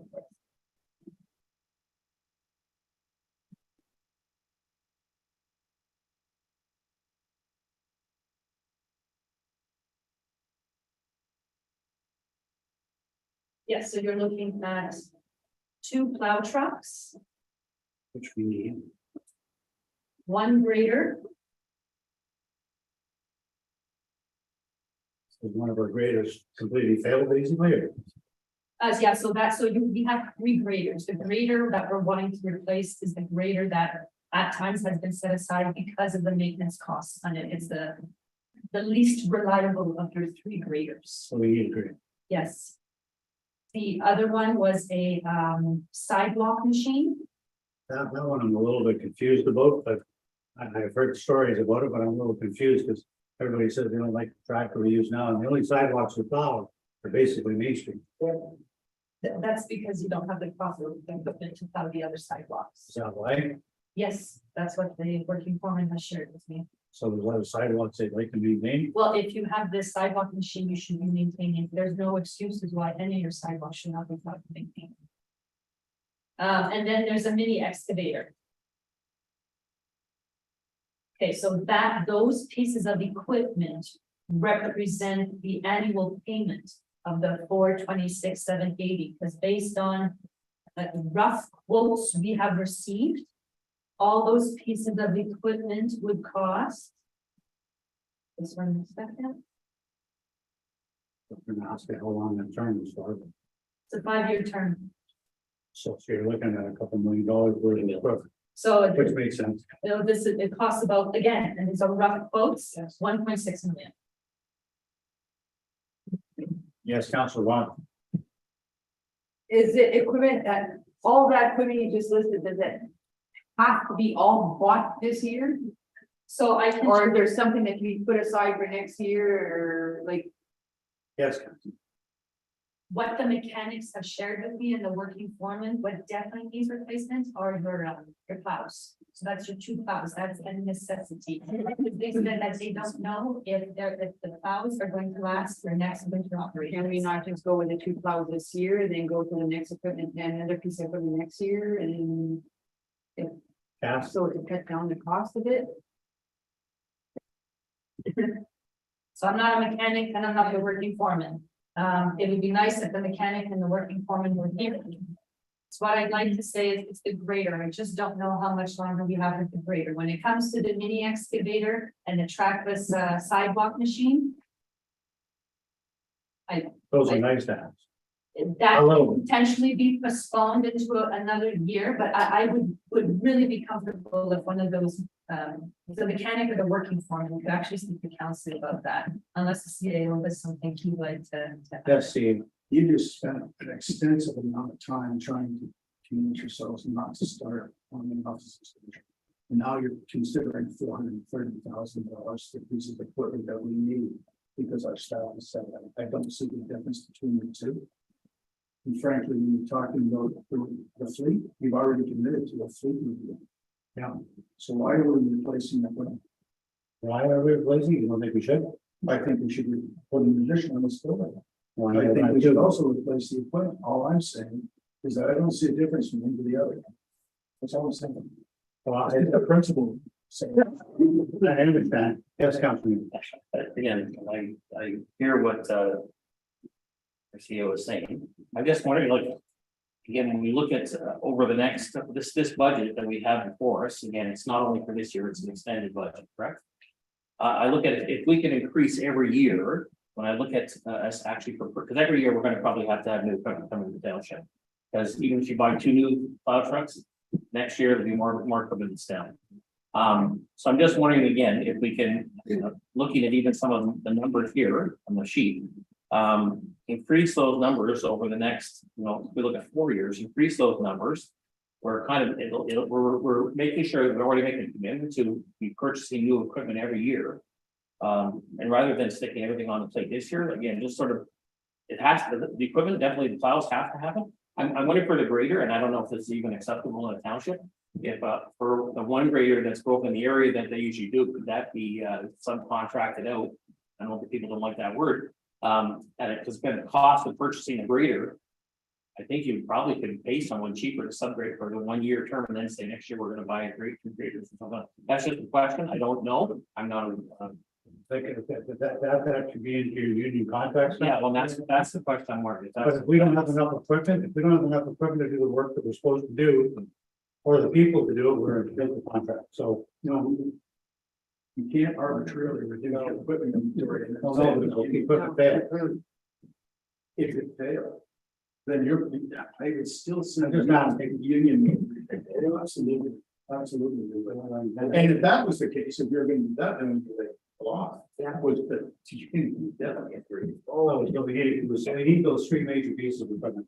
No question, no question. And to what, Peter said about the little mini excavator, have you ever seen them try to dig a grave with a tractor?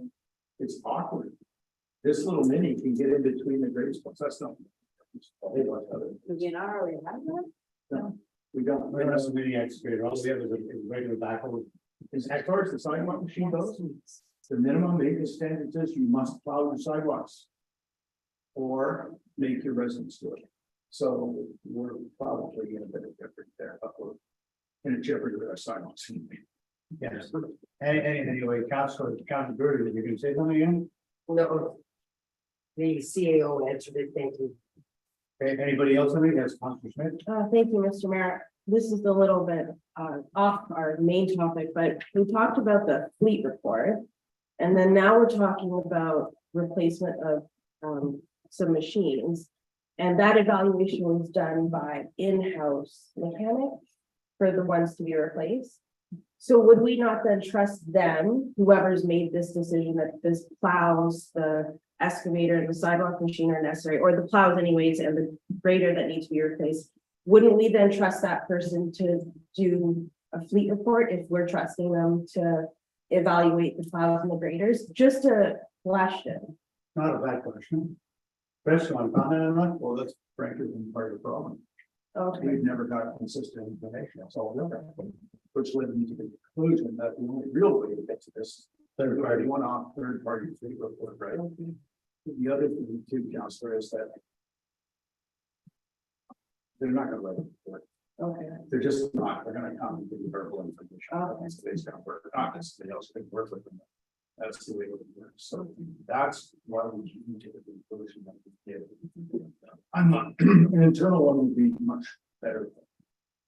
Thank you. And just my own comments for the whole story, and then I'll report back up if necessary, but my own theory was similar to what Councilor Neely mentioned about the grader. I thought possibly since we have contractors around with graders that I know are cheaper than running our own, I thought that would be an option, but since all it would do is open up another can of worms and cause a problem. If that's the case, then my own opinion is we should move ahead and buy the necessary equipment. As much as we don't have a full fleet report, if they have the information already there saying this equipment is nothing but a money pit and leaving us basically at risk of not having equipment to do the work, then I think we need to move forward. Yes, Councilor Gunn. The above ground gas tanks, are they part of that amount? Oh, that's. No, so that's completely Okay. separate, and that's being funded by one of your grants. Yeah. Okay, Okay, I just wanted to. be yeah, sure. absolutely. Thank you. Any other questions about that one, or about what's the feeling? Yes, Councilor Gunn? Thank you, Mr. Mayor. Can we extend the term of the amortization? Like the lower, Okay. to pay back the line of credit slower, you mean?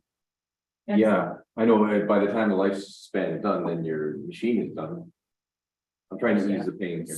So the idea of this program was that, so it also ties into Councillor Neil's comment.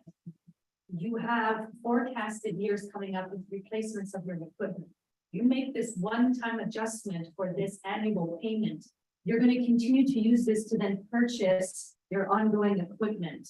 So you know how you mentioned, it's a 5-year term for your initial purchase, but you're hoping that, well, it's not hoping, but the way we then strategically lay out your equipment, the annual payments won't fluctuate much. I don't know if I'm making any sense, but it would take a full year from your initial purchase to then start the next 5-year round of your other pieces of equipment. I'm not sure if I just completely confused everyone, but The 5-year That's fair. term keeps overlapping. that's right. Yeah. Because you're constantly now improving your fleet, you're constantly paying, and you're leaving your what, your. So what is the flavor of the council for the annual amount? Because if the annual amount, whatever it was. So 6 or 7,000, right? So you can make sure that your annual payments top out at 700,000. And as the payments end, that 700,000 comes down, then you can replace it other people, right? It's like a wheel that continues to rotate. But there's one thing for sure is you always have an annual payment there for your food maintenance. But having said that, you've always guaranteed yourself newer pieces of equipment as time goes on. So if you can swallow that or whatever your number is, then it makes things a little easier. And there will be circumstances when pieces of equipment last longer than they should, like past the lease or very long, and there will be some that can also be replaced with their for whatever reason. And I do know if you're talking about graders and snowplows, they'll last a lot longer than 5 years. And they'll last a lot longer than 5 years and without major maintenance. They'll have regular maintenance, whether it be tires and all the rest and stuff goes with them. But they won't be changing engines in 5 years unless you pick up a piece of it. You probably, you have to get a lemon, but I mean, normally all that stuff will last 10 years. Like that stuff will be under warranty for, It's under warranty for a year. I don't know if there's extended warranties with certain pieces. yeah. Anyway, I'll just do a quick run. Anybody want to leave that the same, change it? What's it? Councilor Ryan, You, leave it, Councilor Gann, Councilor Wanda, okay, leaving it, Councilor Bird. Leave Leave it. Councilor Britt, thank Leave you. I agree. Leave it alone.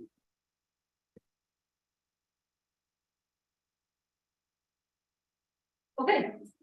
Number 16, your recreation master plan. It's Councilor Wanda.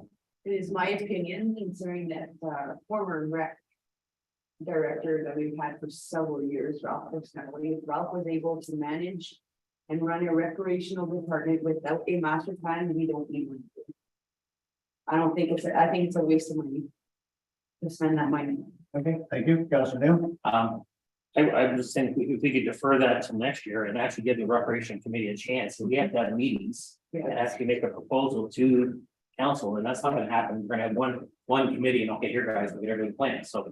I think that could be deferred next year to actually then if it's seen as a needed thing, maybe next year's budget, that would be my recommendation. Thanks, Councilor Neil. Councilor Brennan. I agree. Good, Councilor Burke. I agree. Agree, Councilor Godric. Councilor Smith. Well, I think that's pretty unanimous, then we'll just move it from this year's budget, we put it on the radar. It's not a large amount of money, but every amount of money is still, it all adds up.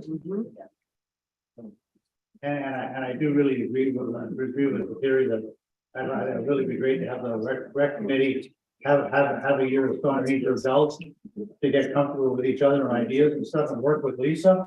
And then obviously we definitely need a proper plan moving forward. So. We'll give them a chance to decide where they want to go.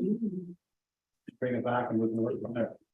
Good, what's the next one? Crossing guards, Uh, again, it was an exercise. yeah. Can't be good. Through your worship. I understand, I know we have two that are employed by the township. Now, I know in Timmins, their crossing guards are hired through a security guard company. And kind of, it's just subsidized out. Now, I know the two we have are just part-time. And these, I don't know if they have benefits or anything like that, or, you know, but. I know Danny's been here forever. The other gentleman, I believe I don't know who he is. But We the can't amount, really cut that out because there's children. that's right. We have to think of the safety of our children. The one thing I myself would like to see, and I know the 101 is part of MTO, there should be a crosswalk there for the children. I mean, like a light or something. Yeah. And Chris, I think would like to speak to that. I think that's part of his proposal on the highway thing. I'm sorry to tie that with our request to reduce the speed.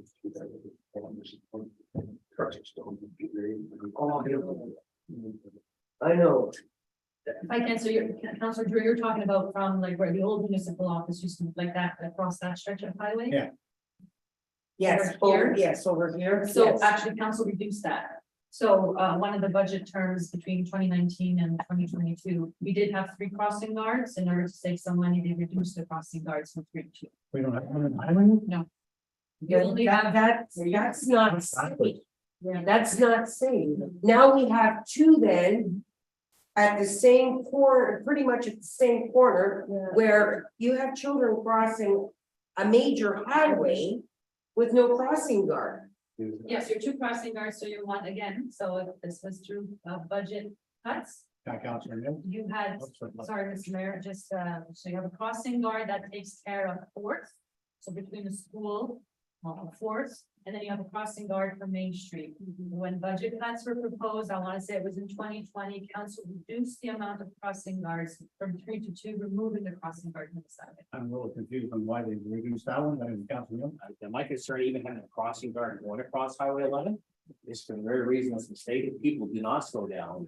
And I think that's a recipe for disaster for someone getting wiped out the way it is, because again, I mean, I just look when I'm pulling out to, you know, from Poplar and coming on, people coming into town, even though they see that 60-kilometer.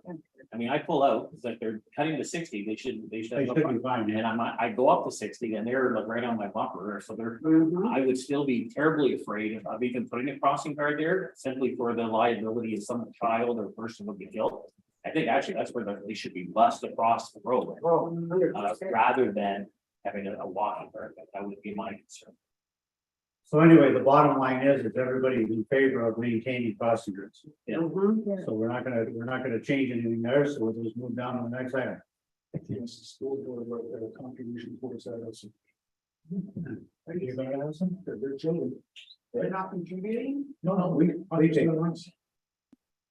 Why is the school board not? Yeah. Should be responsible. Not responsible. It's one of those quick. Yeah. Well, I think, I would. What's our next item? Recreation activities. That's a key. So just to give you, I think I already gave the breakdown, but I can repeat it just so that way. I'm just. Yes. We're on point number Oh, 18. Okay. There we go. So we have kids craft night, gym night at the JHK, seniors bus, seniors day, Canada Day, coloring contest.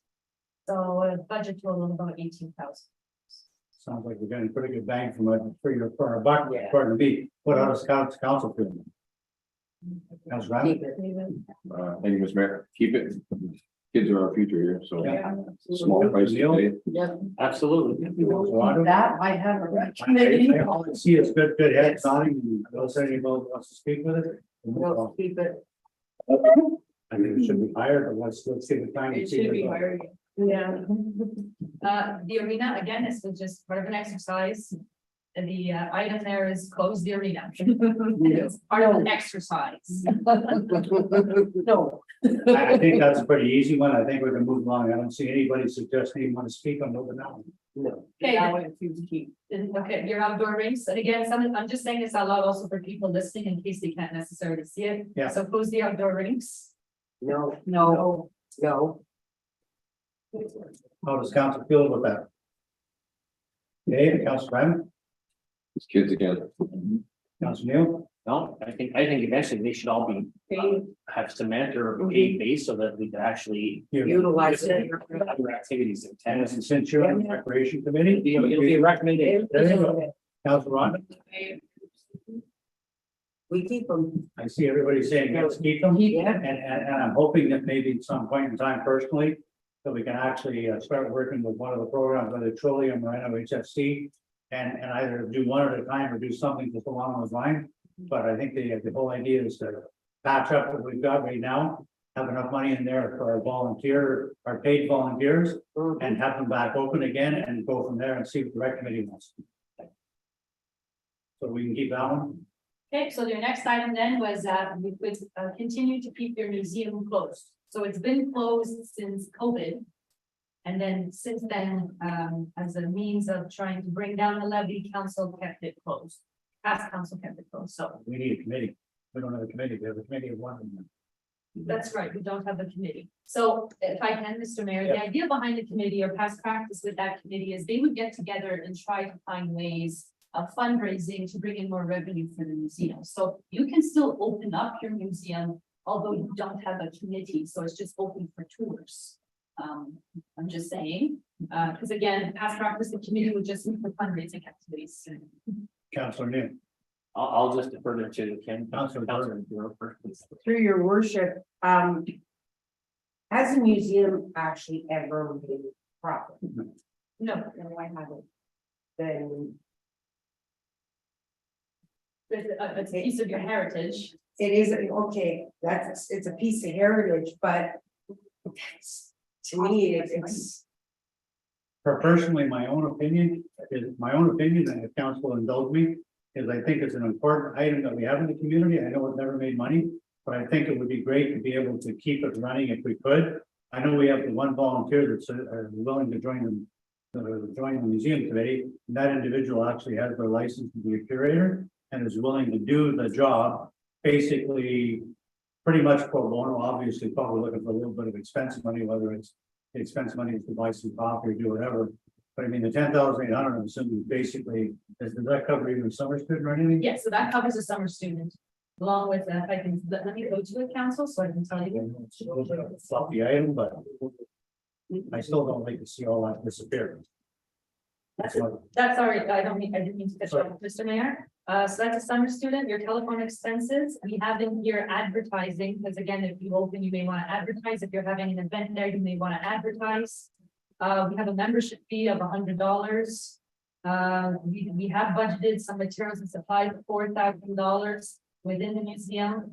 It's your insurance, your utilities, cleaning supplies and some repairs and maintenance to the building, because there is some issues with rodents at the museum. Yes, Councilor Brown? Thank you, Mr. Mayor. My opinion would. Probably a lot of residents are gonna hate this, but I would. I don't. See its use ever being open again. If all these residents keep asking for heritage sites at the cost to the township. We could either sell the building as a residence or put a council chambers up there. So. I know it's part of our heritage. But how many people are we actually getting there in a year? Yeah, Councilor Neil? Yeah, my sentiments are similar, and I was thinking we could sell it privately, if there's someone who really wants to. Keep the history going, then they could do that, at their cost versus the townships. But stay open, I just think it's, for me personally, if you look at how many people actually go through the museum. And I haven't heard anything on any social media platform over the last, 10 years. About anything that, we need to have more done at the museum. As a firefighter, we went in there and basement when we were down. All it would take is a spark. That's actually, that building is a fire trap. And so, first line probably would go along with, Councillor Diamond and say, no, either sell it and let someone take it over privately, if they have a love for history, for the community, and then let that be an expense. It's just as if, when I look at as far as the usage by our community. I wonder what the percentage of people from the community that actually even use that. Yes. So on that note, we were tracking it when it was open. And on an annual basis, there was less than 10. So, Councilor Wendell? I'm in agreement with Councillor Diamond and Councillor Neal. On top of I think it's costing us, Is that our new bylaw or something? it would be a good place for it, actually. And record keeping? But that bill, to me, it's costing us money to keep it open, even when it's not running. So why have it if we're only gonna have 10 customers per season at the max on average? It's a waste of money and it's a lot it'd be bigger asset to us, like Councilor Diamond and Councilor you were saying, sell it. And if they want to keep it as a museum, they can do it on their own time.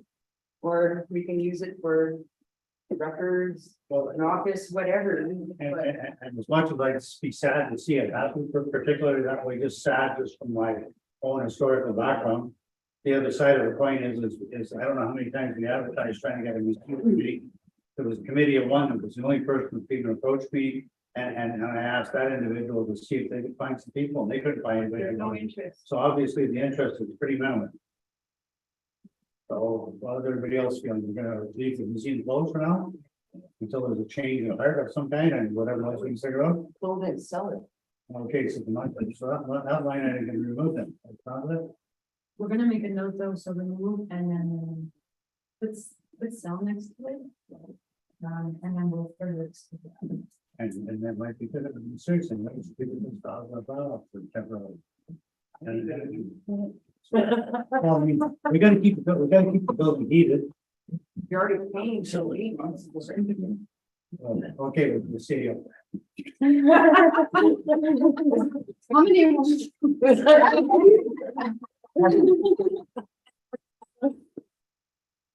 There actually is only one over there. The man in that building is in this building.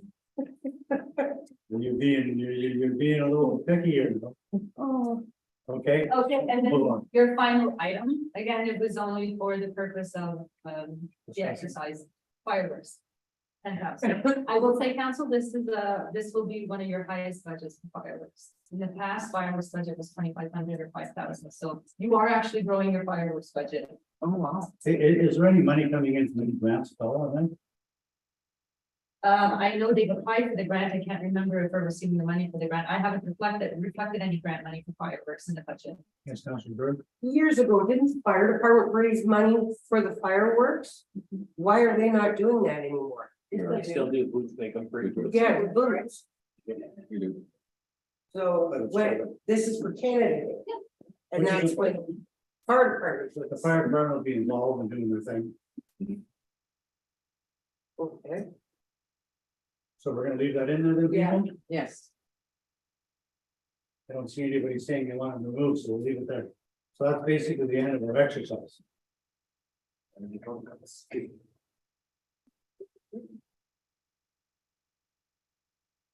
Okay, so that, 7%.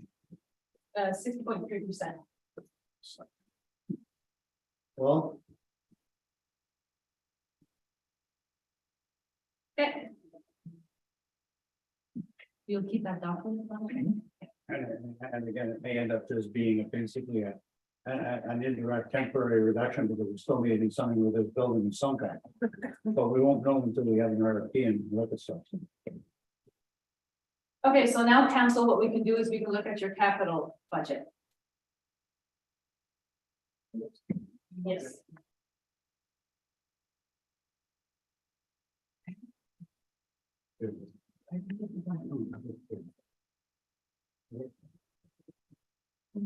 Yeah.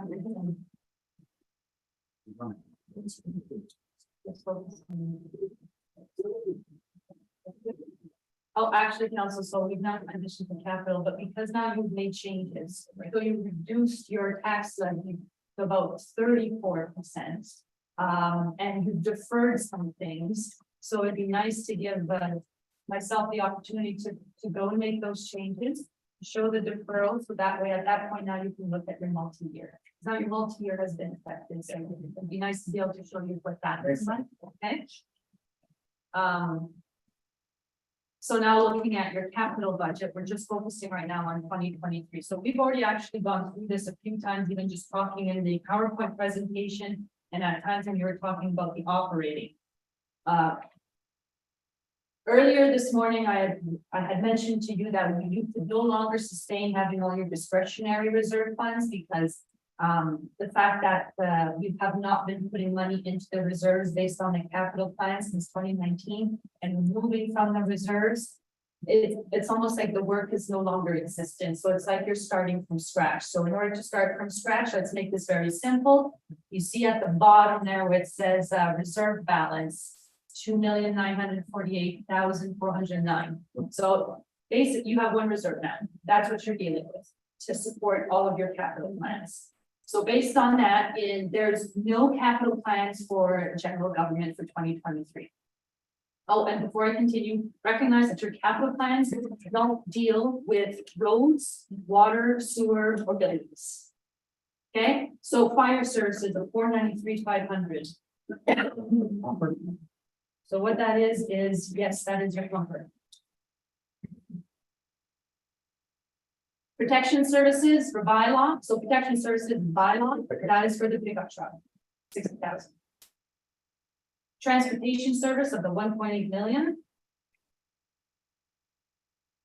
So that is for your 2 plows, your grader, your mini X, your sidewalk machine, and your the replacement of the gas tanks at Public Works. Just a little confused on how, I thought we were advertising a bunch of. We are, so at the top where it shows the 1.8, that's the actual cost. At the bottom, it shows the breakdown of how we're financing it. Okay?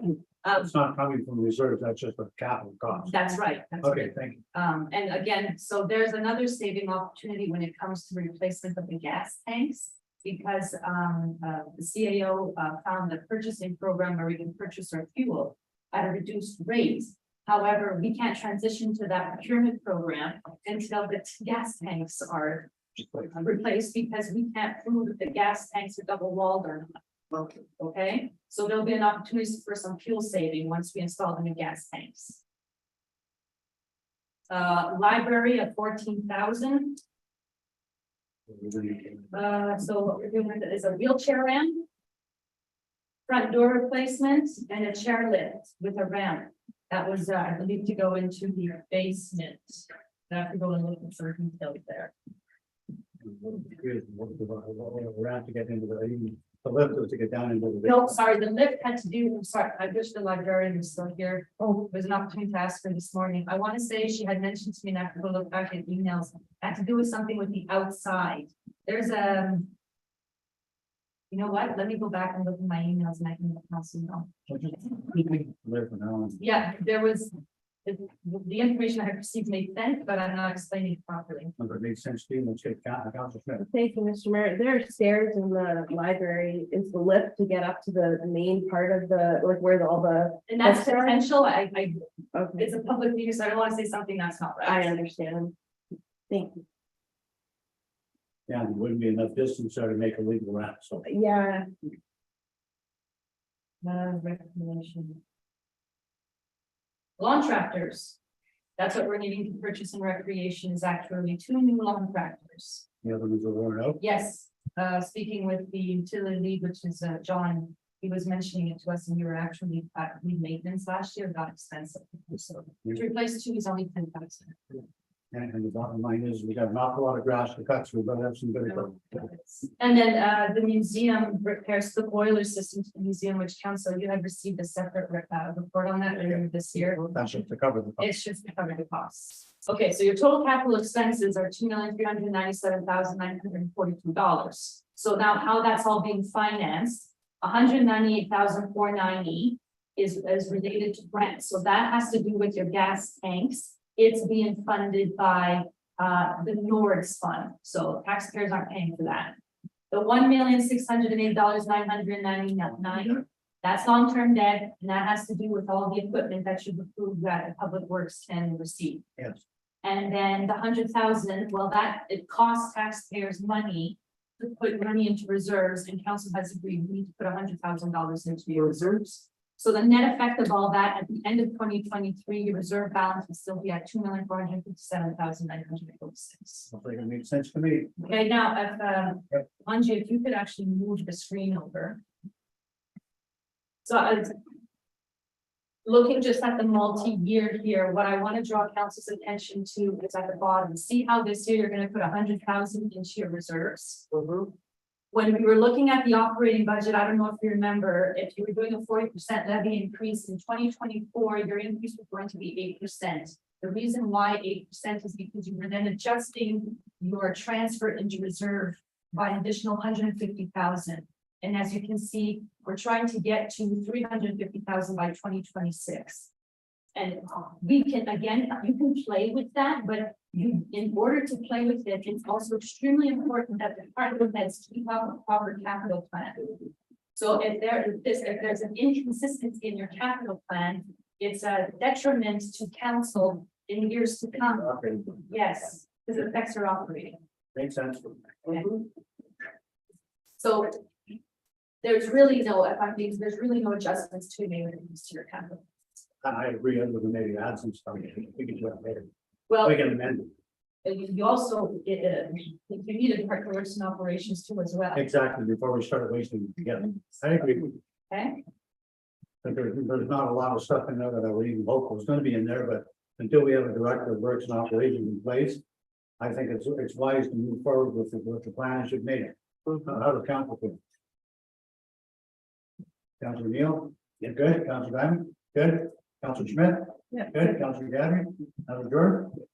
now recognize council, you're only accepting items for 2023. Yeah. You're not making decisions for 2024 to 2027. You're just setting up the plan. Yeah, it's to provide you with a forecast of what you decide today, how it then set for the following years. And that speaks to each of them with your operating budget. We're trying to make things better again. So at this point, you've gone through everything.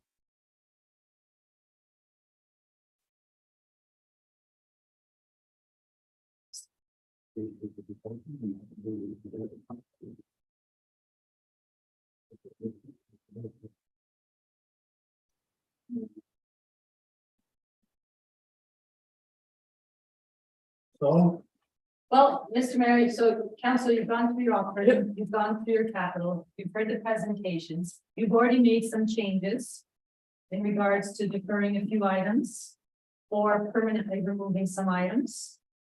So right now you're looking at a 30%, a 34% levy increase as opposed to 40.5.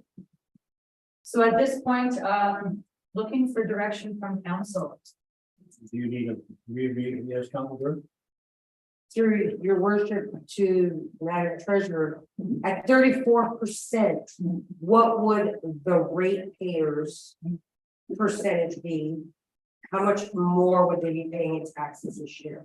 So, okay, so this, if you've now gone from 40.5 levy increase to 34 levy increase, for the record, that does not mean everyone is paying an additional 34% on their tax bill. We would have to, we use a specific program where we do it's called like a frequency distribution. So we have to go in there and show, what it is now we need to, collect an additional revenue and how that impacts each tax class. Because that was provided to you in the PowerPoint, but you've now reduced the amount of money you need this year. So that exercise would have to be performed again and then provided to council.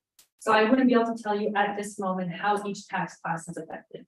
But what you are still able to, probably without involving council, still be able to go ahead and do what I think Council Neal or Council Brown, one of them has requested to go on, to put something on the Facebook for the public to say, you could pay $1,000 this year, you could pay $1,085 next year. You can still do that? Yes, Councilman. And Mr. Mayor, probably gonna be hated by the front row here, but I'm gonna open up the floor. But I know we've been elected to represent our constituents. But I still think we owe an obligation to be transparent. The more transparent we are, it shoots us in the foot, because the more information we give, that information is construed the wrong way, and we're held with a gun to our head. So it's a fine line between how much information, how little information. I think we should still be, at the very least, be transparent as can be. But I think without succumbing to the pressure of our taxpayers, we need to take this opportunity and unify the community. Yes. So we have a difficult position, we went from 40 to 34%, but even 1% is difficult at this time for whoever you talk to. So I think today is more than just a budget in numbers. It's policies, procedures, it's confidentiality, it's all sorts of things that are bottled up in the community. I really think that we're just more than numbers. So what I would like to see is for us to remove 6E, not have a vote today, not consider the tax levy. And if we're all grown people around the table, I'm suggesting we have a public meeting prior to passing. Have a facilitator, moderator there, I don't care, the police, whatever, just to explain to the public and give them that opportunity. I know we're elected to represent them. 99% aren't going to agree with us, but if we're astute in what we think, we can sit in front of the public, give them the opportunity to say what they have to, let them speak, and then come back and make that decision. Because there might be some ideas out there that we're not thinking of. But I think at this point, the way the community feels, I think we're doing a disservice by just, I'll use a word loosely, railroading, right? I would like to see the 34 a lot less. I see the reasons why. I see that the roads, our roads are costing us crazy amount, probably $2-3 million this year for the roads, but we need them. But I really think that if we could go in the next couple of days, I don't care, Saturday, Sunday, go to the arena, have the public come there. You can't do it backward. Whatever we can do, it's my opinion that we need to, there's one opportunity to do it. Yes, Cass. So what Councillor Diamond is asking is actually in your budget policy anyway. So regardless, even if this was a year where it's only a 2% or 3% increase, you're to have a public meeting, which council always did prior to COVID. There was always a public meeting. You could just, some councils would pass the budget, then have the meeting. Some councillors were approaching it, like Councillor Diamond is mentioning it, where they would have passed and then have the meeting. So it would have been done regardless. Okay. But let's follow up this policy for once. So if I can, Yeah. the only thing I just want to shed some light to council, and this is just to let you know, this is not a purpose of applying pressure. Once the budget's passed, there's still a lot of work for staff to be able to finish the final billing. And I recognize that the budget has been brought to council very late in the year, and you all understand why. So just the longer we wait, we may not meet the deadline then to do our final billing in June. For people then to pay their 2 installments at the end of June and at the end of August. So that could affect your cash flow, I'm just saying, and it could affect your receivables at the end of the year. We have done it, so when the COVID had hit back in 2020, 2021, the years seemed to blend. We were late with our billing. So I'm just putting that out there that the longer we wait, we may not meet the deadline for our billing at the beginning of June. Because there's actually quite a bit of work after the budget's passed to do that. And so it may be postponed a month. So just keep that in mind for cash flow and again for higher receivables at the end of the year. And I'll anybody else who wants to speak on the issue before I do. Anybody want to speak on it, Councilor Neil? You know, I think again, having a public meeting, that's one of the outcries I've heard. Most people that I hear is they'd like to have a public meeting, they feel that that's, you know, something that we're sort of taking from now. I understand from Tricks that would happen anyway. And I think that's a great thing. I just think if people could actually, because some of the people that are really up in arms, if they could have actually seen the presentation today, information is so invaluable. Because I look at even everything that we've gone and you can say, well, we went from 40 to 34%, which is still seems high probably in the public's view. I think that again, if they see what we're doing, it's explained to them.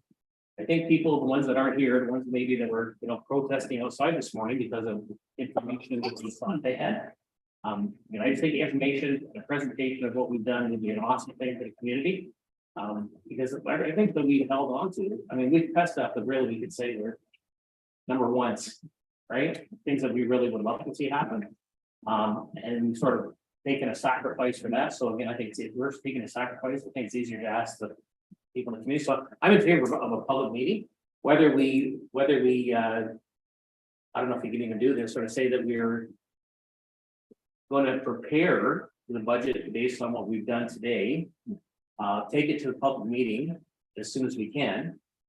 And as far as we're concerned, unless there's somebody has a great idea how to raise money or something at that public meeting, we can make a motion quickly after that public meeting that we would adopt. So that again, for the staff here can already start working on the budget as it's been proposed today. But for final approval would happen and probably be say after the public meeting. If that helps with the workload, so we can get the tax bills out early, so at least that the prep work is done. So once it goes, but yes, I don't think anybody here is thinking, like I didn't think I'd say this coming in at 34%, but I mean, we cut quite a bit of stuff that's important stuff to cut.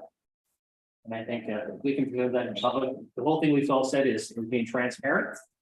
Let them see, I think that, you know, if we honestly trying to do our best, we're all part of this community, we're all taxpayers. So whatever we decide here, it's not like it just affects the people out there, it affects all of us.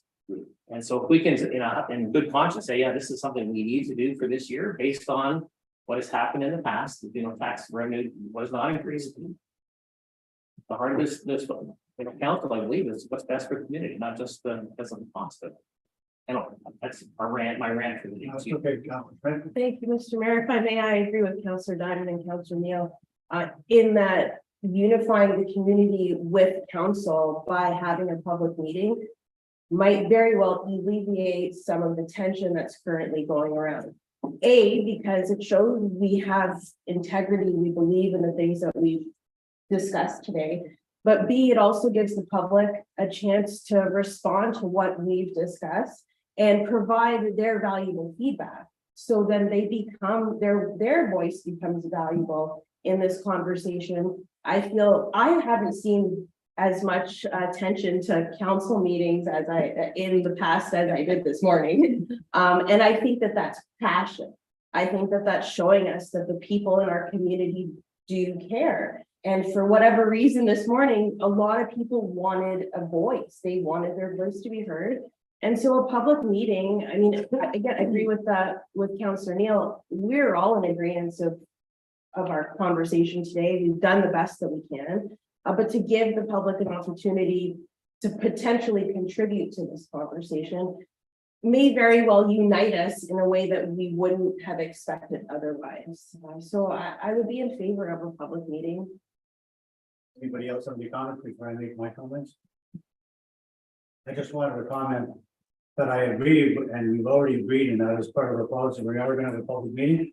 I just don't think there's a real benefit in us having a public meeting before we actually pass this. I don't believe there's anything else that any of us in this room are willing to change since we've had this probably long discussion and vetted most of it.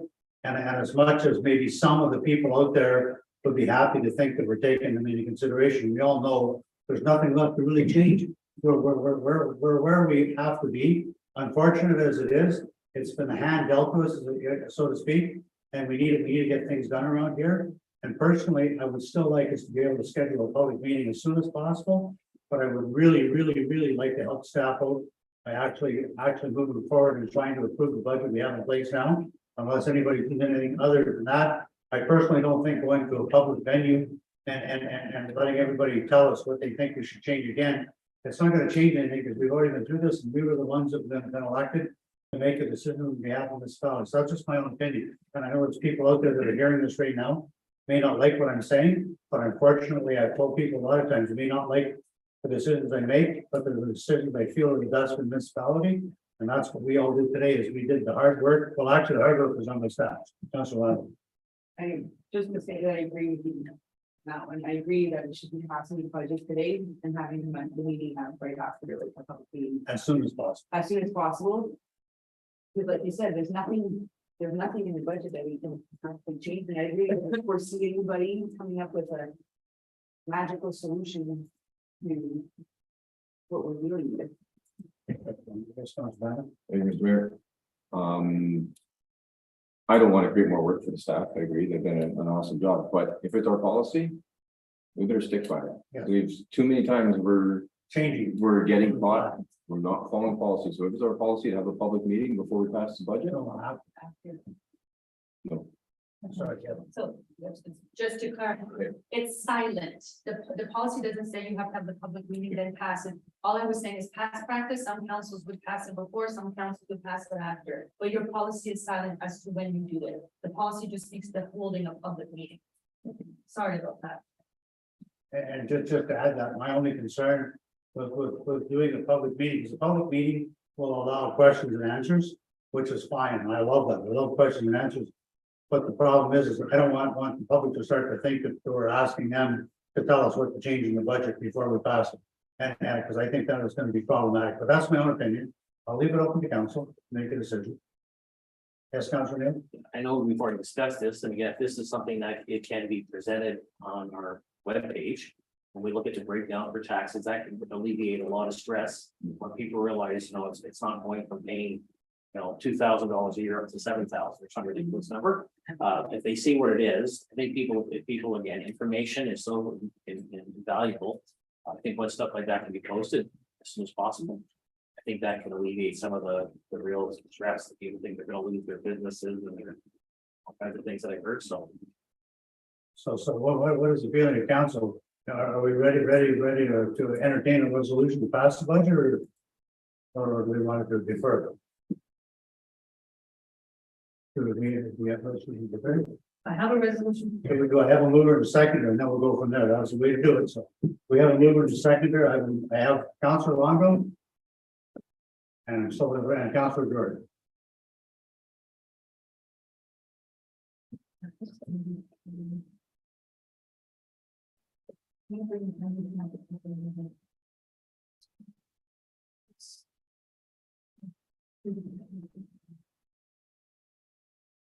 question? Yes, Councilor. Mr. Mayor. So if you guys, if we pass this increase, why are we having a public meeting? Because We can explain to everybody why we did it. everybody that's watched today should know. For those that didn't watch, they don't get the opportunity. If they get the opportunity to understand and know. What we And, passed. and they can speak up to us and we can take that into consideration for next year's budget. I mean, I thought we were very much at a point where we all agree we have to do, but, We do. I just want the public to feel part of it. and that's all fair, and I've only received phone calls for 2 days. And only in 2 days did we have this frustration of everything, right? and that's all fair, and we have the resolution on the floor, if everybody's okay, we'll at least entertain the resolution if it gets defeated, and we have a motion on the floor, do you want to read the resolution, guys, please? Yeah, okay, yes, so the resolution just, okay, Moved by Councillor Rondo, seconded by Councillor Drewer. Therefore, be it resolved that council approve the 2023 operating and capital budgets and move forward with the levy increase of 34.2%. All those in favor of the resolution? I'm looking for hands. Everybody put their hands up that's in favor. There's four to seven, I guess. You still need to ask who's opposed. Sorry, and who's opposed to the resolution? Would you like to hear the votes regarding it? Yeah, please. Okay, so recorded vote. So- Councillor Rondo, how do you vote? Yay or nay? Councillor Neil, how do you vote? Yay or nay? I will go yay. Councillor Diamond, how do you vote? Yay or nay? Nay. Councillor Schmidt, how do you vote? Yay or nay? Yay. Councillor Gattery, how do you vote? Yay or nay? Nay. And Councillor Brewer, how do you vote? Yay or nay? Nay. Mayor Bender, how do you vote? Yay? So, Mr. Mayor, the yeas have it with that 4-3. Thank you very much, council. The yeas have the resolution. And the resolution passes 4-3. I realize it's close vote, and as usual, everybody's not 100% happy, but it's been passed. And I would like to suggest that we try to figure out what's a reasonable time frame to get a public meeting organized. As soon as possible. So we leave our staff to come back with some dates. Yes, Kath. So if I can, council, you have a regular council meeting on Tuesday, at least that gives myself 2 days to see where I can go. So May 9th, we have a regular council meeting, it's in Shillington. I know that not all of you will be there, but at least Tuesday night, there's an opportunity to make the decision to have the public meeting. And I may be done the work at that point.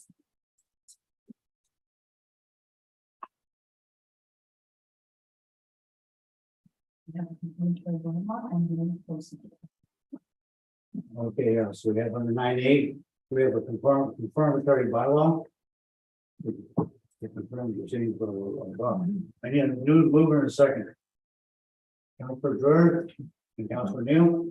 Moved by Councillor Drewer, seconded by Councillor Neil, that bylaw number 2023-29 being a bylaw to confirm the proceedings of the corporation of the township of Black River Matheson. We read it first, second, and third time and finally passed this 4th day of May 2023.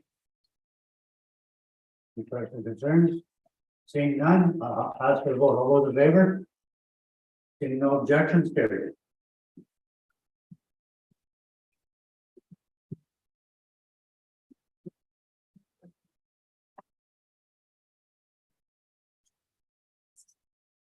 Oh, and then it's a favorite. We got a motion here to adjourn. I need a mover and a second. And Councilor Schmidt and Councilor Gatter.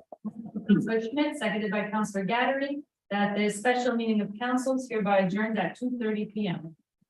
Thank you very much for your patience and your effort, council. And all those in favor? Object